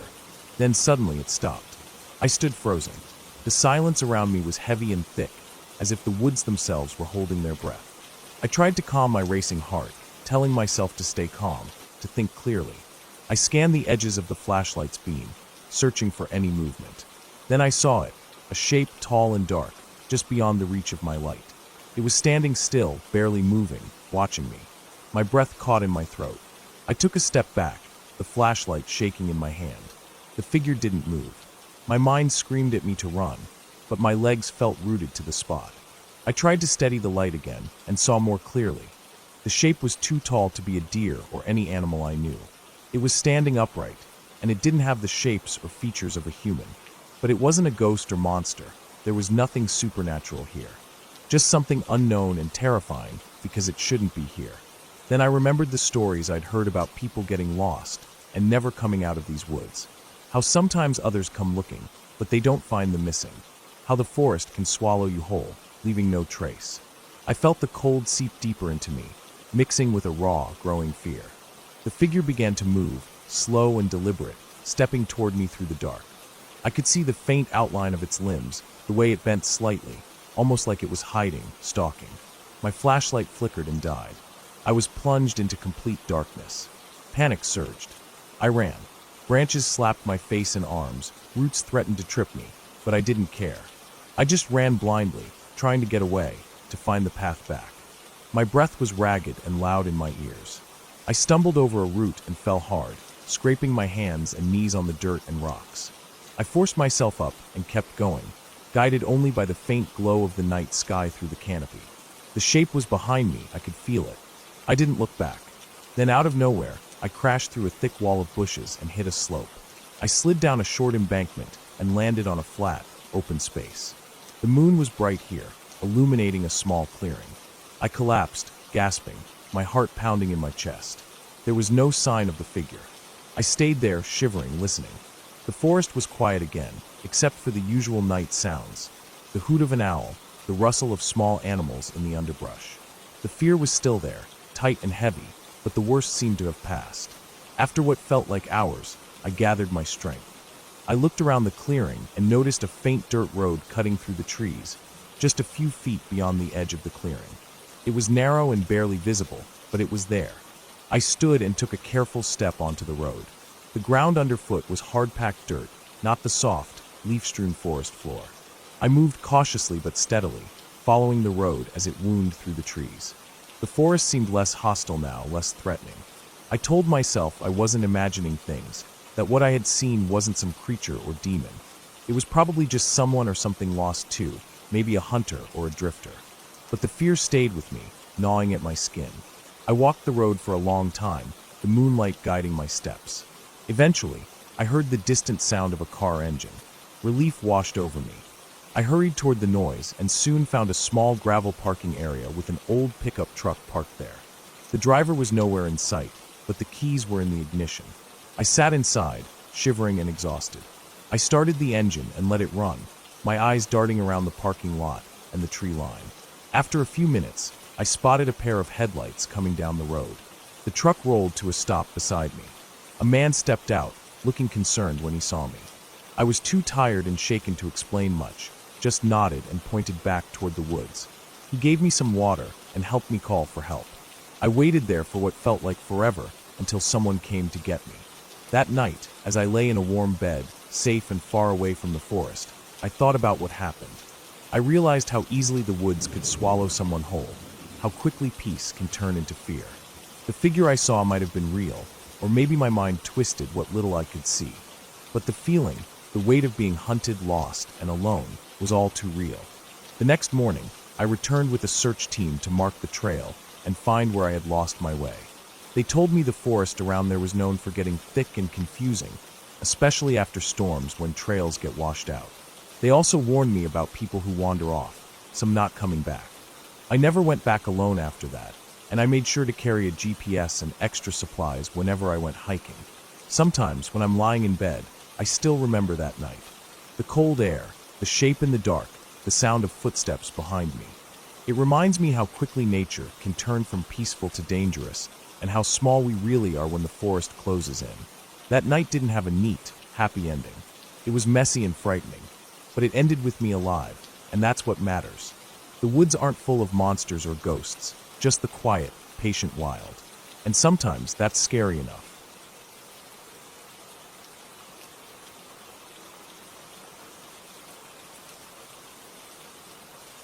I didn't expect much when I agreed to go hiking alone that morning. It was just supposed to be a simple day trip, a break from the noise of the city, some fresh air, a chance to clear my head. I had my backpack, enough water and snacks for the day, a basic first aid kit, and a map of the trails. Nothing fancy. The weather was clear, a little chilly but comfortable under the early sun. I parked my car at the trailhead just after 8 a.m., took a deep breath of the pine-scented air, and set off. The trail was mostly dirt, winding through thick forest with occasional patches of open meadow. The ground was damp in spots from recent rain, but the path was firm enough. I felt good, steady. I kept an even pace, enjoying the quiet around me, only the rustle of leaves and distant bird calls breaking the silence. No one else was around, which I liked. Sometimes, you need to be alone with your thoughts. The first few miles went by without incident. I stopped once to take a drink and eat a granola bar. The sun climbed higher, filtering down through the branches and warming the forest floor. The trail started to climb gently, leading me toward a ridge that offered views of the valley below. I looked forward to that, the kind of sight that makes the climb worth it. As I neared the ridge, I noticed something odd. A faint trail splitting off to the right, narrower and less worn, heading deeper into the woods. It wasn't marked on my map. I hesitated, but then shook it off. I had my map. I'd stick to the main trail. Still, curiosity nagged at me. At the ridge, I stopped to catch my breath and look out. The valley stretched wide, a patchwork of fields and forest, the river winding silver in the distance. The view was stunning. I pulled out my phone to snap a photo. Then I saw it, something moving on the far side of the ridge, a figure. At first, I thought it was a hiker, but as it moved, it felt strange. The figure was hunched, walking oddly, not like a person. My skin prickled. I scanned the area, but no one else was visible. The figure disappeared behind a tree. I shook my head, telling myself I was imagining things. Maybe a deer or some other animal. I turned back to the trail. That's when I realized my phone battery was dead. I hadn't checked it after taking that first photo. No signal either. Just the forest and me. I decided to continue along the ridge. The trail became steeper, the trees thicker. The air smelled fresher here, cooler. I felt the thrill of being so far from civilization, but also a small knot of unease. I reached a small clearing near the top, where a fallen log lay across the path. As I stepped over it, I heard something, a sharp crack from deeper in the woods. It wasn't the sound of branches breaking underfoot, more like a heavy thud. I froze, listening. Nothing else. I told myself it was just an animal, probably a deer or something bigger. Still, I was careful to keep moving. The trail looped around the ridge and began to descend into a denser section of forest. That's when things started to feel wrong. The path became less clear. The underbrush thickened, thorny branches scraping my arms and legs. I had to watch my step more closely. The daylight was fading faster than I expected, even though it was only mid-afternoon. I stopped to drink from my water bottle. The silence was too thick now. No birds singing, no wind stirring the leaves. Even my breathing sounded loud. I felt exposed and small in the middle of all those towering trees. Suddenly, I heard it again, a low, rhythmic thumping coming from behind me. At first, I thought it was my heartbeat, but it wasn't steady. It sounded like footsteps, heavy and slow, but I couldn't tell how far away. I picked up my pace. The trail wasn't straight anymore, curving and dipping, twisting around thick roots and moss-covered rocks. My boots slipped on wet leaves. I glanced back. Nothing. Just shadows between the trees. The thumping stopped. I slowed down, chest tight, trying to calm my nerves. Maybe I was just scaring myself. Maybe it was a branch falling or some animal moving far away. I told myself to focus. Then I tripped on a root and landed hard on my right knee. Pain shot through my leg, sharp and burning. I cursed softly, careful not to make too much noise. I sat still for a moment, feeling the sting, then wiped the dirt and leaves off my pants. I knew I should check for injury, but I was more worried about what might be behind me. I listened again. Silence. I got up slowly and tested my weight on my leg. It hurt, but I could walk. Good enough. I kept moving, slower now. The trail curved sharply, and the trees thinned a bit, revealing a faint light up ahead, maybe the end of the trail or an opening. Relieved, I headed toward it. As I stepped into the light, I found myself at the edge of a small clearing, maybe 20 feet across. The ground was muddy and uneven, scattered with broken branches and flattened grass. Then I saw the footprints. They were large, deep impressions in the mud, bigger than any bear or deer tracks I'd seen. They led into the woods from the opposite side and disappeared between the trees where the shadows were thickest. My heart hammered in my chest. These weren't animal tracks I recognized. They were too big, too heavy. I swallowed hard and took a step back, but my foot slipped in the mud and I almost fell again. The air felt colder, heavier. I glanced around, trying to find a way out, but the path back was blocked by fallen branches and thick bushes that hadn't been there before. Panic surged. I started moving faster, looking for another route. The forest was dense, tangled with vines and trees packed close together. The light faded, leaving me in near darkness. I stopped to catch my breath and pulled out my flashlight, but the batteries were dead. I cursed again. No phone, no light, and no way to find my way. I remembered the tracks and thought maybe whoever, or whatever, made them might still be nearby. I listened. The forest was quiet again.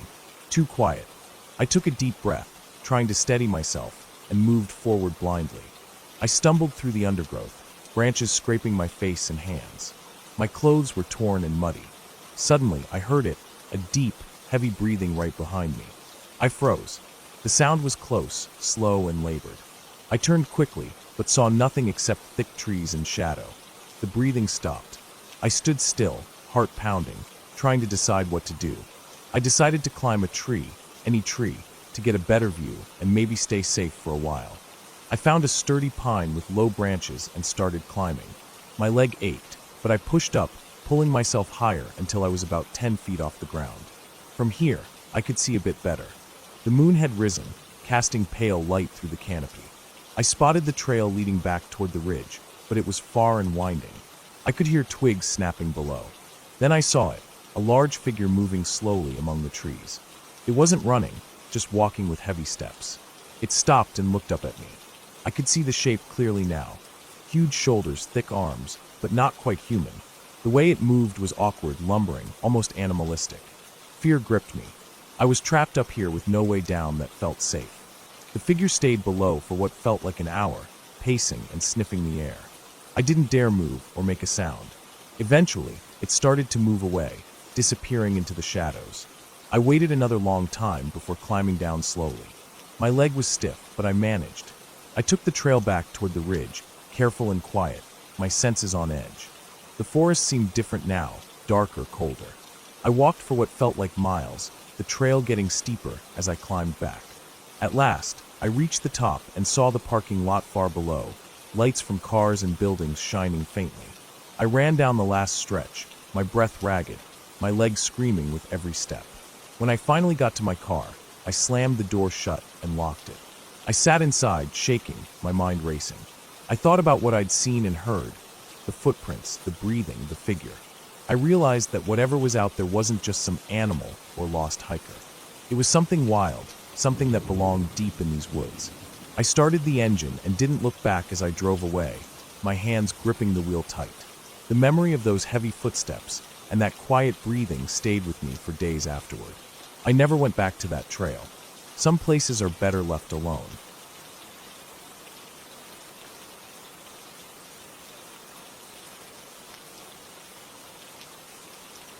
It was supposed to be a simple night hike. I had planned it for weeks, a way to clear my head and get some fresh air after a long stretch of stressful work.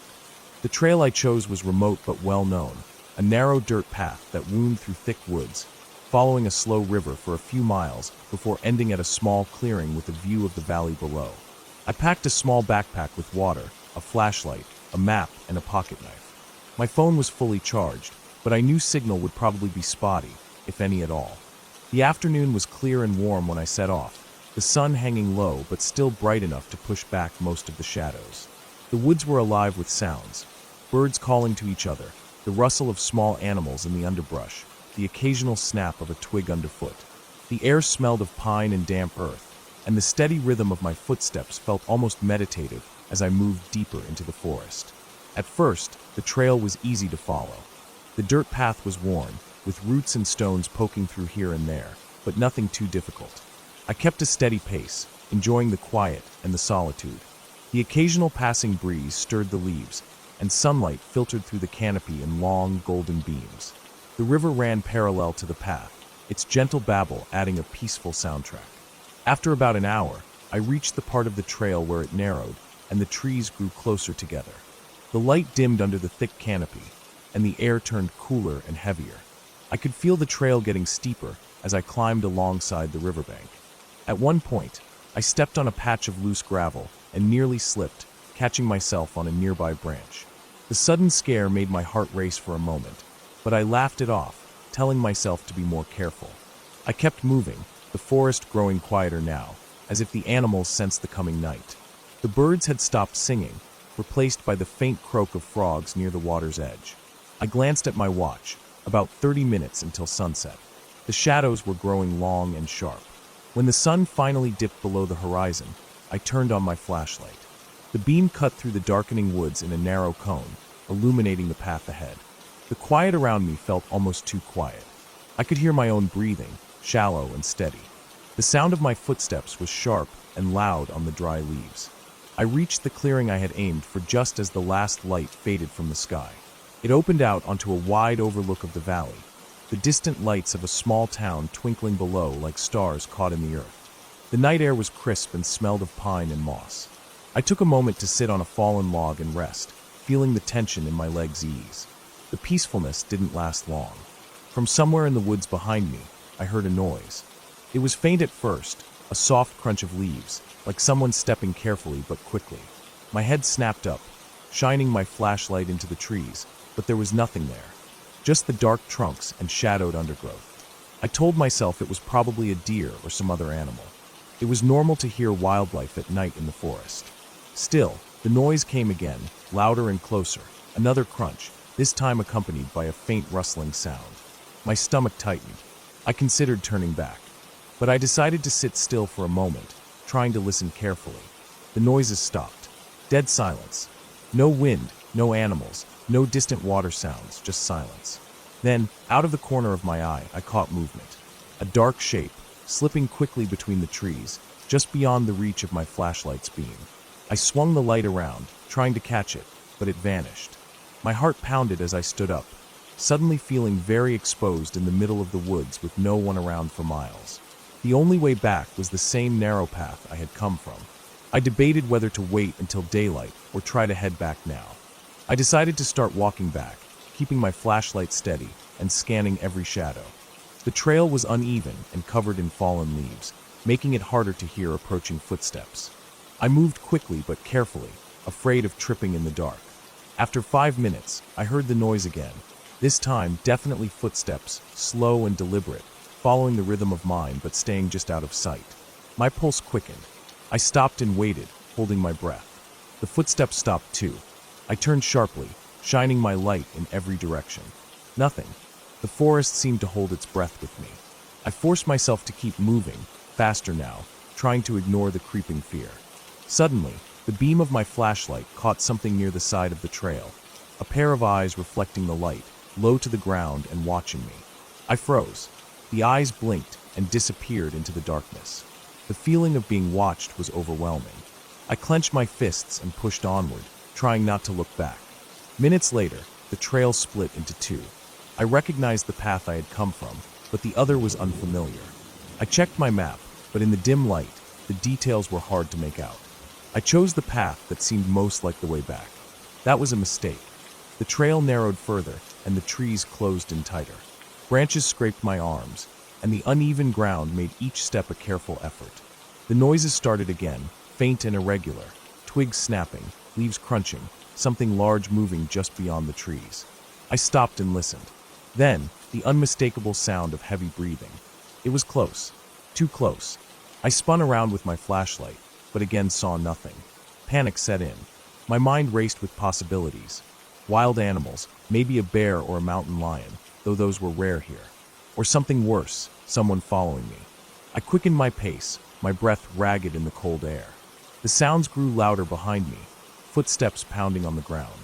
The sense of being hunted was crushing. I broke into a run, the flashlight bobbing wildly in my hand. My heart hammered, my lungs burned, and every crack of a branch behind me made me freeze for a split second before sprinting again. After what felt like miles, the trail finally opened onto a dirt road I had seen on the map. Relief washed over me. I followed it quickly, hoping for a way to call for help. But the road was empty and silent. No cars, no houses. Just the thick trees pressing in on both sides. I tried my phone again, still no signal. I felt trapped. The footsteps behind me slowed, then stopped. The silence returned, heavier than before. I stopped running, pressed myself against a tree, and tried to steady my breathing. Minutes passed. I didn't hear anything. Slowly, I peered around the tree. No sign of movement. I stayed there for what felt like an hour, every sense alert, every muscle tense. Finally, after a long, nerve-wracking wait, I gathered the courage to start walking again, slowly this time. The dirt road led me to a small ranger station, deserted but with a light on inside. I knocked on the door until someone came out, a man in his 50s, dressed in a worn jacket and hat. He looked surprised to see me, and after I explained my situation, he radioed for help. Soon, 2 other rangers arrived. They walked the area with me, searching the woods where I had heard the footsteps. They found nothing. They told me that sometimes people get lost or followed by animals, but the feeling of being hunted was often caused by fear itself, making you imagine noises or shapes. I didn't want to believe that. But as dawn broke and the forest lit up with soft morning light, I felt the weight of the night lift a little. I was safe, and yet I couldn't shake the feeling that I wasn't alone, that something had been there, waiting in the dark woods, just out of sight. The memory of those heavy breaths and the glowing eyes stayed with me long after I left the forest, a reminder that sometimes the scariest things aren't stories or legends. They're the unknown, the shadows we can't explain, and the quiet moments when we realize we might not be as safe as we think.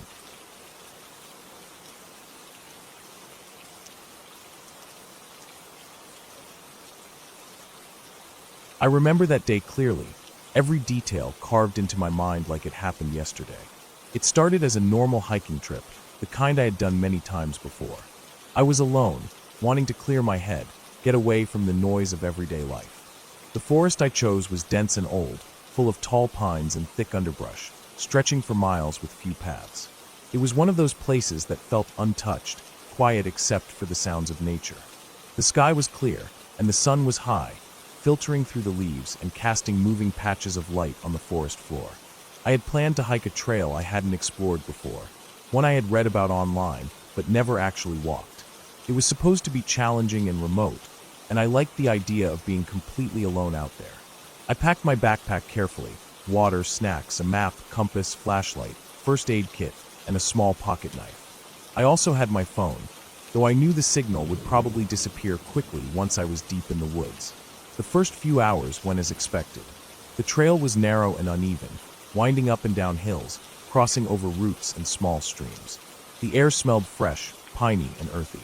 I felt calm and focused, enjoying the rhythm of my steps and the crunch of leaves beneath my boots. Birds flitted in the trees above, and every now and then I caught glimpses of squirrels or rabbits darting away. At some point, the trail became less clear. The markers on trees were sparse, faded, or missing. I paused often, checking my map and compass, trying to stay on course. I knew I should have turned back or retraced my steps, but something pushed me forward. Curiosity, stubbornness, maybe a little overconfidence. The forest seemed thicker here, shadows deeper even though the sun was still out. The sounds of animals had quieted too. There was no wind, no rustling leaves, no bird songs. It felt like the forest was holding its breath. About halfway through the afternoon, I realized I had been walking for longer than I planned and hadn't seen any other people. No footprints, no signs of other hikers, no distant voices. I thought maybe the trail ended or got lost, so I checked my compass again. I was supposed to head northwest, but now the path looked more like a narrow animal trail, barely wide enough for one person, twisting in all directions. The trees were thicker, branches tangled, and the ground damp and soft. I stopped to drink some water and eat a snack. The silence was almost overwhelming. My own breathing sounded loud in my ears. I tried to shake off the uneasy feeling creeping up my spine. I told myself it was just my imagination and that I was fine, but I couldn't deny that something felt off. The forest no longer seemed welcoming. It felt closed in dark, watching. After finishing my snack, I pushed forward, following what looked like the most worn path, hoping it would lead me back to the main trail. Minutes passed. I felt a sudden cold rush despite the warm air. I looked around carefully, trying to spot any movement, any sign of life. Nothing. The shadows between the trees seemed to stretch and twist, but maybe that was just my eyes playing tricks. Then I heard it, a faint crack, like a branch breaking under weight from behind me. I stopped immediately, my heart pounding. I waited, but no more sound. I called out softly to see if it was an animal, but only silence answered. I told myself it was probably a deer or a bird, but the noise had come from the left, not the trail behind me. I didn't want to turn around, but the idea of something following me wasn't comforting. I considered my options. I could try to backtrack, but that could take a while and might make me more lost. I decided to keep moving forward, hoping the path would widen. The forest seemed to close in even more, and the air grew heavier, thick with moisture and the scent of decaying leaves. The sun was starting to dip below the horizon, but I still had some light. I increased my pace, pushing through the branches that scraped my arms and legs. I was careful not to trip over roots or loose stones. After about 20 minutes, I came to a small clearing. It was roughly circular, about 20 feet across, surrounded by tall pines. The ground was covered with dry pine needles, and in the center was an old, rotting tree stump. I stopped to catch my breath, and as I looked around, I noticed something strange. There were footprints in the dirt. Not animal prints, but human. They were fresh, the edges were sharp, the soil still soft from recent steps. They led from the far edge of the clearing toward the direction I had come from, then disappeared into the underbrush. I stared at them, heart racing. Whoever had walked here recently might still be nearby. I pulled out my flashlight and scanned the edges of the clearing. The forest was growing darker with every passing minute. The footprints didn't lead into the clearing, only out, but I felt a prickling sensation, like eyes watching me from somewhere hidden. Suddenly, I heard the snap of another branch, this time much closer. I whipped around, flashlight beam cutting through the darkness. For a moment, I thought I saw a shadow moving between two trees. I froze, listening hard. The silence that followed was worse than the noise. I checked my phone. No signal. Battery was dropping fast. I realized I had no way to call for help if something happened. I knew I had to move. Staying still wasn't safe. I turned toward what I hoped was the direction back to the main trail.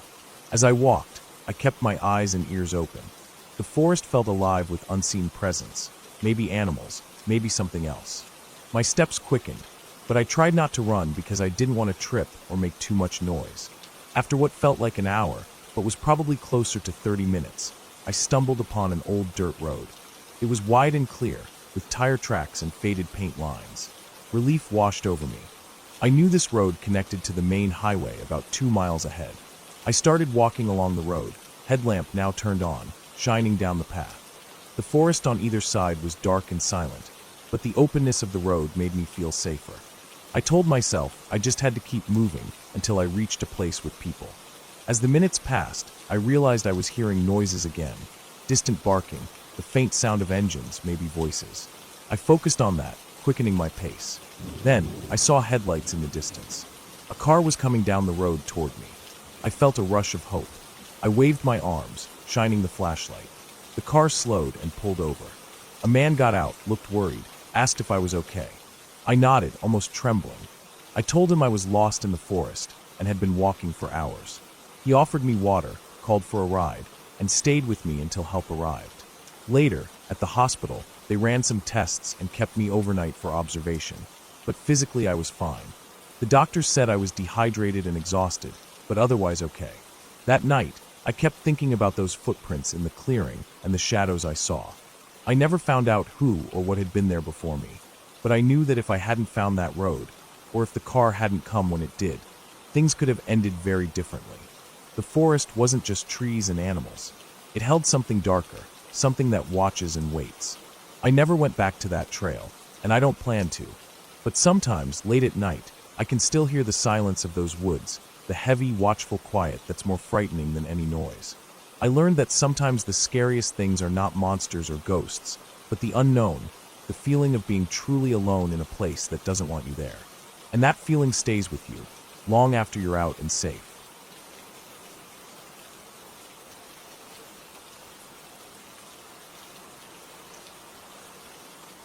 I didn't plan on being out here this late. The sky had been shifting colors all afternoon, the soft blue turning to gray, then darker gray, until it was a deep, heavy black stretched over the trees like a thick blanket. I was supposed to be back at the cabin hours ago, but something about the woods kept pulling me deeper, drawing me in with quiet sounds and the way the wind moved through the branches.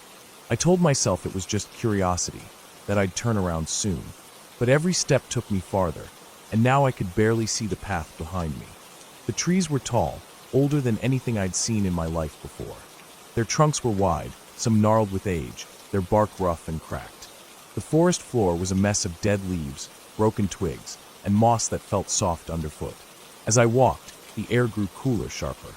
It smelled of wet earth and pine needles, mixed with the faint, distant scent of smoke, like a campfire far away. I stopped and listened. The only sounds were the wind through the leaves, the occasional snap of a twig beneath my boots, and my own breathing. Nothing else. No animals, no birds, nothing to break the silence. The kind of silence that feels too heavy, like it's waiting for something. I glanced up and saw the sky through the gaps in the canopy. The moon was rising, a pale circle that barely lit anything but the tops of the tallest trees. Shadows stretched long and deep, swallowing the path ahead and making it impossible to see very far. I wished I'd brought a flashlight, but I had only my phone, and the battery was nearly dead. My heart started to beat faster. I knew I should turn back. I knew I had no good reason to be here, wandering so deep in the woods after dark. But the thought of retracing my steps, of stepping into the dark unknown behind me, made my skin crawl. I had this strange feeling that something was following me. Not just the wind or the trees, but something alive. Something watching.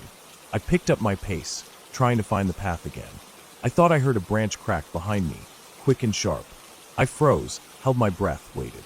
Nothing. I told myself it was just a squirrel or a deer, something small, harmless. But the fear was there, gnawing at the edges of my mind. I wanted to keep moving, to get out of here as fast as possible.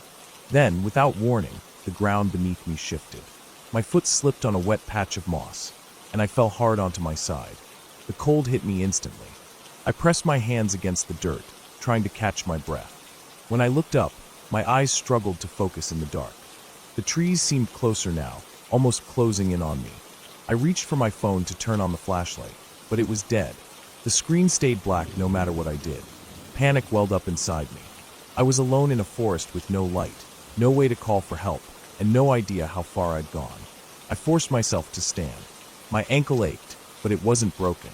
The cold seeped into my clothes, chilling me to the bone. I scanned the ground for the path, anything familiar. My heart pounded louder with each step. Then I saw it, something on the ground that didn't belong. It was a shoe, old, muddy, worn at the edges, half buried in the dirt. I knelt down to get a better look. It looked like a hiking boot, but its color was faded and the laces were frayed. The sole was nearly torn off. How had it gotten here? And who did it belong to? A sudden movement caught my eye. Just beyond the boot, I saw something else, a small, dirty piece of fabric tangled in a bush. I pulled it free. It was part of a jacket sleeve, stained and torn. My stomach tightened. This wasn't just a lost shoe. It was a sign. Someone else had been here, and maybe something bad had happened. I forced myself not to think about it. I had to find a way out. I stood up and tried to remember the direction I'd come from. But the forest all looked the same. The same twisted trunks, the same thick underbrush, the same dark shadows. The moonlight wasn't strong enough to guide me. I started walking, hoping to find a trail, a clearing, or any sign of human presence. My ears strained for sounds, a stream, voices, a distant car. But there was nothing, only the wind and the heavy silence. Hours passed. I lost track of time. My legs ached, my throat was dry, and my hands trembled from the cold. I kept moving, guided by the faintest hope of finding the cabin or the main road. Every step felt heavier, every breath harder. At one point, I stumbled over a root and fell again. This time, when I looked up, I noticed footprints in the soft mud, large, deep prints, too big to be mine. They led away from the spot where I had fallen, disappearing into the dark woods. I hesitated, but then curiosity overpowered fear. I followed them. The prints were fresh. I could tell because they hadn't been covered by leaves or dirt. They wound through the forest, sometimes close to the path I'd been following, sometimes veering off into thicker brush. After what felt like forever, I reached a small clearing. The moonlight shone brighter here, revealing a rough campsite. A few scattered logs circled a cold fire pit, ashes still smoldering faintly. Empty cans, a half-burned tarp, and more torn clothing lay scattered around. My stomach dropped. Someone had been here recently. Someone who hadn't left peacefully. I looked around, heart hammering. The forest pressed close on all sides, the trees like silent watchers. I realized how exposed I was, how alone. The wind stirred the leaves, making a faint whispering sound, and the shadows flickered like living things. Then I heard it, a soft, low noise from the edge of the clearing, like a breathing sound, slow and heavy. I froze, every muscle tensing. The noise grew louder, closer. I turned slowly toward the sound, barely daring to breathe. A figure stepped out from behind a tree. It wasn't a person. Not exactly. It was tall, hunched, moving awkwardly, as if injured. Its clothes were torn, dirty. Its face was hidden by shadows, but I could see glints of eyes reflecting the moonlight. Fear slammed into me like a physical force. I stumbled back, tripping over a root and falling hard. The figure moved toward me, slow and steady. I scrambled to my feet, my hands shaking, my heart racing. There was nowhere to run, only dense forest in every direction.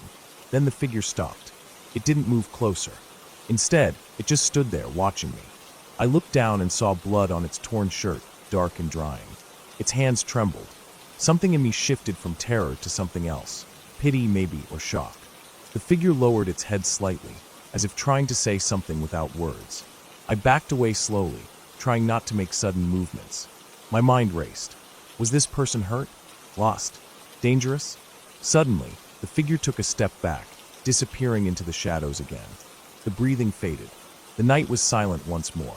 I didn't wait to see if it would come back. I ran. I ran blindly through the trees, the cold biting at my skin, the rough ground tearing at my shoes. My lungs burned, my legs screamed, but I didn't stop. After what felt like hours, I saw a faint glow ahead. It was the cabin, its windows lit warmly against the dark forest. I burst out of the trees, into the clearing around the cabin. I slammed the door behind me, locked it, and collapsed against it, shaking.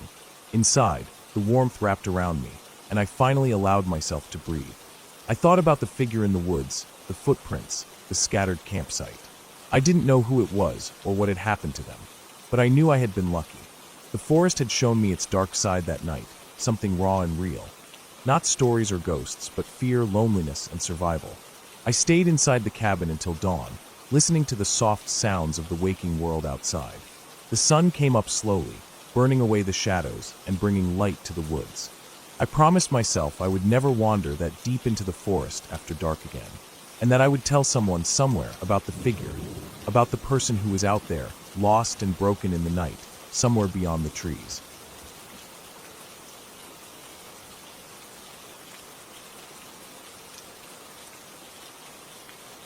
It started as a normal day. I had planned a solo hike in the mountains, somewhere I'd never been before. I needed some time alone, away from the noise of the city and the constant buzz of work. The trail was supposed to be an old logging road, barely used these days, winding through thick forest and up toward a ridge with a view of the valley below. I packed a small bag with some essentials: water, a bit of food, a first aid kit, a flashlight, and a map I'd found online. My phone had barely any signal out there, but I figured that was part of the experience. I arrived at the trailhead just before noon. The sun was shining bright, casting a golden glow through the tall pines that lined the path. The air smelled fresh, with that sharp scent of pine needles and damp earth. I started walking, feeling the crunch of gravel under my boots, the steady rhythm of my breath, and the occasional chirping of birds overhead. At first, the trail was easy. It was wide, almost like a dirt road, with scattered patches of grass and wildflowers on the edges. Every so often, I'd come across a fallen tree or a small creek crossing, but nothing challenging. The forest around me was dense, but inviting. Sunlight filtered through the branches, making patterns on the ground. I felt calm, disconnected from everything else. After about 2 hours, the trail started to change. The path narrowed and twisted between large rocks and thick underbrush. The trees grew taller and closer together, casting longer shadows. The sun, which had been warm and comforting earlier, now felt harsher when it peeked through the canopy. I noticed the temperature dropping slightly, a subtle chill that made me pull my jacket tighter around me. I checked my watch. I was making good time, but I knew the real challenge was ahead. The ridge was about 3 miles from here, and the elevation would get steeper. I kept walking, careful with every step. The ground was uneven, with loose stones and roots that threatened to trip me if I wasn't paying attention. About an hour later, I reached a small clearing near the base of the ridge. The trees opened up here, and I could see patches of sky above me. I stopped to drink some water and eat a granola bar. As I rested, I noticed something odd, faint footprints in the soft soil, leading off the trail and into the woods. They were too small to be from a deer or any large animal. Maybe a dog, I thought, or someone else who had been here recently. I decided to stay on the trail. My gut told me not to follow those prints. I packed up and started the climb up the ridge. The incline was steep, and my legs burned with effort. I stopped frequently to catch my breath, wiping sweat from my forehead. The trees thinned out as I gained height, replaced by bushes and patches of dry grass.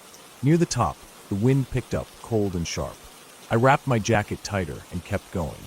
Finally, I reached the summit, a rocky outcrop with a breathtaking view of the valley below. The sun was beginning to lower in the sky, casting orange and pink hues over the distant hills. I stood there for a few minutes, soaking in the silence and the beauty. Then I saw it, a figure barely visible, moving slowly along the opposite ridge, about 100 meters away. At first, I thought it was just a trick of the light or a tree stump shaped like a person. But the figure was definitely walking, its silhouette clear against the fading sky. It didn't stop or look around. It just kept moving steadily along the ridge, disappearing slowly into the trees. I felt a strange mix of curiosity and unease. Who could be out here so late, and why were they walking like that, so quietly and deliberately? I tried to shake it off. Maybe a hunter or a hiker like me, taking a different trail. I checked the time again. I had about 2 hours of daylight left, which meant I should start heading back soon.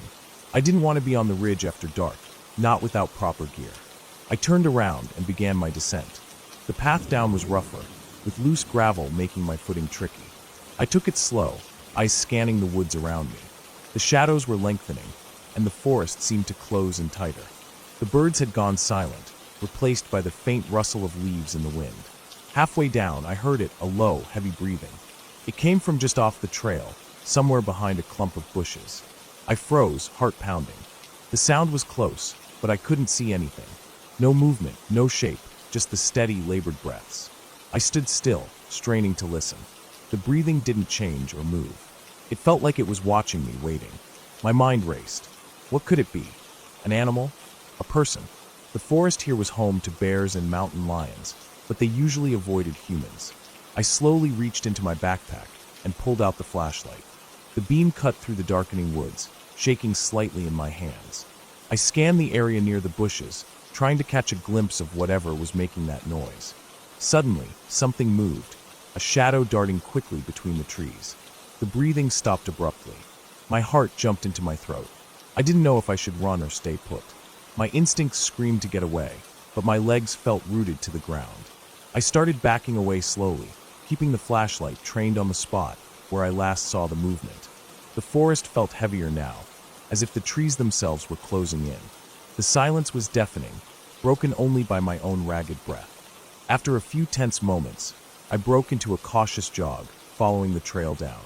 My eyes darted side to side, searching for any sign of pursuit. The path twisted and turned, and the trees cast long, dark shapes across the ground. Every crack of a twig or rustle of leaves made me flinch. As I descended, the sun finally dipped below the horizon. The sky turned a deep blue, then black. My flashlight was the only thing keeping the darkness at bay. I kept moving, trying to remember the trail from the map and the landmarks I'd seen earlier. Suddenly, the flashlight flickered and went out. I froze, panic rising in my chest. I fumbled in my pack for spare batteries, my fingers trembling. The darkness felt suffocating, pressing in from all sides. I could hear my breathing, loud and ragged in my ears. After what felt like an eternity, I got the flashlight working again. The beam cut through the black, but now the forest looked different, more menacing. The shadows seemed to shift, and the trail was harder to make out. I pressed on, trying to stay calm. Then I heard footsteps behind me, soft and deliberate. They matched my pace, but I didn't dare look back. I increased my speed, heart hammering, desperate to get out of the woods. The trail finally opened up to a small clearing where I had parked my car. Relief flooded me as I saw the headlights shining through the trees. I sprinted toward the car, threw open the door, and slammed it shut behind me. My hands shook as I fumbled with the keys, finally starting the engine. As I pulled away, I glanced in the rearview mirror. For a brief second, I thought I saw a figure standing at the edge of the clearing, watching me leave. But when I blinked, it was gone. I drove down the dirt road, heart still racing, ears straining for any sound from the forest. When I finally reached the main road, the normal hum of traffic and distant lights felt like a warm blanket, pulling me back to safety. That night, I couldn't sleep. I kept replaying what I'd seen and heard. Who was that figure on the ridge? What made that breathing in the woods? I had no answers, only questions that kept me awake. But one thing was clear. Some places in the wild aren't meant to be explored alone, especially when the shadows grow long and the silence starts to whisper.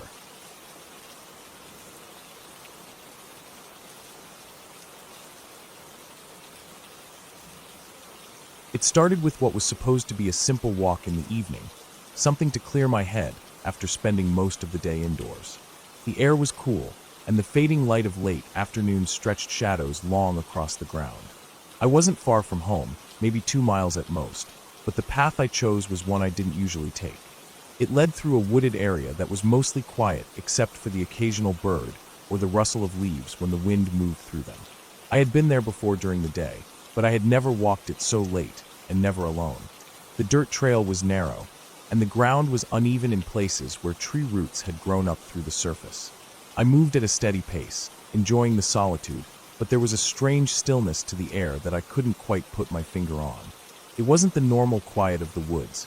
It was the kind that feels like the whole place is holding its breath. My footsteps sounded too loud against the packed earth, and every time they landed, it seemed like the sound traveled farther than it should have. The deeper I went, the more the light thinned. The sun had dropped lower, and the forest canopy filtered out much of what remained. The path bent and wound between thick trunks, their bark rough and dark, and low branches sometimes reached in close enough to brush against my arms. In the distance, the faint smell of damp soil and decaying leaves grew stronger, the kind of smell you get after a long rain, even though it hadn't rained in days. I noticed the air felt slightly cooler here too, enough to make the skin on my arms prickle. I kept walking, telling myself I'd turn back soon, but then I saw something ahead that made me slow down. About 30 or 40 feet down the trail, just where it curved left, the dirt had been disturbed. It wasn't the kind of unevenness that comes from roots or erosion. It looked like something had dug into it recently. There were shallow furrows and clumps of soil scattered around, and one narrow trench that ran a few feet off the trail into the brush. I stood there for a moment, looking at it, and without thinking, I took a couple of steps closer. The tracks weren't like shoe prints or bike tire marks. They were wide, oddly shaped impressions, deep in some spots and almost invisible in others, like whatever made them had uneven weight or had been dragging something. I knelt down to look more closely, brushing some of the loose dirt aside, and felt the cold, damp ground beneath. The edges of the impressions were sharp, which meant they were recent, probably within the last day. My mind went over what it could be. Maybe a large dog, maybe a deer, though they seemed too deep for that. I stood up and scanned the trees around me.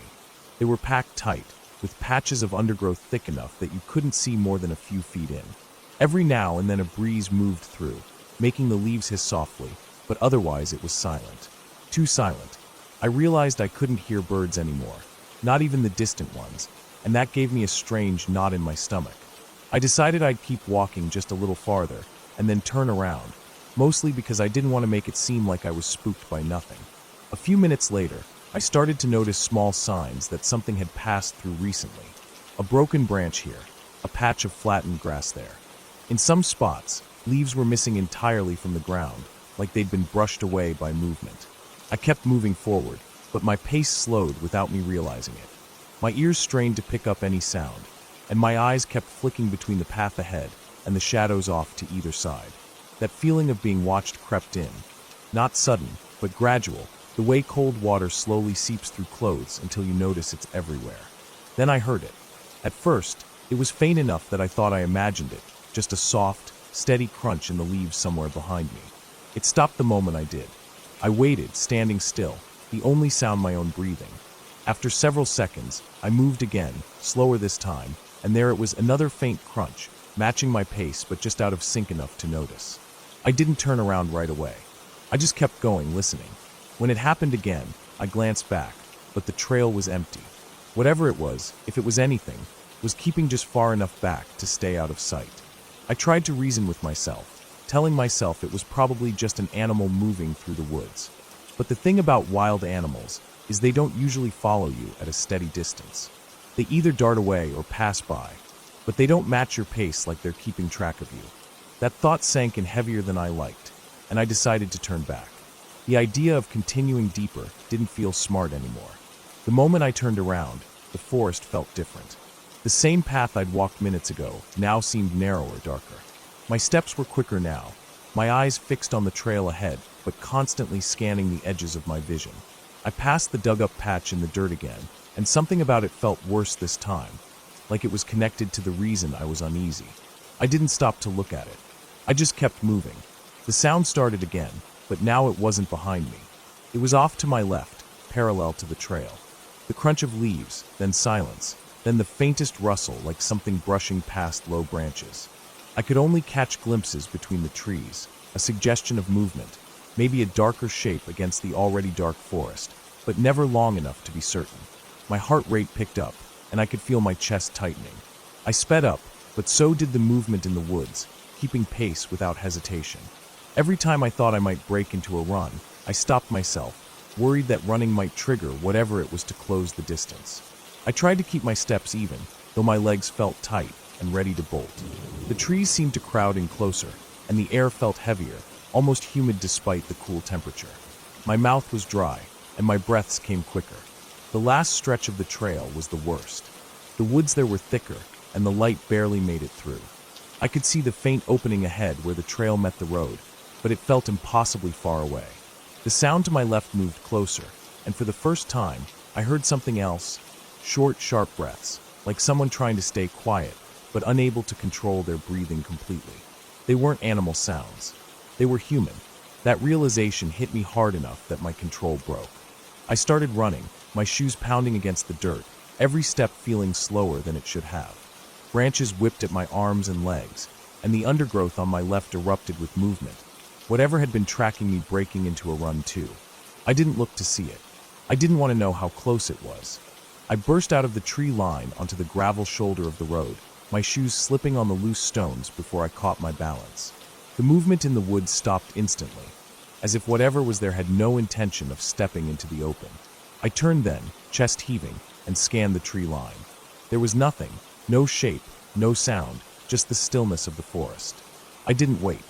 I walked quickly along the road back toward my house, glancing over my shoulder every few steps. The whole time, I could feel that same sensation, like eyes on me from somewhere just out of sight. Even when I reached my street, it didn't fade completely. When I finally got inside, locking the door behind me, my hands were trembling hard enough that I had to lean against the wall for a moment. Later, when I thought about it, the worst part wasn't the sound or even the breathing. It was the way it matched me the whole time, never rushing until I did, never letting me see it. It knew exactly how to stay hidden, exactly how close to come without crossing the line into the open. And that meant it wasn't random. Whatever it was, it chose me the second I stepped onto that trail, and it wanted me to know it was there.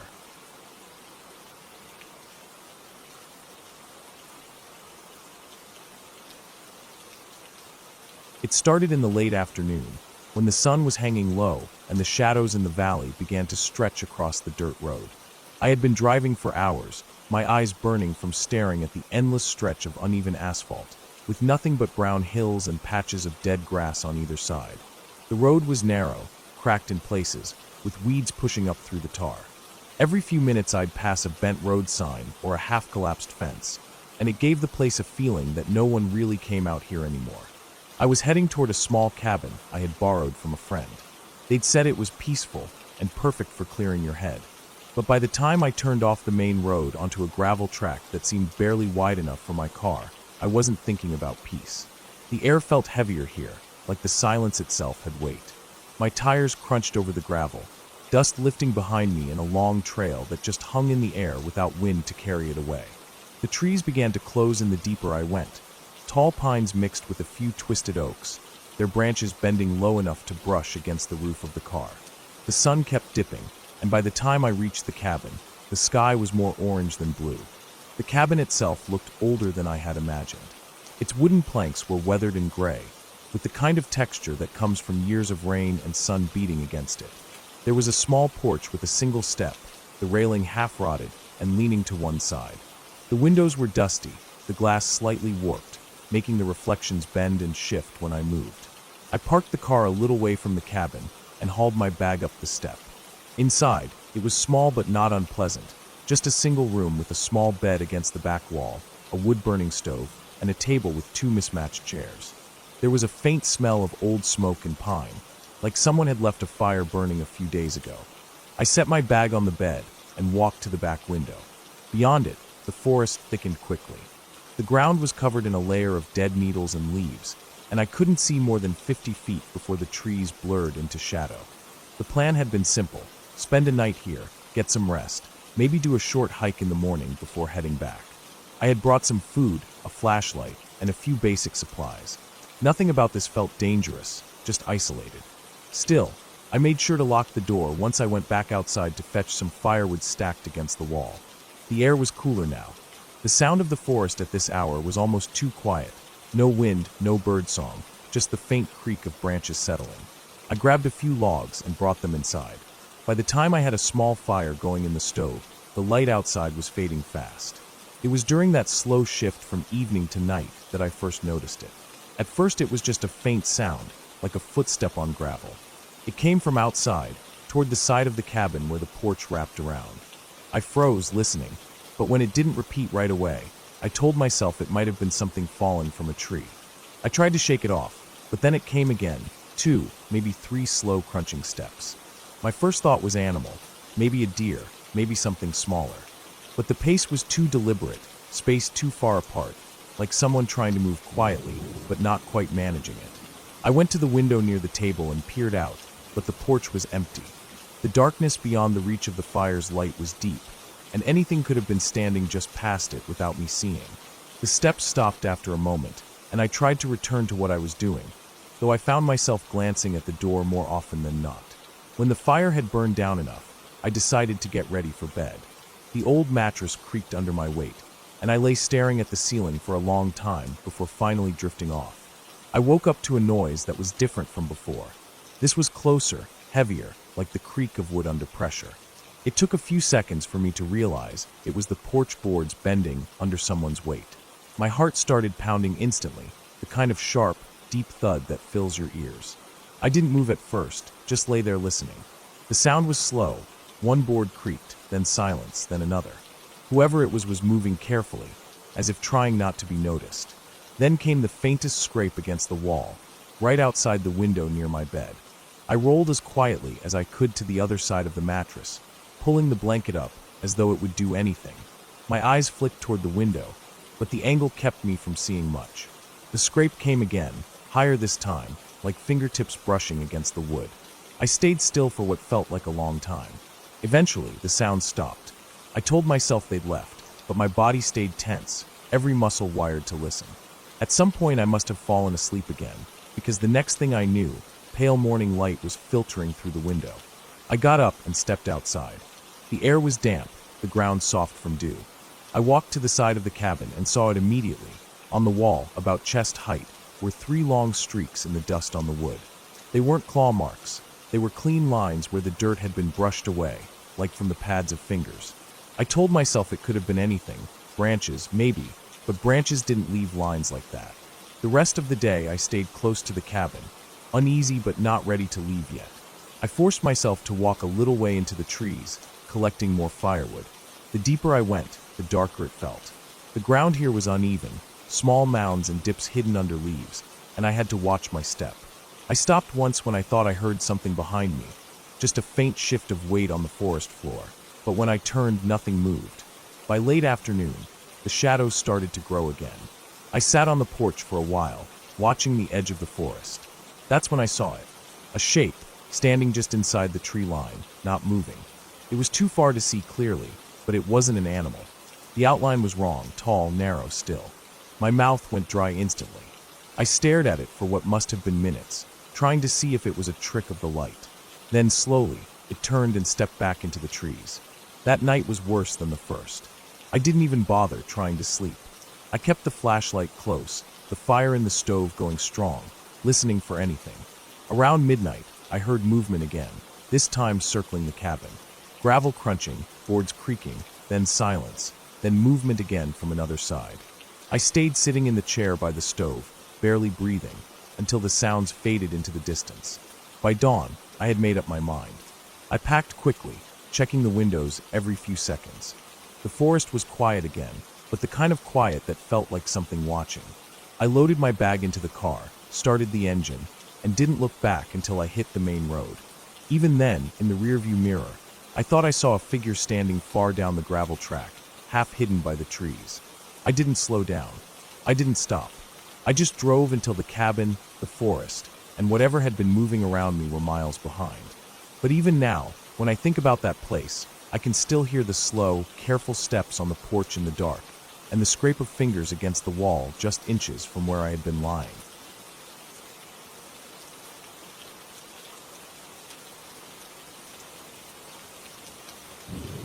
It was late in the afternoon when I decided to go for a drive outside of town. The day had been overcast since morning, the sky a dull sheet of gray that pressed down over everything. The air was heavy and still, almost too still, like the world had been paused.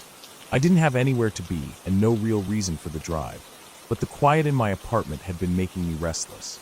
I wanted to get away from the sound of the ticking clock and the hum of the refrigerator. I wanted to see something different, even if it was just the empty countryside. I drove out past the edges of the city until the houses thinned out into scattered farms. The road wound between long, flat fields of dry grass and skeletal trees. There were no sidewalks here, no streetlights, just two narrow lanes of cracked asphalt cutting through land that looked abandoned. Every so often I would pass a weathered mailbox leaning at an angle, or an old barn with its roof sagging in the middle. The light was fading faster than I had expected, and the horizon was already taking on that dim, bluish tone that comes right before night. I thought about turning around, but the road kept pulling me forward. After another 15 minutes, the pavement turned into gravel without warning. The sound under my tires changed, the car rumbling and crunching over the uneven surface. Dust rose in the rearview mirror, hanging in the still air like smoke. I slowed down, scanning for a place to turn around, but the road was narrow, lined with overgrown ditches. The trees had closed in tighter now, tall and bare, their branches tangled together overhead like dark veins against the pale sky. I kept driving, thinking maybe there would be a wider spot ahead. That's when I saw the truck. It was an old, dark pickup parked on the right side of the road, facing my direction. The hood was dull with rust, and one of the headlights was cracked. There was no one in sight, and the driver's door hung half open. At first, I thought maybe it had broken down, but the way it was sitting there, just slightly crooked, gave me a strange feeling I couldn't place. I slowed down even more, my hands tightening on the wheel, eyes scanning the trees on both sides. No movement, no sound except the low hum of my engine. I passed it slowly, glancing into the cab as I went by. The seats were torn, and there was a dirty blanket thrown across the passenger side. On the floor, something metallic caught the light, maybe a wrench or a crowbar. The rearview mirror was missing. I didn't see any keys in the ignition. My stomach felt tight, and I pressed down on the accelerator, wanting to put distance between me and that truck. The road ahead curved slightly, and the trees seemed to press in closer. The light was fading so quickly now that it was hard to tell where the branches ended and the shadows began. I glanced in my rearview mirror out of habit. That's when my heart gave a hard, painful thud. The truck's headlights had come on. I gripped the wheel, eyes darting between the mirror and the road ahead. The truck wasn't moving yet, but the beams were bright and steady, cutting through the dimness. I told myself maybe someone had just come back. Maybe they'd been in the woods and were about to drive off. But then the headlights shifted slightly, like the front wheels had turned toward the road. I pressed the gas a little more, not wanting to floor it and look like I was panicking. The gravel rattled under the tires, and my car swayed slightly on the uneven road. In the mirror, the truck was moving now, slow at first, then picking up speed. I could see the dust rising behind it. The road was still narrow, and the ditches on either side looked deep enough to wreck my car if I swerved off. The trees were like walls now, blocking out any view of the sky except for a thin strip above. My chest felt tight, my pulse pounding in my ears. I kept my eyes forward, scanning for any sign of a turn or an intersection. Nothing. Just more road twisting ahead into the deepening shadows. The truck was closer now, maybe 100 feet back, its engine a low, steady growl beneath the sound of my tires. My mouth had gone dry, and I could feel sweat gathering at the base of my neck. Every instinct was telling me not to stop, not even to slow down. I thought about calling someone, but my phone was in the passenger seat, and I didn't dare take my eyes off the road long enough to grab it. The first sharp turn came up fast. I took it too quickly, the tires spitting gravel, and the back of the car fishtailed before I corrected it. In the mirror, the truck took the corner just as fast, its headlights swinging wildly across the trees before locking back on me. I pushed the accelerator harder, the engine straining. The speedometer needle crept higher, but the road seemed to go on endlessly, twisting and bending, never giving me a straight stretch where I could really open it up. Then I saw the dead deer. It was lying on its side in the middle of the road, its legs stiff, eyes clouded over. I had just enough time to swerve around it, the edge of my right tire dipping into the gravel shoulder. The truck behind me swerved too, missing it by inches. The sight of it made my stomach turn, not just because it was dead, but because it looked fresh, no signs of decay, no scavenger marks. Like it hadn't been there long at all. The trees began to thin slightly, and up ahead I saw what looked like an old dirt driveway breaking off to the right. It was narrow and half hidden by weeds, but it was the first chance I'd had to get off this road. Without thinking, I cut the wheel hard and turned into it, the car bouncing over ruts and rocks. Branches scraped along both sides, and the ground was uneven, making the suspension groan. I drove until the driveway curved sharply around a cluster of thick trees, and I pulled off to the side, cutting the engine. My hands shook as I killed the headlights. The sudden silence felt deafening after the constant roar of tires and wind. I sat there, gripping the wheel, eyes fixed on the narrow strip of driveway I could see through the trees. The sound of the truck's engine grew louder again, then passed by without slowing. The glow of its headlights swept across the woods for a moment, then faded. I stayed still, barely breathing, waiting. A minute passed. Then two. The woods were so quiet that I could hear my heartbeat in my ears. No crickets, no wind, nothing. Just heavy, unmoving silence. After what felt like forever, I started the car again, keeping the headlights off. I eased back toward the road, stopping just short of the edge. There was no sign of the truck in either direction. I turned left, heading back the way I'd come. Every bump in the gravel felt sharper now, every shadow darker.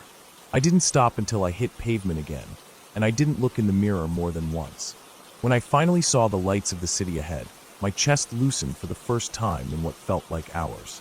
When I got home, I sat in the car with the engine off, staring at the faint reflection of my face in the windshield. My hands still felt unsteady. I kept thinking about that truck, sitting there on the side of the road with its door open, and how quickly it had started after I passed. Whoever was inside hadn't been broken down. They'd been waiting, and I'd almost found out for what.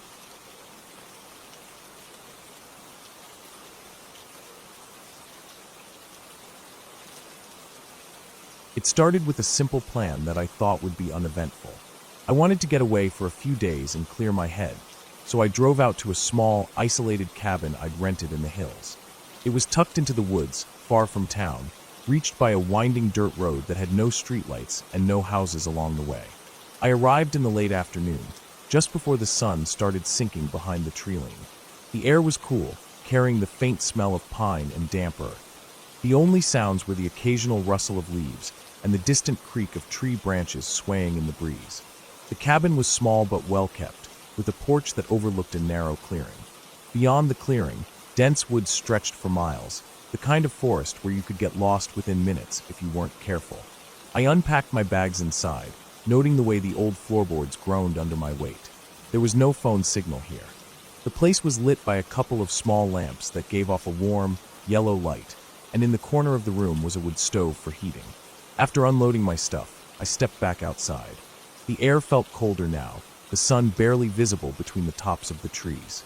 The shadows grew longer, stretching like dark fingers across the ground. I walked to the edge of the clearing and looked into the forest.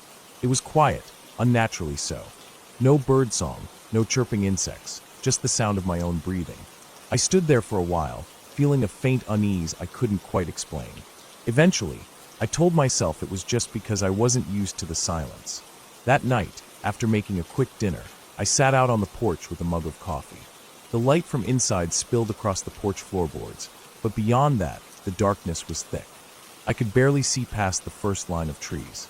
Every now and then, I thought I heard something out there, a faint crunch of leaves, a shift in the underbrush, but it would stop as soon as I focused on it. I stayed out there for maybe 20 minutes before the cold and the quiet began to feel oppressive, and I went back inside. The cabin had a single bedroom, small and simple. I got into bed early, pulling the blanket up to my chin. I left one of the lamps on in the main room. I've never liked complete darkness. For a while, I just lay there listening. The woods outside were silent, but the kind of silence that feels heavy, like it's hiding something. Eventually, my eyes grew heavy and I drifted off. Some time later, I woke to the sound of something moving outside. At first, I thought it was an animal. The steps were slow, deliberate, spaced far enough apart that it didn't sound like a deer or anything small. I lay still, my ears straining. It circled the cabin, the sound of weight shifting over dead leaves and twigs. My heartbeat picked up. I stayed quiet, not daring to move. The footsteps stopped near the front porch. There was no knock, no voice, just stillness. I waited for what felt like minutes. Then came the sound of wood creaking under weight. Something was on the porch. I got out of bed slowly and moved toward the main room. The lamp was still on, its soft glow casting weak light toward the door. My shadow stretched across the floor. I glanced at the window but couldn't see anything outside. It was just black. The porch creaked again, this time closer to the door. I stood completely still, breathing as quietly as I could. After another long pause, the sound faded, replaced by the crunch of leaves again, moving away from the cabin and into the woods. I stayed frozen for a while longer before finally returning to bed, though sleep didn't come easily after that. The next morning, I stepped outside to check for tracks. The ground was littered with pine needles and leaves, but there were spots where the debris had been disturbed, leading from the edge of the clearing to the porch and then back toward the forest. The impressions looked too large and spaced out for a small animal.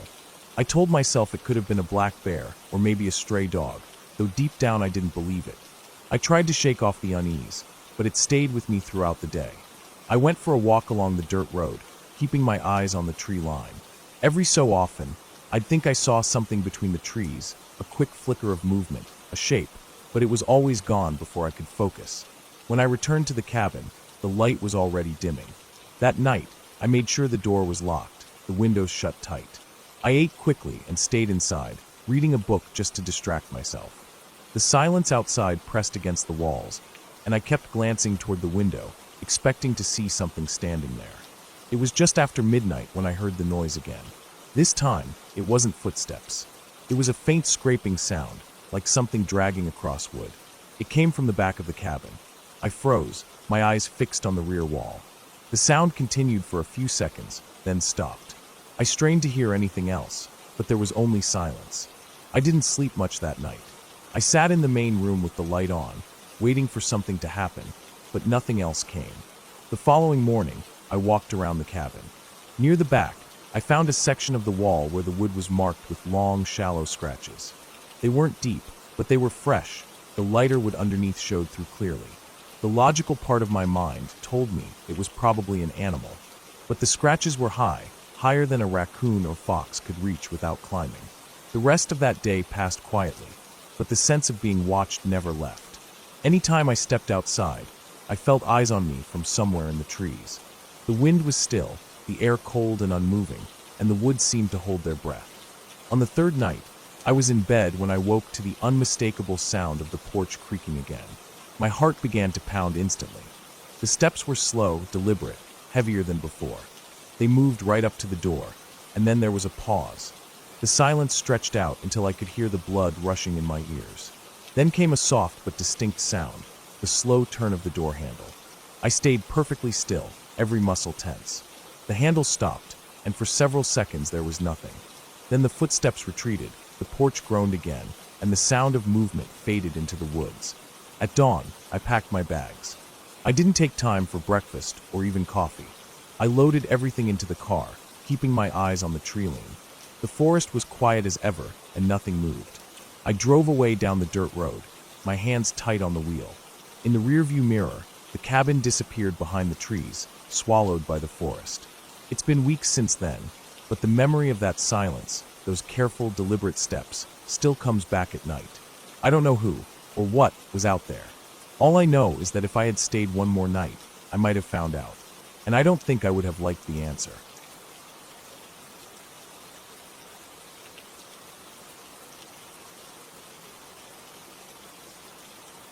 It was supposed to be a quick stop, just a short detour off the highway to stretch my legs before continuing the long drive home. I had been on the road for hours, and my eyes were heavy from staring at the same endless strip of asphalt. The air outside was cool, the kind of early evening chill that settles in as the sun starts dipping low. I pulled over at a small gravel turnout on the side of a quiet country road, far from any town. There was no traffic, no lights, just the thin gray strip of road cutting through fields and patches of woods. The moment I stepped out, the silence struck me. It wasn't the kind of peaceful quiet you might hear in a park or a backyard. It was deeper, heavier. There were no distant cars, no voices, not even the sound of wind in the trees. Just stillness. I could hear my own breathing, every step of my shoes crunching on gravel. Off to my left was a narrow dirt path disappearing into a stand of tall, thin trees. It looked like a trail, maybe used by locals to cut through to a field or a creek. I didn't plan on going far, just enough to walk off the stiffness in my legs. The trail was uneven, littered with small rocks and patches of dry leaves that crackled under my steps. The air felt slightly damp as I moved further in. The light from the road faded quickly, swallowed up by the shadow of the trees. Every few steps, I could hear twigs snapping somewhere in the distance, but I told myself it was probably squirrels or a rabbit. The path wound in a slow curve, and soon the road was no longer visible. I glanced back a couple of times, half expecting to see the gleam of my car, but it was gone from sight. The deeper I went, the more the quiet seemed to change. It wasn't just the absence of noise anymore. It felt like something was pressing in around me, like the air itself was heavier. My footsteps sounded unnaturally loud, and each one seemed to echo longer than it should have. The smell of damp earth and old leaves was strong, but there was something else mixed in, something faint but unpleasant, a sharp, almost metallic scent I couldn't place. I told myself I'd just go a few more steps before turning back, but that was when I noticed something odd about the ground. There were prints in the dirt. At first, I thought they were just boot tracks, but they were larger than any boot I'd seen, and the stride was too long. The impressions were deep, as if whoever made them had been heavy or carrying something. They led further down the path, disappearing into a darker section where the trees grew closer together. For some reason, I followed them. I can't explain why. Maybe I was just curious. The deeper I went, the more the air seemed to thicken. I could hear my own heartbeat, quick and steady. The path narrowed, the undergrowth on either side pushing in closer. I felt the branches snag against my jacket as I walked. Then I heard it, faint at first, but clear enough to stop me in my tracks. It was a slow, heavy breathing. It didn't sound close, but it was there, somewhere ahead of me. The rhythm of it was strange, drawn-out inhales followed by shorter, almost impatient exhales. I stood completely still, trying to pinpoint the direction, but it seemed to drift through the trees. I could feel the hair on my arms rise, the way it does when something inside you says to turn around. My throat felt dry. I listened for a long moment, then started to back up, slow and careful. But the breathing changed. It became quieter, further away, almost as if it was moving off to my right. I took a few steps back, keeping my eyes on the dark section of the trail ahead. Then I caught movement, not a full shape, just a shift in the shadows between the trees. It wasn't the wind. It was deliberate, slow. I don't know why I didn't run right then. Maybe I was afraid that if I did, whatever it was would give chase. My legs felt tense, ready to move but locked in place. The breathing faded, but I could still sense movement deeper in the woods, just beyond where I could see clearly. My stomach tightened as I realized that I was too far in now.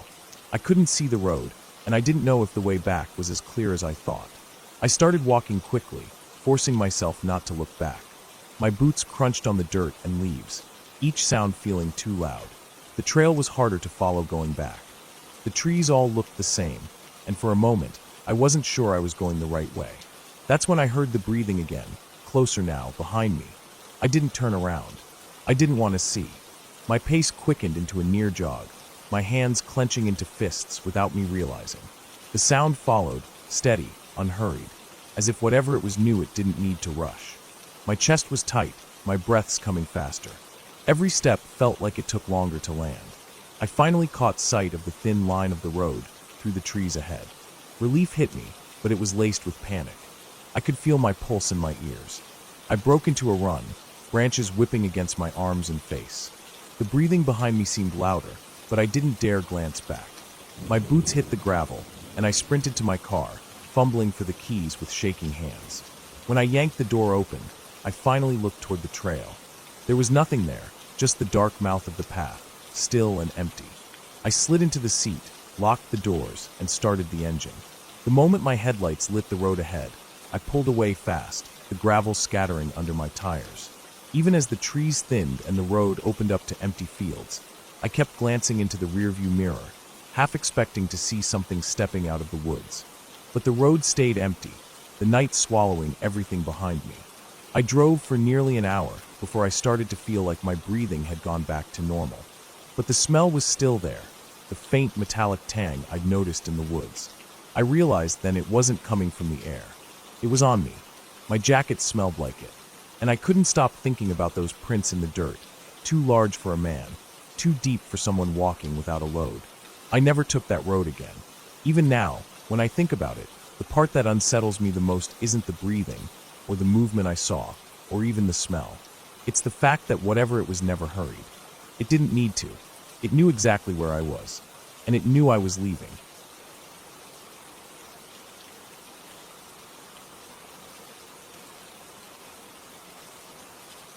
I still remember how everything felt that day. The way the air seemed heavier than usual, like it was holding its breath, waiting for something. It started as a simple hike, just me and my camera, eager to get some quiet time and maybe capture a few good shots in the forest near my town.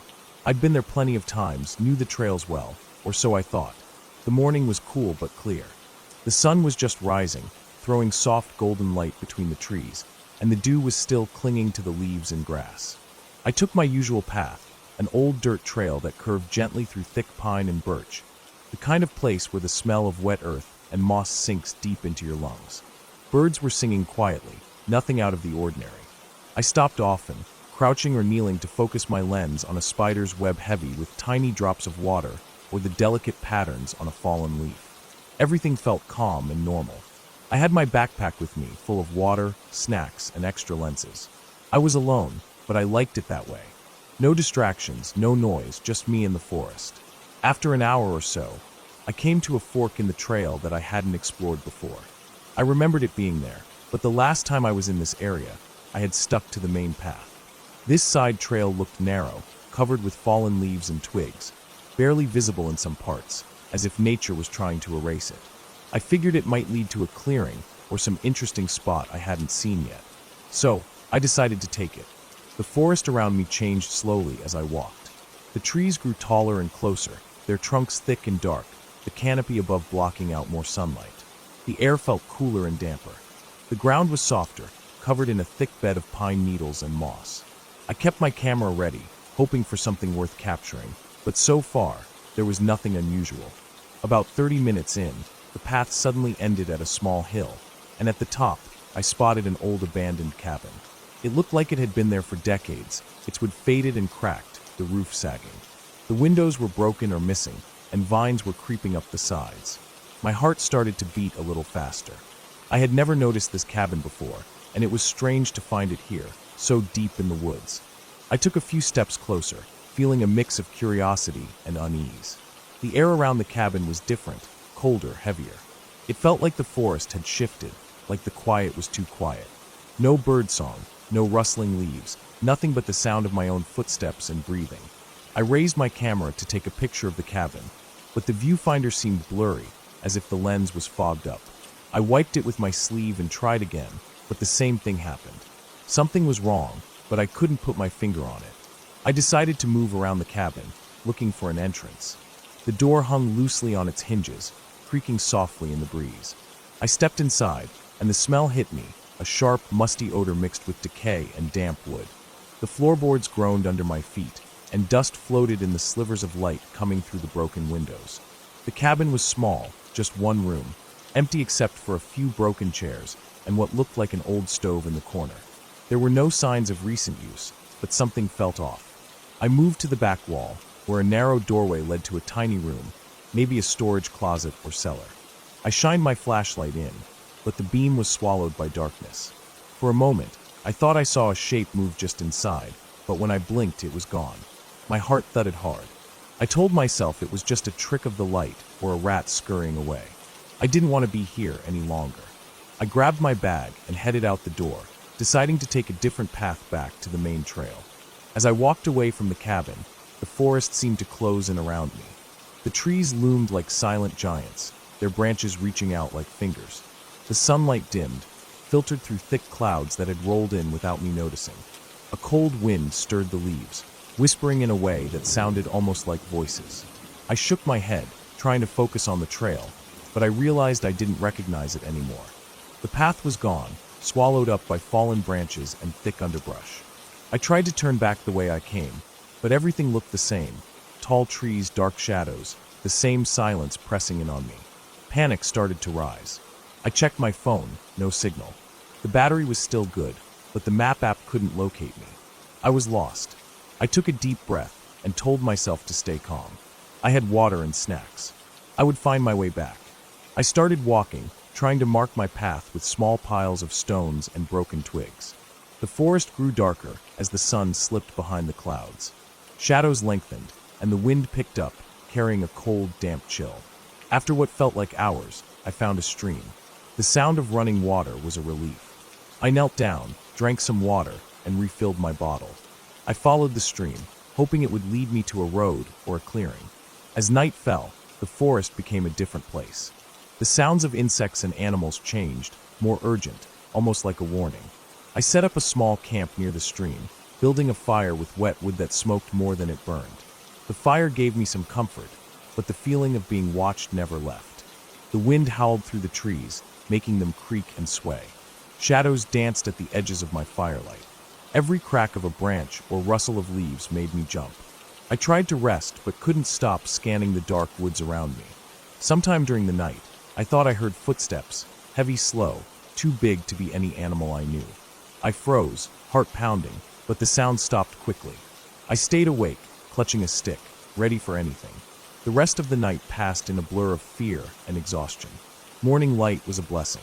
I packed up my meager camp and kept following the stream. I walked for hours, my legs aching, stomach growling, mind exhausted. Then I heard voices, distant, muffled, but real. I pushed through the undergrowth and found a dirt road. A small group of hikers were coming down the trail. I waved frantically and called out until they saw me. They gave me water and food and helped me call for help. Later, the rescue team found my car parked near the trailhead. I was safe. The whole experience stayed with me, a reminder of how quickly things can change and how easy it is to lose your way. The forest is beautiful but unforgiving, and it never forgets. Even now, when I go back to those woods, I avoid that old cabin and that hidden trail. I keep to the familiar paths and always tell someone where I'm going.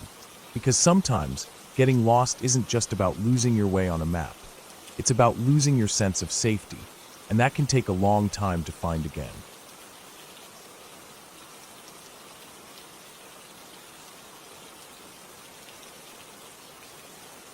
I woke up to the soft glow of dawn slipping through the thin curtains of the small cabin.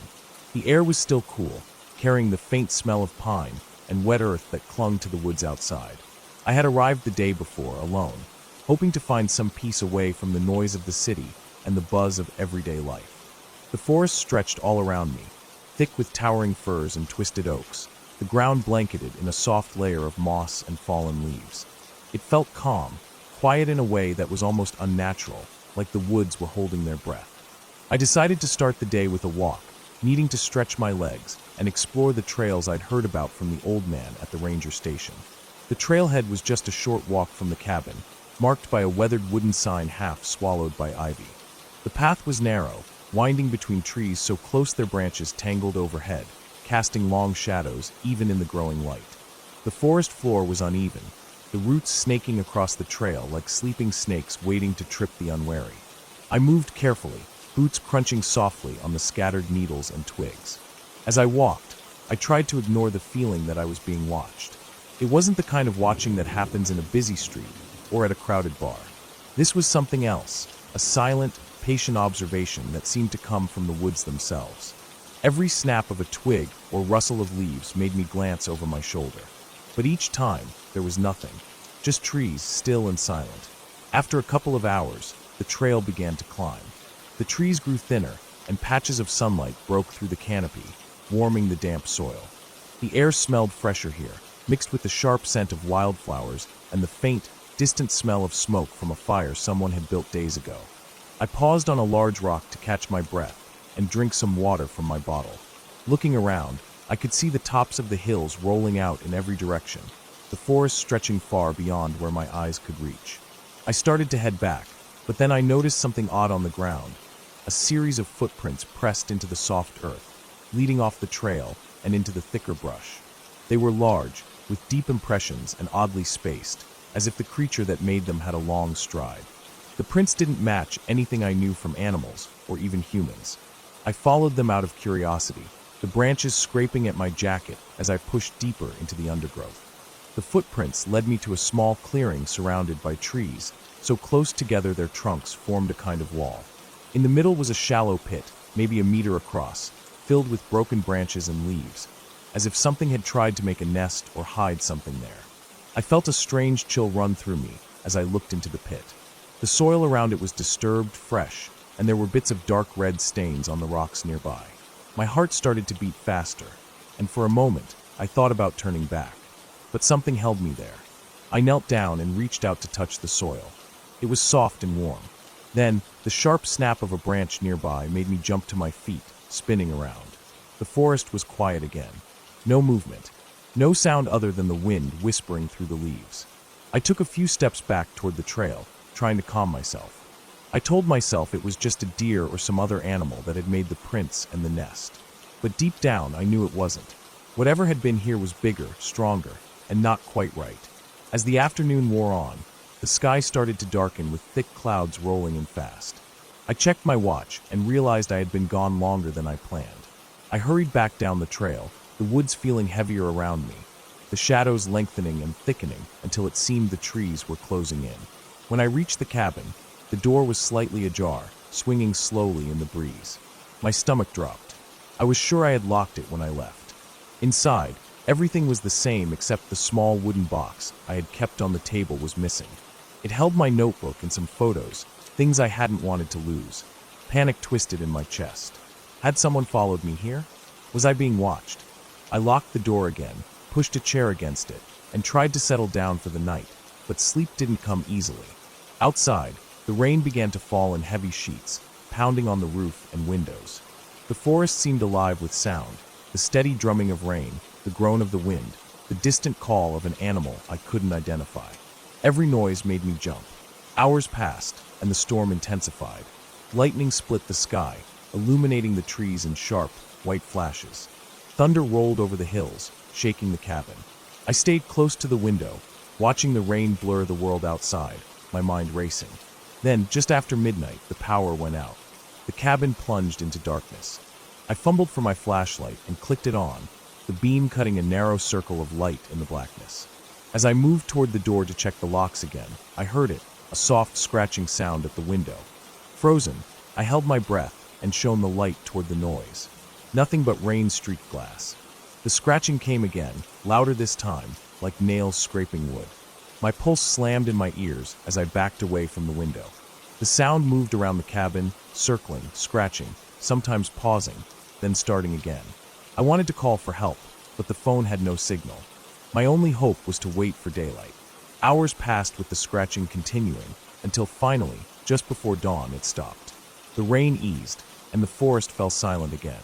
I didn't sleep. As soon as the sky lightened, I packed my things and left the cabin behind.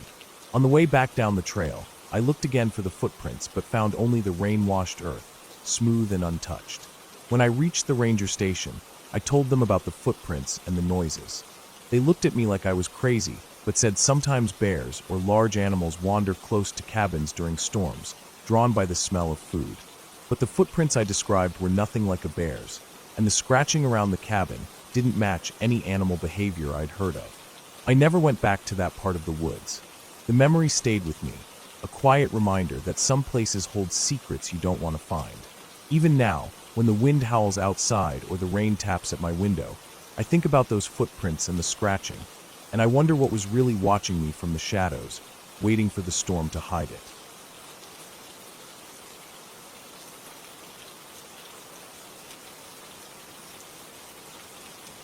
It was early evening when I decided to take a walk down a stretch of road I hadn't been on in a long time. The sun was already low, the sky still holding on to the last bits of daylight, but the air felt heavier than usual. The place was far from town, the kind of road where you could walk for a mile and not see another person. On one side was a row of tall, untrimmed hedges, and behind them a thick, dark tree line. On the other side was a wide, empty field with patches of wild grass swaying in the slight wind. The road itself was cracked, with weeds pushing through in spots, and the faint sound of insects buzzed from all directions.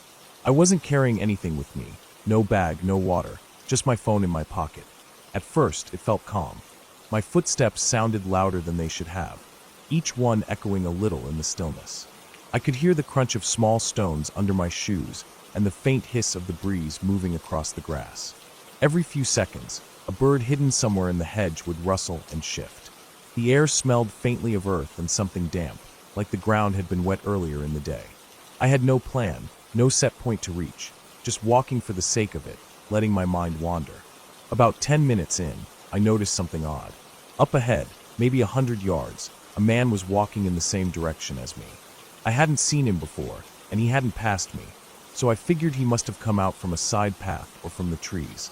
He was moving at a steady pace, not too fast, but I could tell from the way his arms swung that his stride was longer than mine. He wore dark clothing that made it hard to make out details from this distance. I didn't think much of it at first, just another person walking. But then I realized there weren't any houses or paths in the direction we were both heading.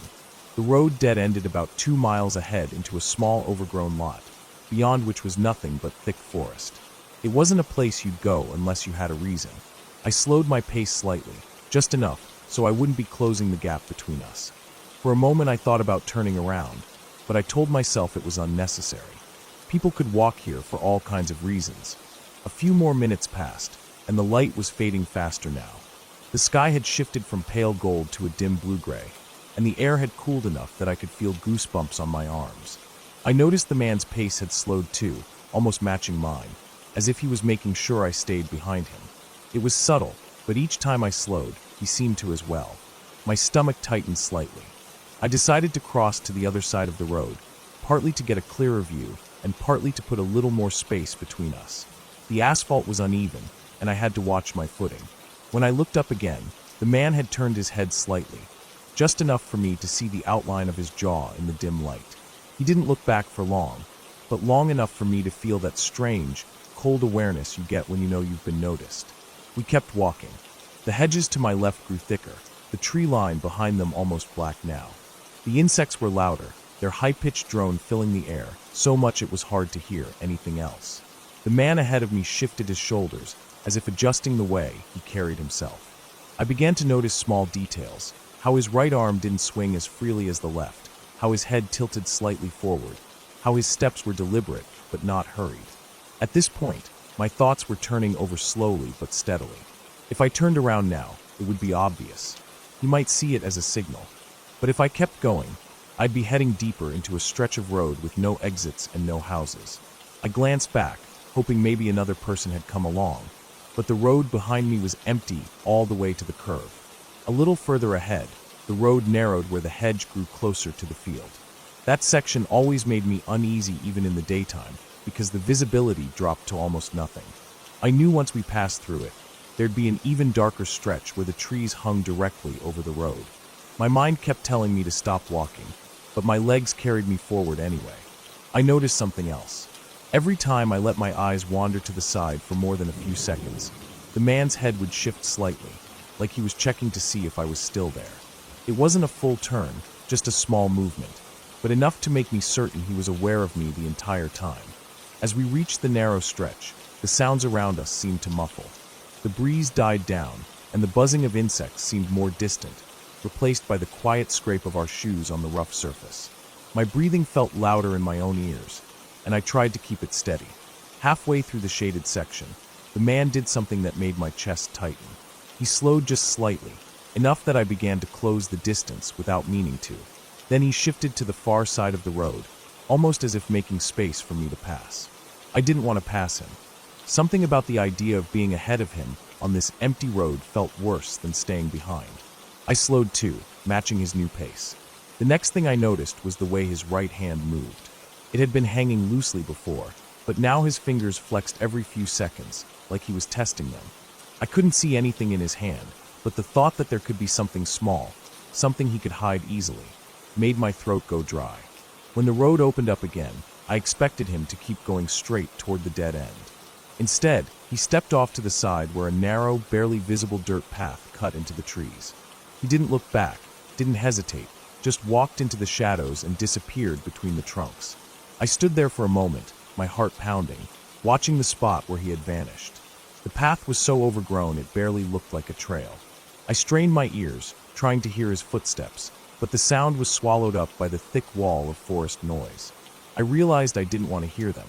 I turned around, walking faster than I meant to at first, then faster still. My feet hit the pavement harder, each step louder than the last, until I was almost jogging. I didn't stop until the curve in the road came into view, and I could see the faint glow of distant streetlights. When I finally reached the edge of town, I kept glancing back. I didn't see him again, but I couldn't shake the image of the way he had turned his head, just enough to let me know he was aware of me.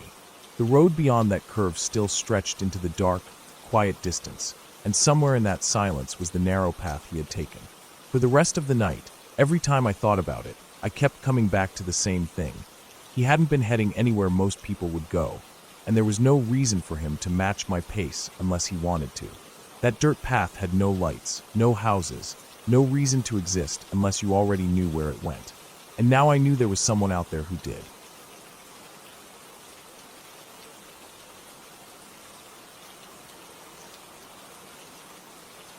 It was a little after 6 in the evening when I decided to take the long way home. The sun was already low, spilling a dull orange light over the horizon. The air was heavy, the kind of stillness that feels like it's waiting for something to happen. I was walking along the dirt road that cut through a stretch of woods I'd never gone deep into before. I usually stuck to the paved streets closer to town, but I thought the quiet and the fresh air might help clear my head after a long day. The road wasn't much more than 2 narrow ruts, with weeds and grass growing tall between them. On both sides, the trees crowded in close, their branches weaving together overhead in some places. There were patches where sunlight broke through, painting the dirt in pale streaks, but most of the path was shadowed. I could smell damp leaves and the faint scent of pine. Somewhere far off, I could hear the slow drip of water, probably from last night's rain sliding off branches. The deeper I went, the quieter it got. No cars, no voices, not even the sound of wind moving through the leaves. Just the steady crunch of gravel and twigs under my boots. After a while, I noticed the road started to slope slightly downward, and the trees on the left side leaned in at an angle, their trunks stretching tall before vanishing into the dim canopy. On the right, the ground dropped off into a shallow ditch, overgrown with thorn bushes and tall grass. I figured it would level out eventually, so I kept going. It was when I reached the bend that I first felt something was off. It wasn't anything I could see, just a shift in the air. The stillness I'd noticed earlier felt heavier now, thicker, like the air was pressing in on me. My steps slowed without me even deciding to slow them. The road ahead curved out of sight, the shadows pooling thicker around it. I stood there for a second, looking at the dark bend, and realized I hadn't heard a single bird or insect in a while. Even the distant dripping sound had stopped. I pushed forward, telling myself I was just being stupid, that the silence was nothing. But as I came around the curve, I saw something that made my stomach tighten. About 20 feet ahead, On the left side of the road, there was a man. He was standing still, facing away from me, looking into the trees. His posture was stiff, like he was straining to hear something. He wasn't dressed for the woods, dark pants, a plain shirt, no backpack, no gear. I slowed my pace and tried to step quietly, though the crunch of gravel under my boots seemed far too loud in the silence. He didn't move. I kept walking, trying not to stare, my eyes scanning the trees like I was just looking at the scenery. But in my peripheral vision, I could see him clearly, hands hanging at his sides, head tilted slightly upward, completely still. There was something unnatural about how motionless he was. Not a twitch, not a shift of weight, nothing. As I drew closer, I realized he wasn't looking up at the trees. He was looking into them, deeper than I could see. His head was angled just enough that I couldn't see his face. My mind was buzzing with questions I didn't want to answer. Was he lost? Was he waiting for someone? Watching something? I passed him without slowing too much, forcing myself to keep my head forward. My neck prickled as I moved by, the kind of sensation that comes when you know someone's eyes are on you, even if you can't prove it. I told myself not to look back, but after I'd gone about 20 steps, I couldn't help it. He was still there. Only now, he was turned slightly, just enough that I could tell his head was following me. He still didn't move otherwise, just that tiny shift of his face toward my direction. I faced forward again, my heart rate climbing. I didn't run, not yet. Running felt like it would make too much noise, draw too much attention. I just kept my pace steady, each step feeling longer than the last. The road straightened out ahead, and I could see the light starting to fade faster as the trees thickened. That's when I heard it. Footsteps. Not mine. They were faint at first, like the soft crush of dirt under careful steps, matching the rhythm of mine but just a half beat off. I glanced over my shoulder. The man was gone. I stopped dead in my tracks, my eyes sweeping the road behind me. Empty. My ears strained in the silence, and I caught it again, a footstep, off to the right, somewhere in the ditch. Then another. I started walking again, faster this time, my eyes darting to the sides of the road. The tall grass shifted slightly in the ditch, like something was moving low through it. My hands were sweating, my breathing faster now, but I didn't want to break into a run until I knew for sure. The sound followed me. Every time my boots hit the ground, there was a delayed echo from the grass, sometimes closer, sometimes farther. It wasn't random, it was keeping pace. When the ditch ended and the ground leveled out again, I finally glanced sharply to my right, just a flicker of movement, something dark low, slipping between the trunks. It wasn't a full shape, just the shadow of one. I didn't think anymore. I started running. The road ahead was a blur of dirt and roots and scattered leaves. My lungs burned as I sprinted, the sound of my boots pounding in my ears. But underneath it, I could still hear the other footsteps, faster now, moving with me. They didn't sound heavy enough to be a deer or big animal. Too controlled. Too human. The trees on either side seemed to close in the faster I moved, their branches clawing at the fading light. My eyes were watering from the wind, my chest tight. I didn't dare look to the side again. Finally, through the trees, I caught a faint glow ahead, an opening where the road met the edge of the woods. I pushed harder, my legs screaming with the effort. The footsteps behind me quickened too, so close now I could almost feel them in the vibrations of the dirt. I broke out of the tree line into an open stretch of grass. The glow was from a porch light about 50 yards away, the first house I'd seen in miles. I didn't stop, didn't slow until I was nearly at the front steps. Only then did I glance back. The road was empty. The tree line behind it was still. I stood there, chest heaving, sweat running cold down my back. Whoever, or whatever, had been there was gone. But the ditch, the silence, the man, the footsteps, they were all burned into my head like they had been waiting for me all along. When I finally walked the rest of the way home, I stayed to the paved streets, under the streetlights, where the shadows didn't press so close and the silence didn't seem to breathe. I never took that dirt road again, and I never forgot the way those footsteps followed mine, always just a half beat behind.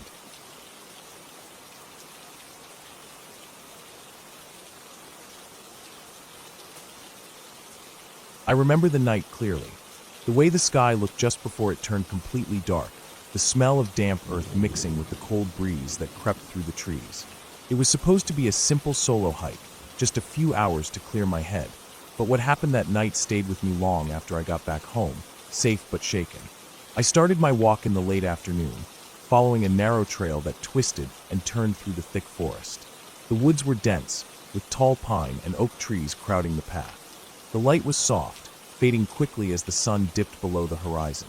Birds chirped their last songs, and small animals rustled in the underbrush. The smell of wet leaves and pine needles filled the air. I was alone but felt calm at first, my footsteps muffled by the layer of old leaves and moss underfoot. As I went deeper, the path became less clear. Branches blocked some parts, and fallen logs forced me to step carefully. The light grew dimmer, and shadows stretched long. I reached a small clearing near a creek. Thin water trickling over smooth stones, the sound steady and gentle. I sat on a rock, letting the quiet calm wash over me, trying to relax. After a while, I noticed something odd, a faint sound, almost like a low breath or a whisper carried by the wind. I stopped moving, listening closely, but it was gone. I thought maybe it was just the wind shifting leaves or some small animal moving far away. I brushed it off and stood up to continue, heading along the creek. The trail narrowed here, squeezing between the creek on one side and a steep hill on the other. The ground underfoot was slippery with mud from recent rain. I had to move slowly to avoid falling. The woods felt thicker, darker, the air colder, even though it was still early evening. The feeling of being watched crept over me, subtle but growing stronger with every step.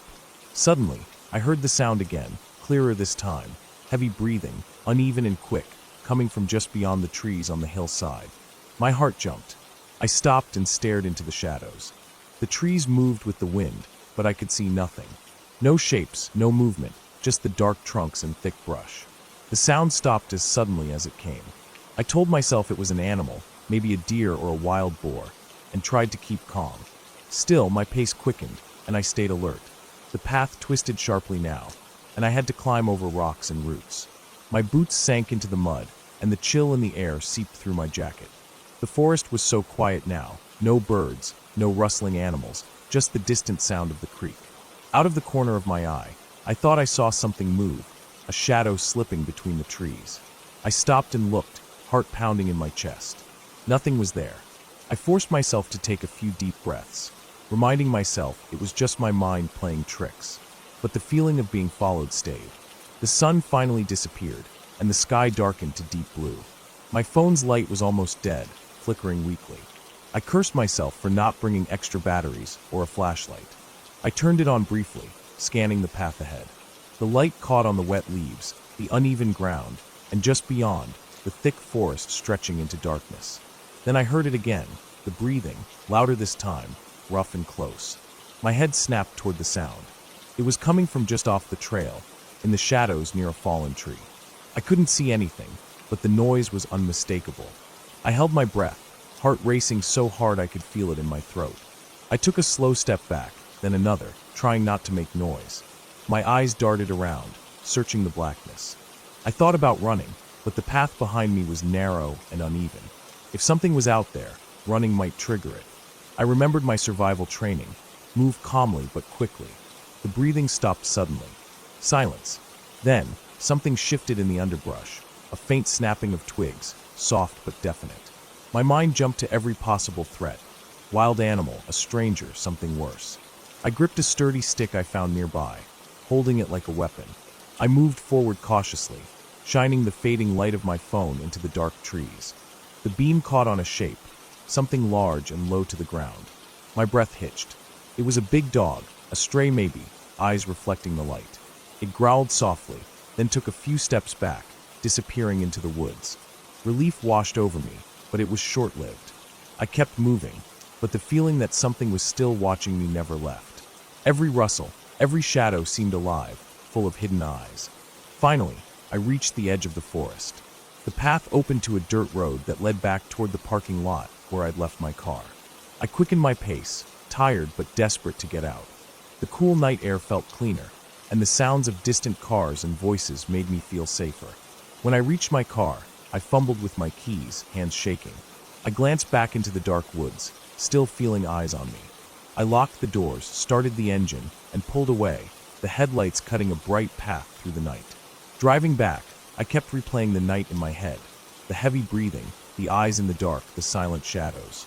I thought about how easily things could have gone wrong out there alone, how small and vulnerable I was in that endless forest. That night taught me something important.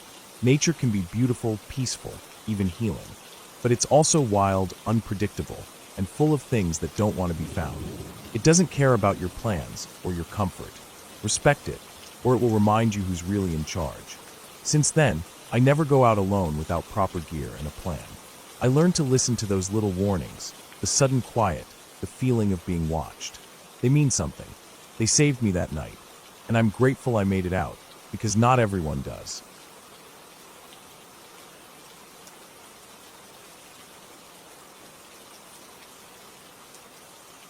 I had been driving most of the day, cutting through back roads to avoid traffic on the main highway. My phone battery had died hours earlier, and I was relying on an old paper map I'd found in the glove box to navigate. The sun was already low when I noticed the road narrowing, the pavement giving way to rough gravel. Tall trees pressed close on either side, their branches arching overhead to block out the last of the daylight. I told myself it was fine, that I'd be back on a proper road soon enough, but the longer I drove, the rougher it got. The gravel turned to dirt, and deep ruts shook the car every few feet. When I came to a fork in the road, the map in my lap didn't match what I was seeing. The left path looked wider, but it sloped sharply down toward a swampy patch of land. The right was narrower, but seemed to lead uphill. I chose the right, thinking higher ground would be safer, and kept going until the road ended abruptly in front of a metal gate. Beyond it was nothing but thick forest. I put the car in reverse, but the tires spun in the loose dirt before catching enough to pull back. A few minutes later, I was back at the fork. I took the other road this time, and after a few minutes, the ground leveled out. I passed an old mailbox leaning sideways on a rusted post, though there was no sign of a house. The road twisted for what felt like forever. The air was damp and heavy, the smell of wet leaves and mud filling the car. The sun was gone now, and the dim light filtering through the trees had faded into deep blue shadows. My headlights were the only thing cutting the darkness, but even they seemed weaker than usual, as if the forest was swallowing the light. I glanced at the fuel gauge and felt a twinge of unease. The needle hovered just above empty. I hadn't passed a gas station in over an hour. My plan was simple: find a wider road, follow it until I reached a small town, fill up, and get back on track. But the road kept winding deeper, with no signs, no intersections, and no way to turn around without backing into the trees. The first real sign of life came as a faint glow through the trees, far off the road. I slowed the car, craning my neck to see better. It wasn't moving like headlights, more like a steady yellow light, low to the ground, as if from a lantern. I thought maybe it was a porch light, which meant there could be a house nearby where I could ask for directions. I pulled off as much as I could to the side of the narrow road, grabbed my flashlight from the glove box, and stepped out. The night air was colder than I expected, and the forest was quiet, too quiet. No crickets, no wind in the leaves, just the crunch of my own footsteps on the damp ground. The light in the distance flickered faintly as I walked toward it, weaving between the trees and trying not to trip over the uneven ground. It took longer to reach than I thought. My legs were beginning to ache from climbing over fallen branches when I finally saw it clearly: a single, old-fashioned oil lamp hanging from a nail on the side of a shed. The shed was small, its wood gray and warped with age. The door hung slightly open, revealing only darkness inside. The strangest thing was how isolated it was. There was no path leading to it, no signs of a nearby house or driveway. Just this shed, sitting alone in the woods with a lit lamp on the wall. I felt an uncomfortable prickle run down my spine. It didn't make sense for someone to keep a lamp burning out here, unless they were close by. I waited, listening for footsteps or voices, but there was nothing. I considered calling out, but something stopped me. The quiet was too heavy, and my own breathing felt too loud. I decided to turn back. But when I retraced my steps, I realized I couldn't see the road anymore. The beam of my flashlight cut through the dark in a narrow cone, but the trees all looked the same. I walked faster, trying to follow what I thought was the way I came, until I stumbled into a shallow ditch. My ankle twisted painfully, and I nearly dropped the flashlight. I stopped to catch my breath, looking around, and saw something that made my stomach tighten. Just a few feet away was a boot print in the mud. It was fresh, edges sharp, water still pooled in the deeper grooves. But it wasn't mine. I swung the flashlight beam in a slow arc. About 20 feet away, between two trees, I caught the faint outline of someone standing still. My heart hammered. I couldn't see their face, only a vague human shape, unmoving, watching me.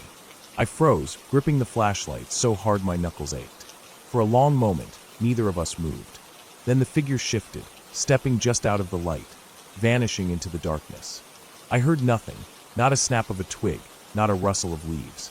I backed away, keeping the light sweeping in every direction, until I finally caught sight of the road's pale dirt through the trees. Relief surged, and I limped toward it as fast as I could. When I reached the car, the driver's side door was open. I was certain I had shut it. My bag, which I'd left on the passenger seat, was gone. The keys were still in the ignition. I didn't waste time thinking. I jumped in, slammed the door, and started the engine. The car lurched forward, tires spitting dirt as I sped down the road, not caring about the ruts or the low fuel warning now flashing red. I drove until I saw the glow of a gas station sign through the trees. I pulled in, my hands trembling, and sat there for several minutes before getting out. I never told the attendant what happened. I just filled the tank, bought a new map, and took the main road home. Later, when I thought about it, what unsettled me most wasn't the figure in the woods or the open car door. It was the fact that I had walked in a straight line to the shed and a straight line back, or at least I thought I had. But somehow, the road was in a completely different place than where I expected it to be. And somewhere in those trees, someone had been close enough to take my bag without me hearing a single sound.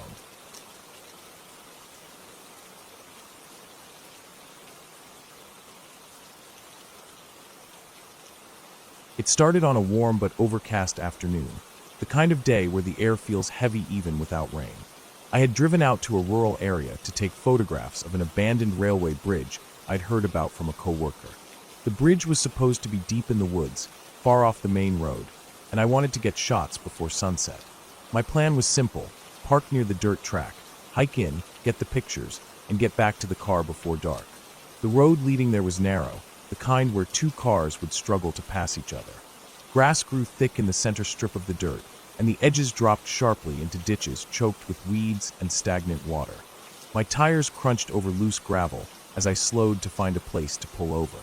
On either side, the trees were so dense they seemed to lean inward over the road, blocking out most of the sky. The daylight already felt thinner than it should have for the hour.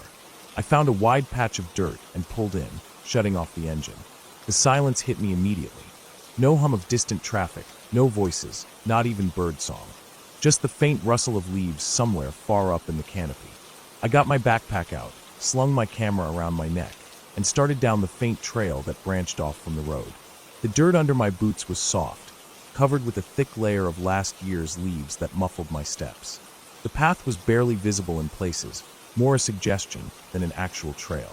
It twisted between trunks, some so close together I had to turn sideways to slip through. Every so often, I passed old railway spikes rusting in the dirt, and once a half-buried length of rail, so covered in moss it blended almost completely with the ground. I figured I was getting close. About 20 minutes in, I saw the bridge through the trees. It was old steel, painted green once, but now almost completely stripped by rust and weather. It crossed a shallow ravine where a trickle of water glinted between dark stones. The air here smelled damp, the way it does after rain, even though it hadn't rained all day. I walked out onto the bridge slowly, the metal creaking faintly under my weight. From the center, I could see both ways down the ravine, just endless trees in every direction. I started taking pictures, focusing on the details. Peeling paint, the tangled vines climbing up from below, the graffiti scratched into the steel beams. That's when I noticed it. Down in the ravine, on the far side where the slope was steep and rocky, there was movement. I lowered the camera and squinted, trying to make out what it was. It wasn't an animal, not from the way it moved. It was slow, deliberate, not the quick darting of a deer or raccoon. I thought maybe it was another person, but whoever it was seemed to be crouched low, half hidden by a boulder. I waited for them to stand or come into view, but they didn't. They just stayed there, motionless except for the faint shift of their head, like they were looking right at me. The hair on the back of my neck prickled. I took a step back from the railing. It could have been nothing, maybe a hiker resting, maybe even some trash caught on a rock that my brain was turning into a shape. But I couldn't shake the feeling of being watched. I finished taking a few more photos quickly and decided to head back. On the walk out, I I kept checking behind me. The trail felt different now, narrower somehow, the trees pressing closer. Every creak of a branch or crack of a twig made me turn my head. I couldn't see anyone, but the sensation that I wasn't alone followed me all the way back to the car. When I stepped out of the woods, my relief was sharp and physical, like dropping a heavy weight. The car sat right where I'd left it, the metal warm from the lingering heat of the day. I climbed in, tossed my backpack into the passenger seat, and started the engine. I had just put the car in gear when something made me freeze. In the rearview mirror, just for a second before I pulled away, I saw the figure. Standing at the tree line where the trail met the road, completely still. Too far to see their face, but close enough to tell they were tall, shoulders slightly hunched, arms hanging loosely at their sides. I didn't wait to get a better look. My foot pressed the gas harder than I meant to, and the car jolted forward. I kept my eyes on the road, refusing to check the mirror again until I was miles away. That night, I went through the photos on my computer. Most were ordinary, rust, leaves, sky through steel beams. But in one, taken on the bridge, down in the corner of the frame, there was a blur of pale color against the dark rocks. Not enough detail to make out a face, but enough to know it was there before I'd even realized. I didn't go back to that place. I didn't even drive that road again. The photos went into a folder I haven't opened since.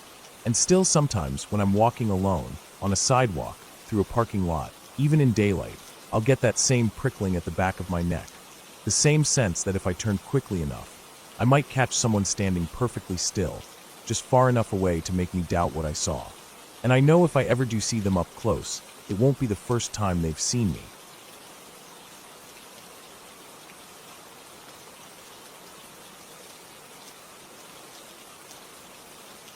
I didn't expect much when I agreed to go hiking alone that morning.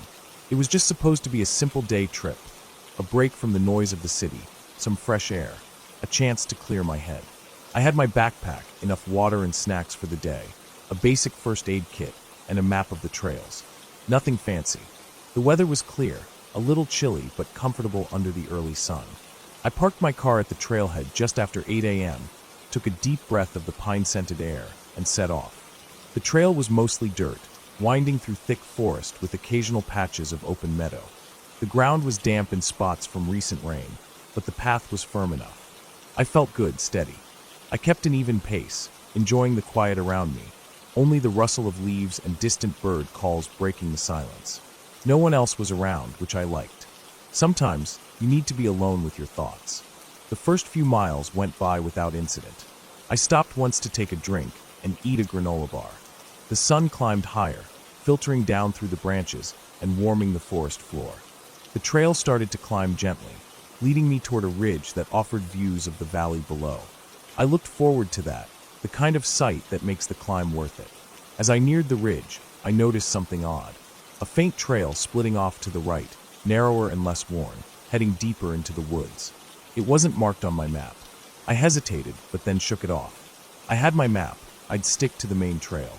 Still, curiosity nagged at me. At the ridge, I stopped to catch my breath and look out. The valley stretched wide, a patchwork of fields and forest, the river winding silver in the distance. The view was stunning. I pulled out my phone to snap a photo. Then I saw it, something moving on the far side of the ridge, a figure. At first, I thought it was a hiker, but as it moved, it felt strange. The figure was hunched, walking oddly, not like a person. My skin prickled. I scanned the area, but no one else was visible. The figure disappeared behind a tree. I shook my head, telling myself I was imagining things. Maybe a deer or some other animal. I turned back to the trail. That's when I realized my phone battery was dead. I hadn't checked it after taking that first photo. No signal either. Just the forest and me. I decided to continue along the ridge. The trail became steeper, the trees thicker. The air smelled fresher here, cooler. I felt the thrill of being so far from civilization, but also a small knot of unease. I reached a small clearing near the top, where a fallen log lay across the path. As I stepped over it, I heard something, a sharp crack from deeper in the woods. It wasn't the sound of branches breaking underfoot, more like a heavy thud. I froze, listening. Nothing else. I told myself it was just an animal, probably a deer or something bigger. Still, I was careful to keep moving. The trail looped around the ridge and began to descend into a denser section of forest. That's when things started to feel wrong. The path became less clear. The underbrush thickened, thorny branches scraping my arms and legs. I had to watch my step more closely. The daylight was fading faster than I expected, even though it was only mid-afternoon. I stopped to drink from my water bottle. The silence was too thick now. No birds singing, no wind stirring the leaves. Even my breathing sounded loud. I felt exposed and small in the middle of all those towering trees. Suddenly, I heard it again, a low, rhythmic thumping coming from behind me. At first, I thought it was my heartbeat, but it wasn't steady. It sounded like footsteps, heavy and slow, but I couldn't tell how far away. I picked up my pace. The trail wasn't straight anymore, curving and dipping, twisting around thick roots and moss-covered rocks. My boots slipped on wet leaves. I glanced back. Nothing, just shadows between the trees. The thumping stopped. I slowed down, chest tight, trying to calm my nerves. Maybe I was just scaring myself. Maybe it was a branch falling or some animal moving far away. I told myself to focus. Then I tripped on a root and landed hard on my right knee. Pain shot through my leg, sharp and burning. I cursed softly, careful not to make too much noise. I sat still for a moment, feeling the sting, then wiped the dirt and leaves off my pants. I knew I should check for injury, but I was more worried about what might be behind me. I listened again. Silence. I got up slowly and tested my weight on my leg. It hurt, but I could walk. Good enough. I kept moving, slower now. The trail curved sharply, and the trees thinned a bit, revealing a faint light up ahead, maybe the end of the trail or an opening. Relieved, I headed toward it. As I stepped into the light, I found myself at the edge of a small clearing, maybe 20 feet across. The ground was muddy and uneven, scattered with broken branches and flattened grass. Then I saw the footprints. They were large, deep impressions in the mud, bigger than any bear or deer tracks I'd seen. They led into the woods from the opposite side and disappeared between the trees where the shadows were thickest. My heart hammered in my chest. These weren't animal tracks I recognized. They were too big, too heavy. I swallowed hard and took a step back, but my foot slipped in the mud and I almost fell again. The air felt colder, heavier. I glanced around, trying to find a way out, but the path back was blocked by fallen branches and thick bushes that hadn't been there before. Panic surged. I started moving faster, looking for another route. The forest was dense, tangled with vines and trees packed close together. The light faded, leaving me in near darkness. I stopped to catch my breath and pulled out my flashlight, but the batteries were dead. I cursed again. No phone, no light, and no way to find my way. I remembered the tracks and thought maybe whoever, or whatever, made them might still be nearby. I listened. The forest was quiet again. Too quiet. I took a deep breath, trying to steady myself, and moved forward blindly. I stumbled through the undergrowth, branches scraping my face and hands. My clothes were torn and muddy. Suddenly, I heard it, a deep, heavy breathing right behind me. I froze.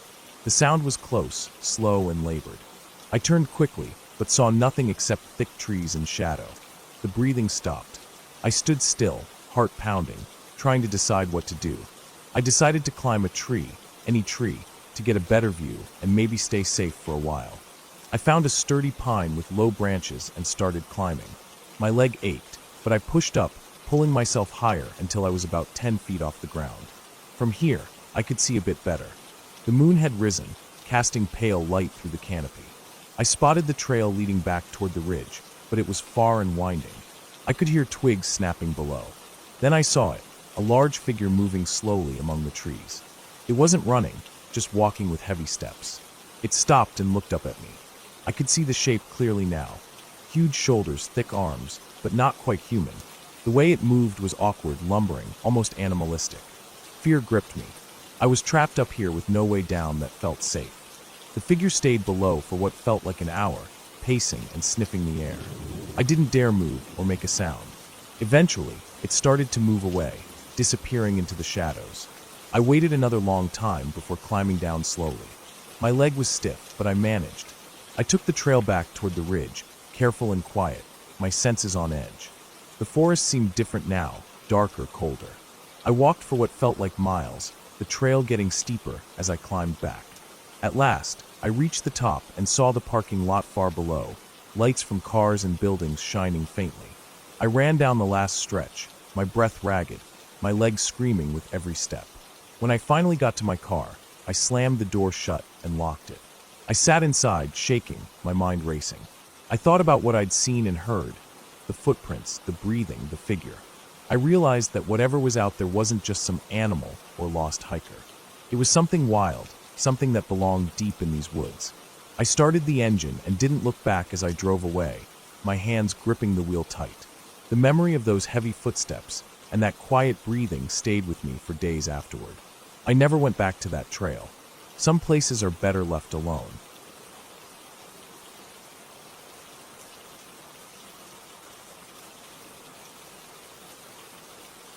The night came on faster than I expected.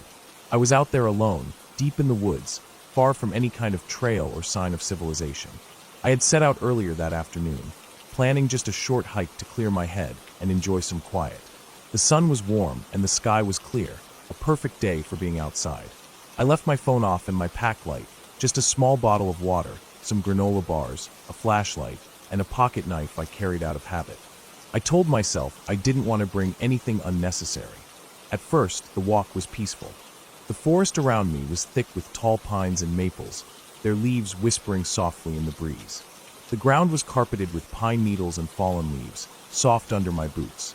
I could hear birds chirping, the occasional rustle of a squirrel in the branches, the distant sound of a creek flowing somewhere off to my right. The air smelled fresh, with a sharpness that only the woods can carry after a dry day. Everything felt calm and safe. As the afternoon slipped toward evening, I found a small clearing beside a shallow creek. The water was clear and cold, trickling over smooth stones. I sat on a fallen log and pulled out a granola bar. I watched the light change through the trees, turning the leaves golden, stretching long shadows across the ground. The peace settled over me again, and I almost forgot I was alone. But the woods don't stay peaceful once the light fades. I started back toward where I thought the trailhead was. I didn't want to be out here after dark. I figured it would be a quick walk back. The forest seemed denser now, the trees pressing in close as I moved deeper. The creek disappeared under the brush, and the sounds of water faded. The sun was dipping low, and soon the sky darkened, bleeding from gold into red, then purple. I switched on my flashlight. The beam cut a narrow circle of yellow light through the dark woods, but beyond that everything was black. The flashlight didn't make me feel safer. It made me realize how deep in the shadows I was, how easily something could be lurking just outside the reach of the light. I tried to keep my breathing steady, my footsteps quiet on the leaf-covered ground. Every snap of a twig underfoot or rustle in the bushes made my heart jump. My mind played tricks on me, imagining eyes watching from the dark or something moving just beyond the trees. I told myself it was just nerves, just my imagination. After a while, the trail seemed to vanish. I could no longer tell where I was heading. I stopped and looked around, shining the flashlight in every direction. The forest was a wall of trunks and branches, tangled roots and fallen logs. The path I had been following had disappeared under a thick covering of leaves and pine needles. I tried to retrace my steps, but nothing looked familiar. My heart sank. I realized I was lost. The temperature dropped quickly. The cold settled in my bones as I kept moving, trying to find something, a trail, a clearing, any sign of the way out. The flashlight battery was getting weak. The beam flickered now and then, forcing me to shake it or press the button repeatedly. Each time it dimmed, the darkness seemed to stretch closer. Then I heard it, a low noise, almost like a whisper. It wasn't wind. It wasn't an animal. It was something soft and steady, moving through the underbrush nearby. I stopped. The sound stopped. I held my breath, straining to listen. Then it started again, a slow crunch of dry leaves and twigs coming closer. I didn't want to turn around, but I couldn't move forward either. The sound was definitely approaching, slow and steady, like someone or something following me. I fumbled for my pocket knife, gripping it tightly. My hands were trembling. The crunching grew louder. Then suddenly it stopped. I stood frozen. The silence around me was heavy and thick, as if the woods themselves were holding their breath. I tried to calm my racing heart, telling myself to stay calm, to think clearly. I scanned the edges of the flashlight's beam, searching for any movement. Then I saw it, a shape tall and dark, just beyond the reach of my light. It was standing still, barely moving, watching me. My breath caught in my throat. I took a step back, the flashlight shaking in my hand. The figure didn't move. My mind screamed at me to run, but my legs felt rooted to the spot. I tried to steady the light again and saw more clearly. The shape was too tall to be a deer or any animal I knew. It was standing upright, and it didn't have the shapes or features of a human. But it wasn't a ghost or monster. There was nothing supernatural here. Just something unknown and terrifying because it shouldn't be here. Then I remembered the stories I'd heard about people getting lost and never coming out of these woods. How sometimes others come looking, but they don't find the missing. How the forest can swallow you whole, leaving no trace. I felt the cold seep deeper into me, mixing with a raw, growing fear. The figure began to move, slow and deliberate, stepping toward me through the dark.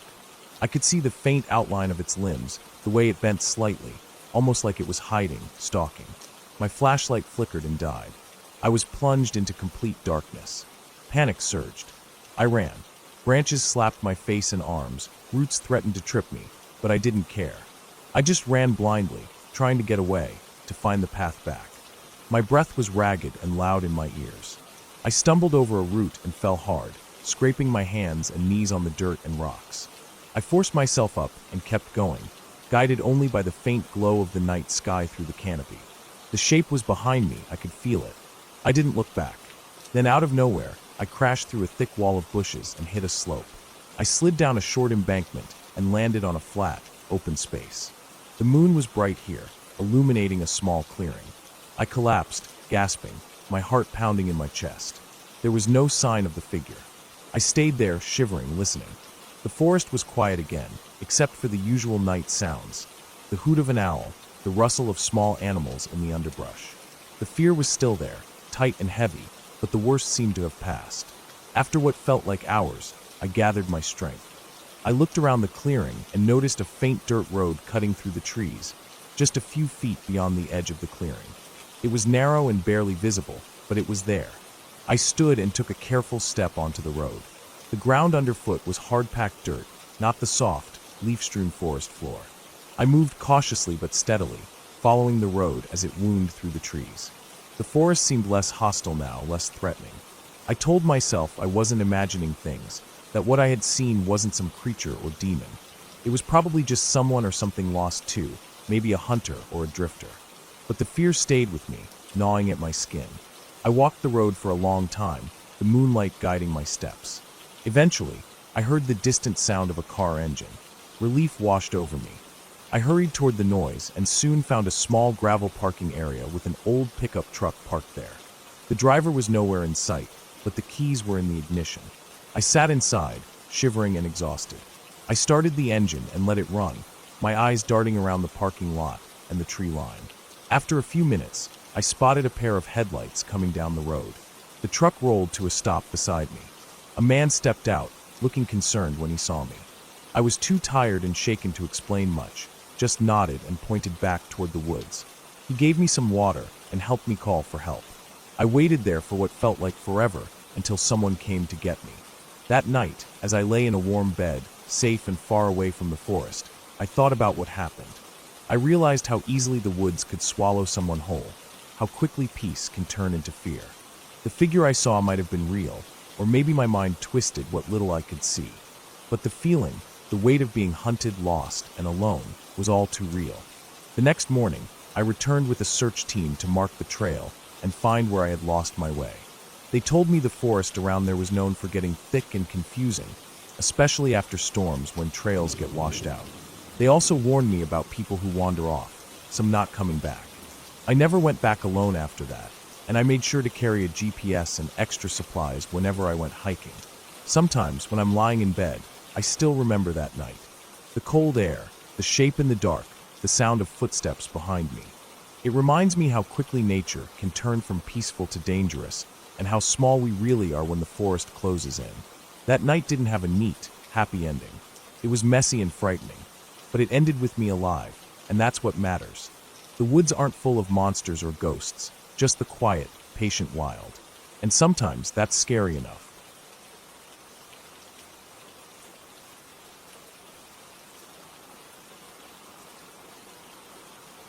I remember the day started like any other.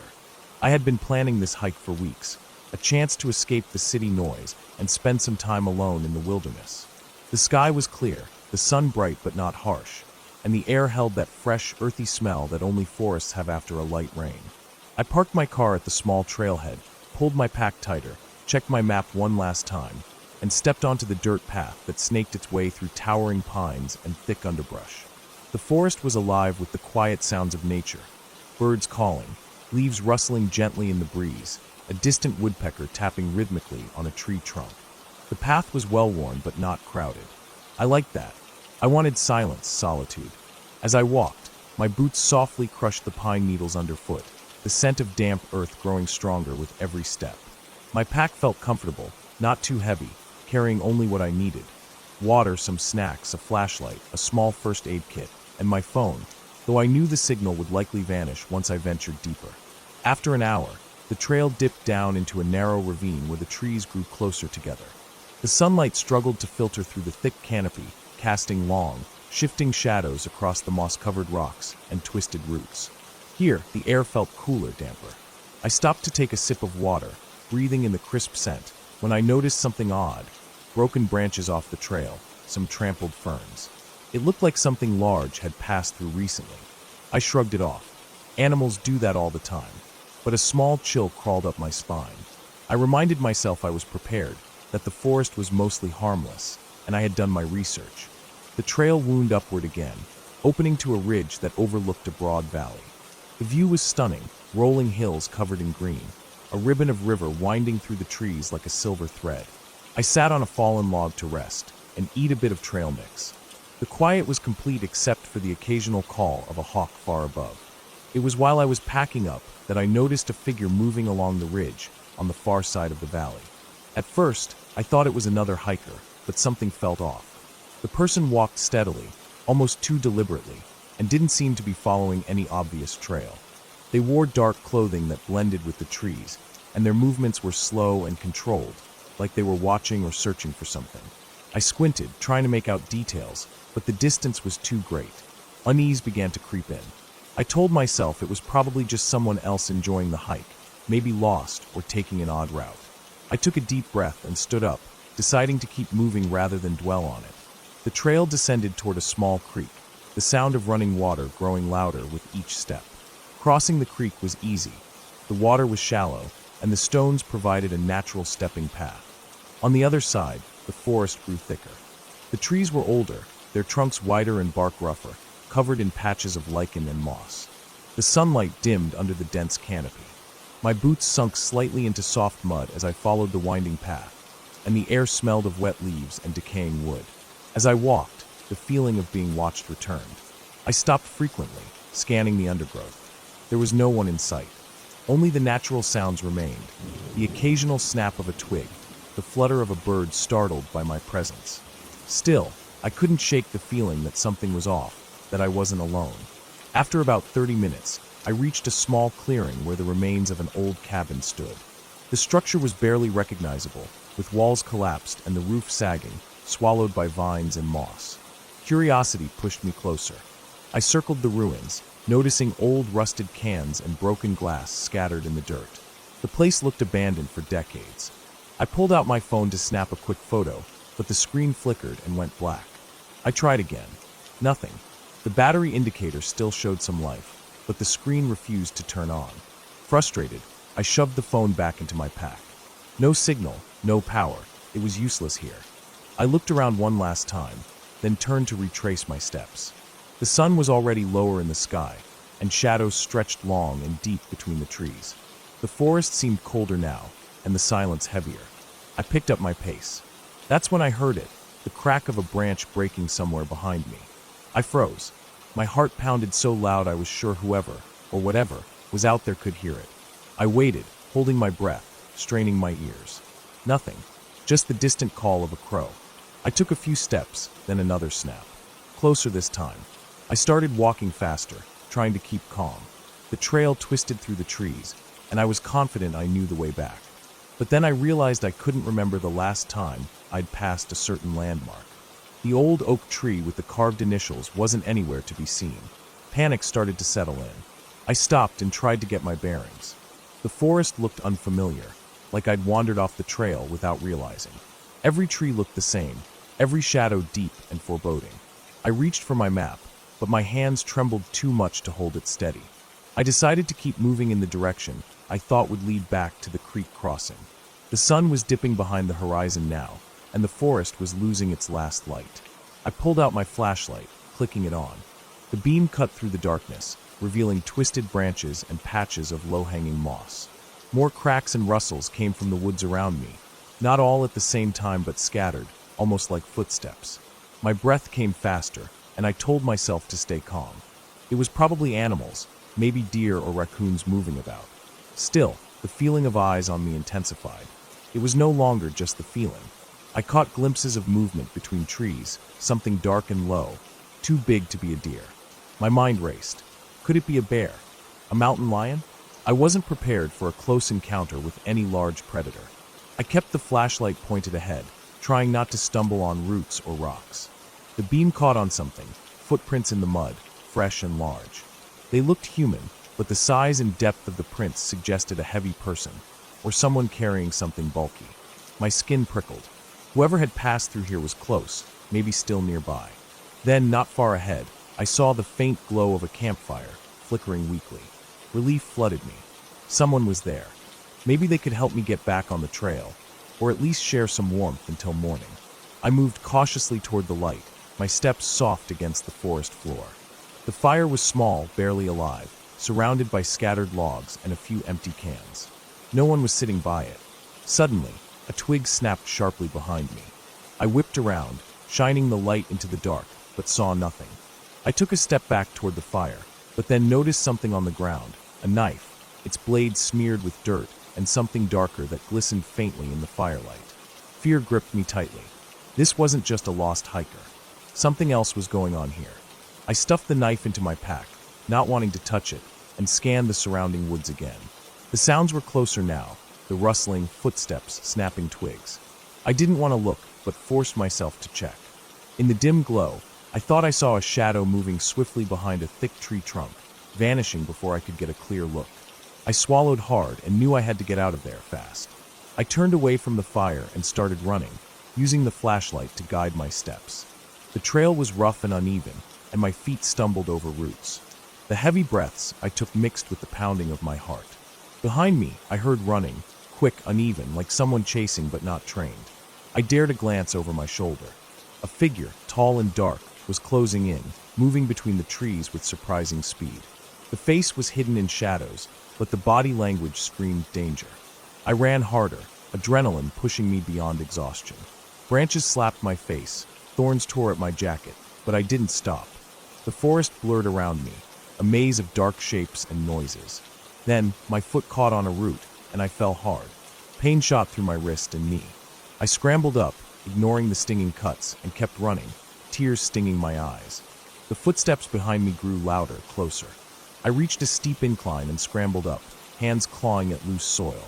Near the top, the ground gave way slightly, and I slid partway down but caught myself on a low branch. Breathing heavily, I looked back. The figure was below, just starting to climb, but slower now. The slope was too steep, the footing poor. I knew I couldn't keep running forever. Then I spotted something, an old service road running along the ridge, barely visible under leaves and branches. If I could reach it, I might find a way back to the main trail, or at least get higher where Cell's signal might return. I forced my legs to move, scrambling up to the road. My flashlight flickered, then died, leaving me in near-complete darkness. Panic clawed at my throat, but I forced myself to stay calm. I pulled out my phone, pressing the power button, still nothing. I was truly alone. I moved along the road, stepping carefully, feeling my way by the faint moonlight. The sounds of pursuit had stopped, but the silence was almost worse, too complete. Minutes passed, maybe longer. Then, in the distance, I heard a vehicle. A truck's engine, low and steady. I quickened my pace, hoping to catch sight of it. The road curved, and suddenly headlights cut through the trees. I waved my arms, shouting silently, hoping they'd see me. The truck slowed and stopped. A man got out and shone a flashlight in my direction. Relief washed over me in a rush so strong I nearly collapsed. The man helped me into the truck, wrapping me in a blanket. On the way back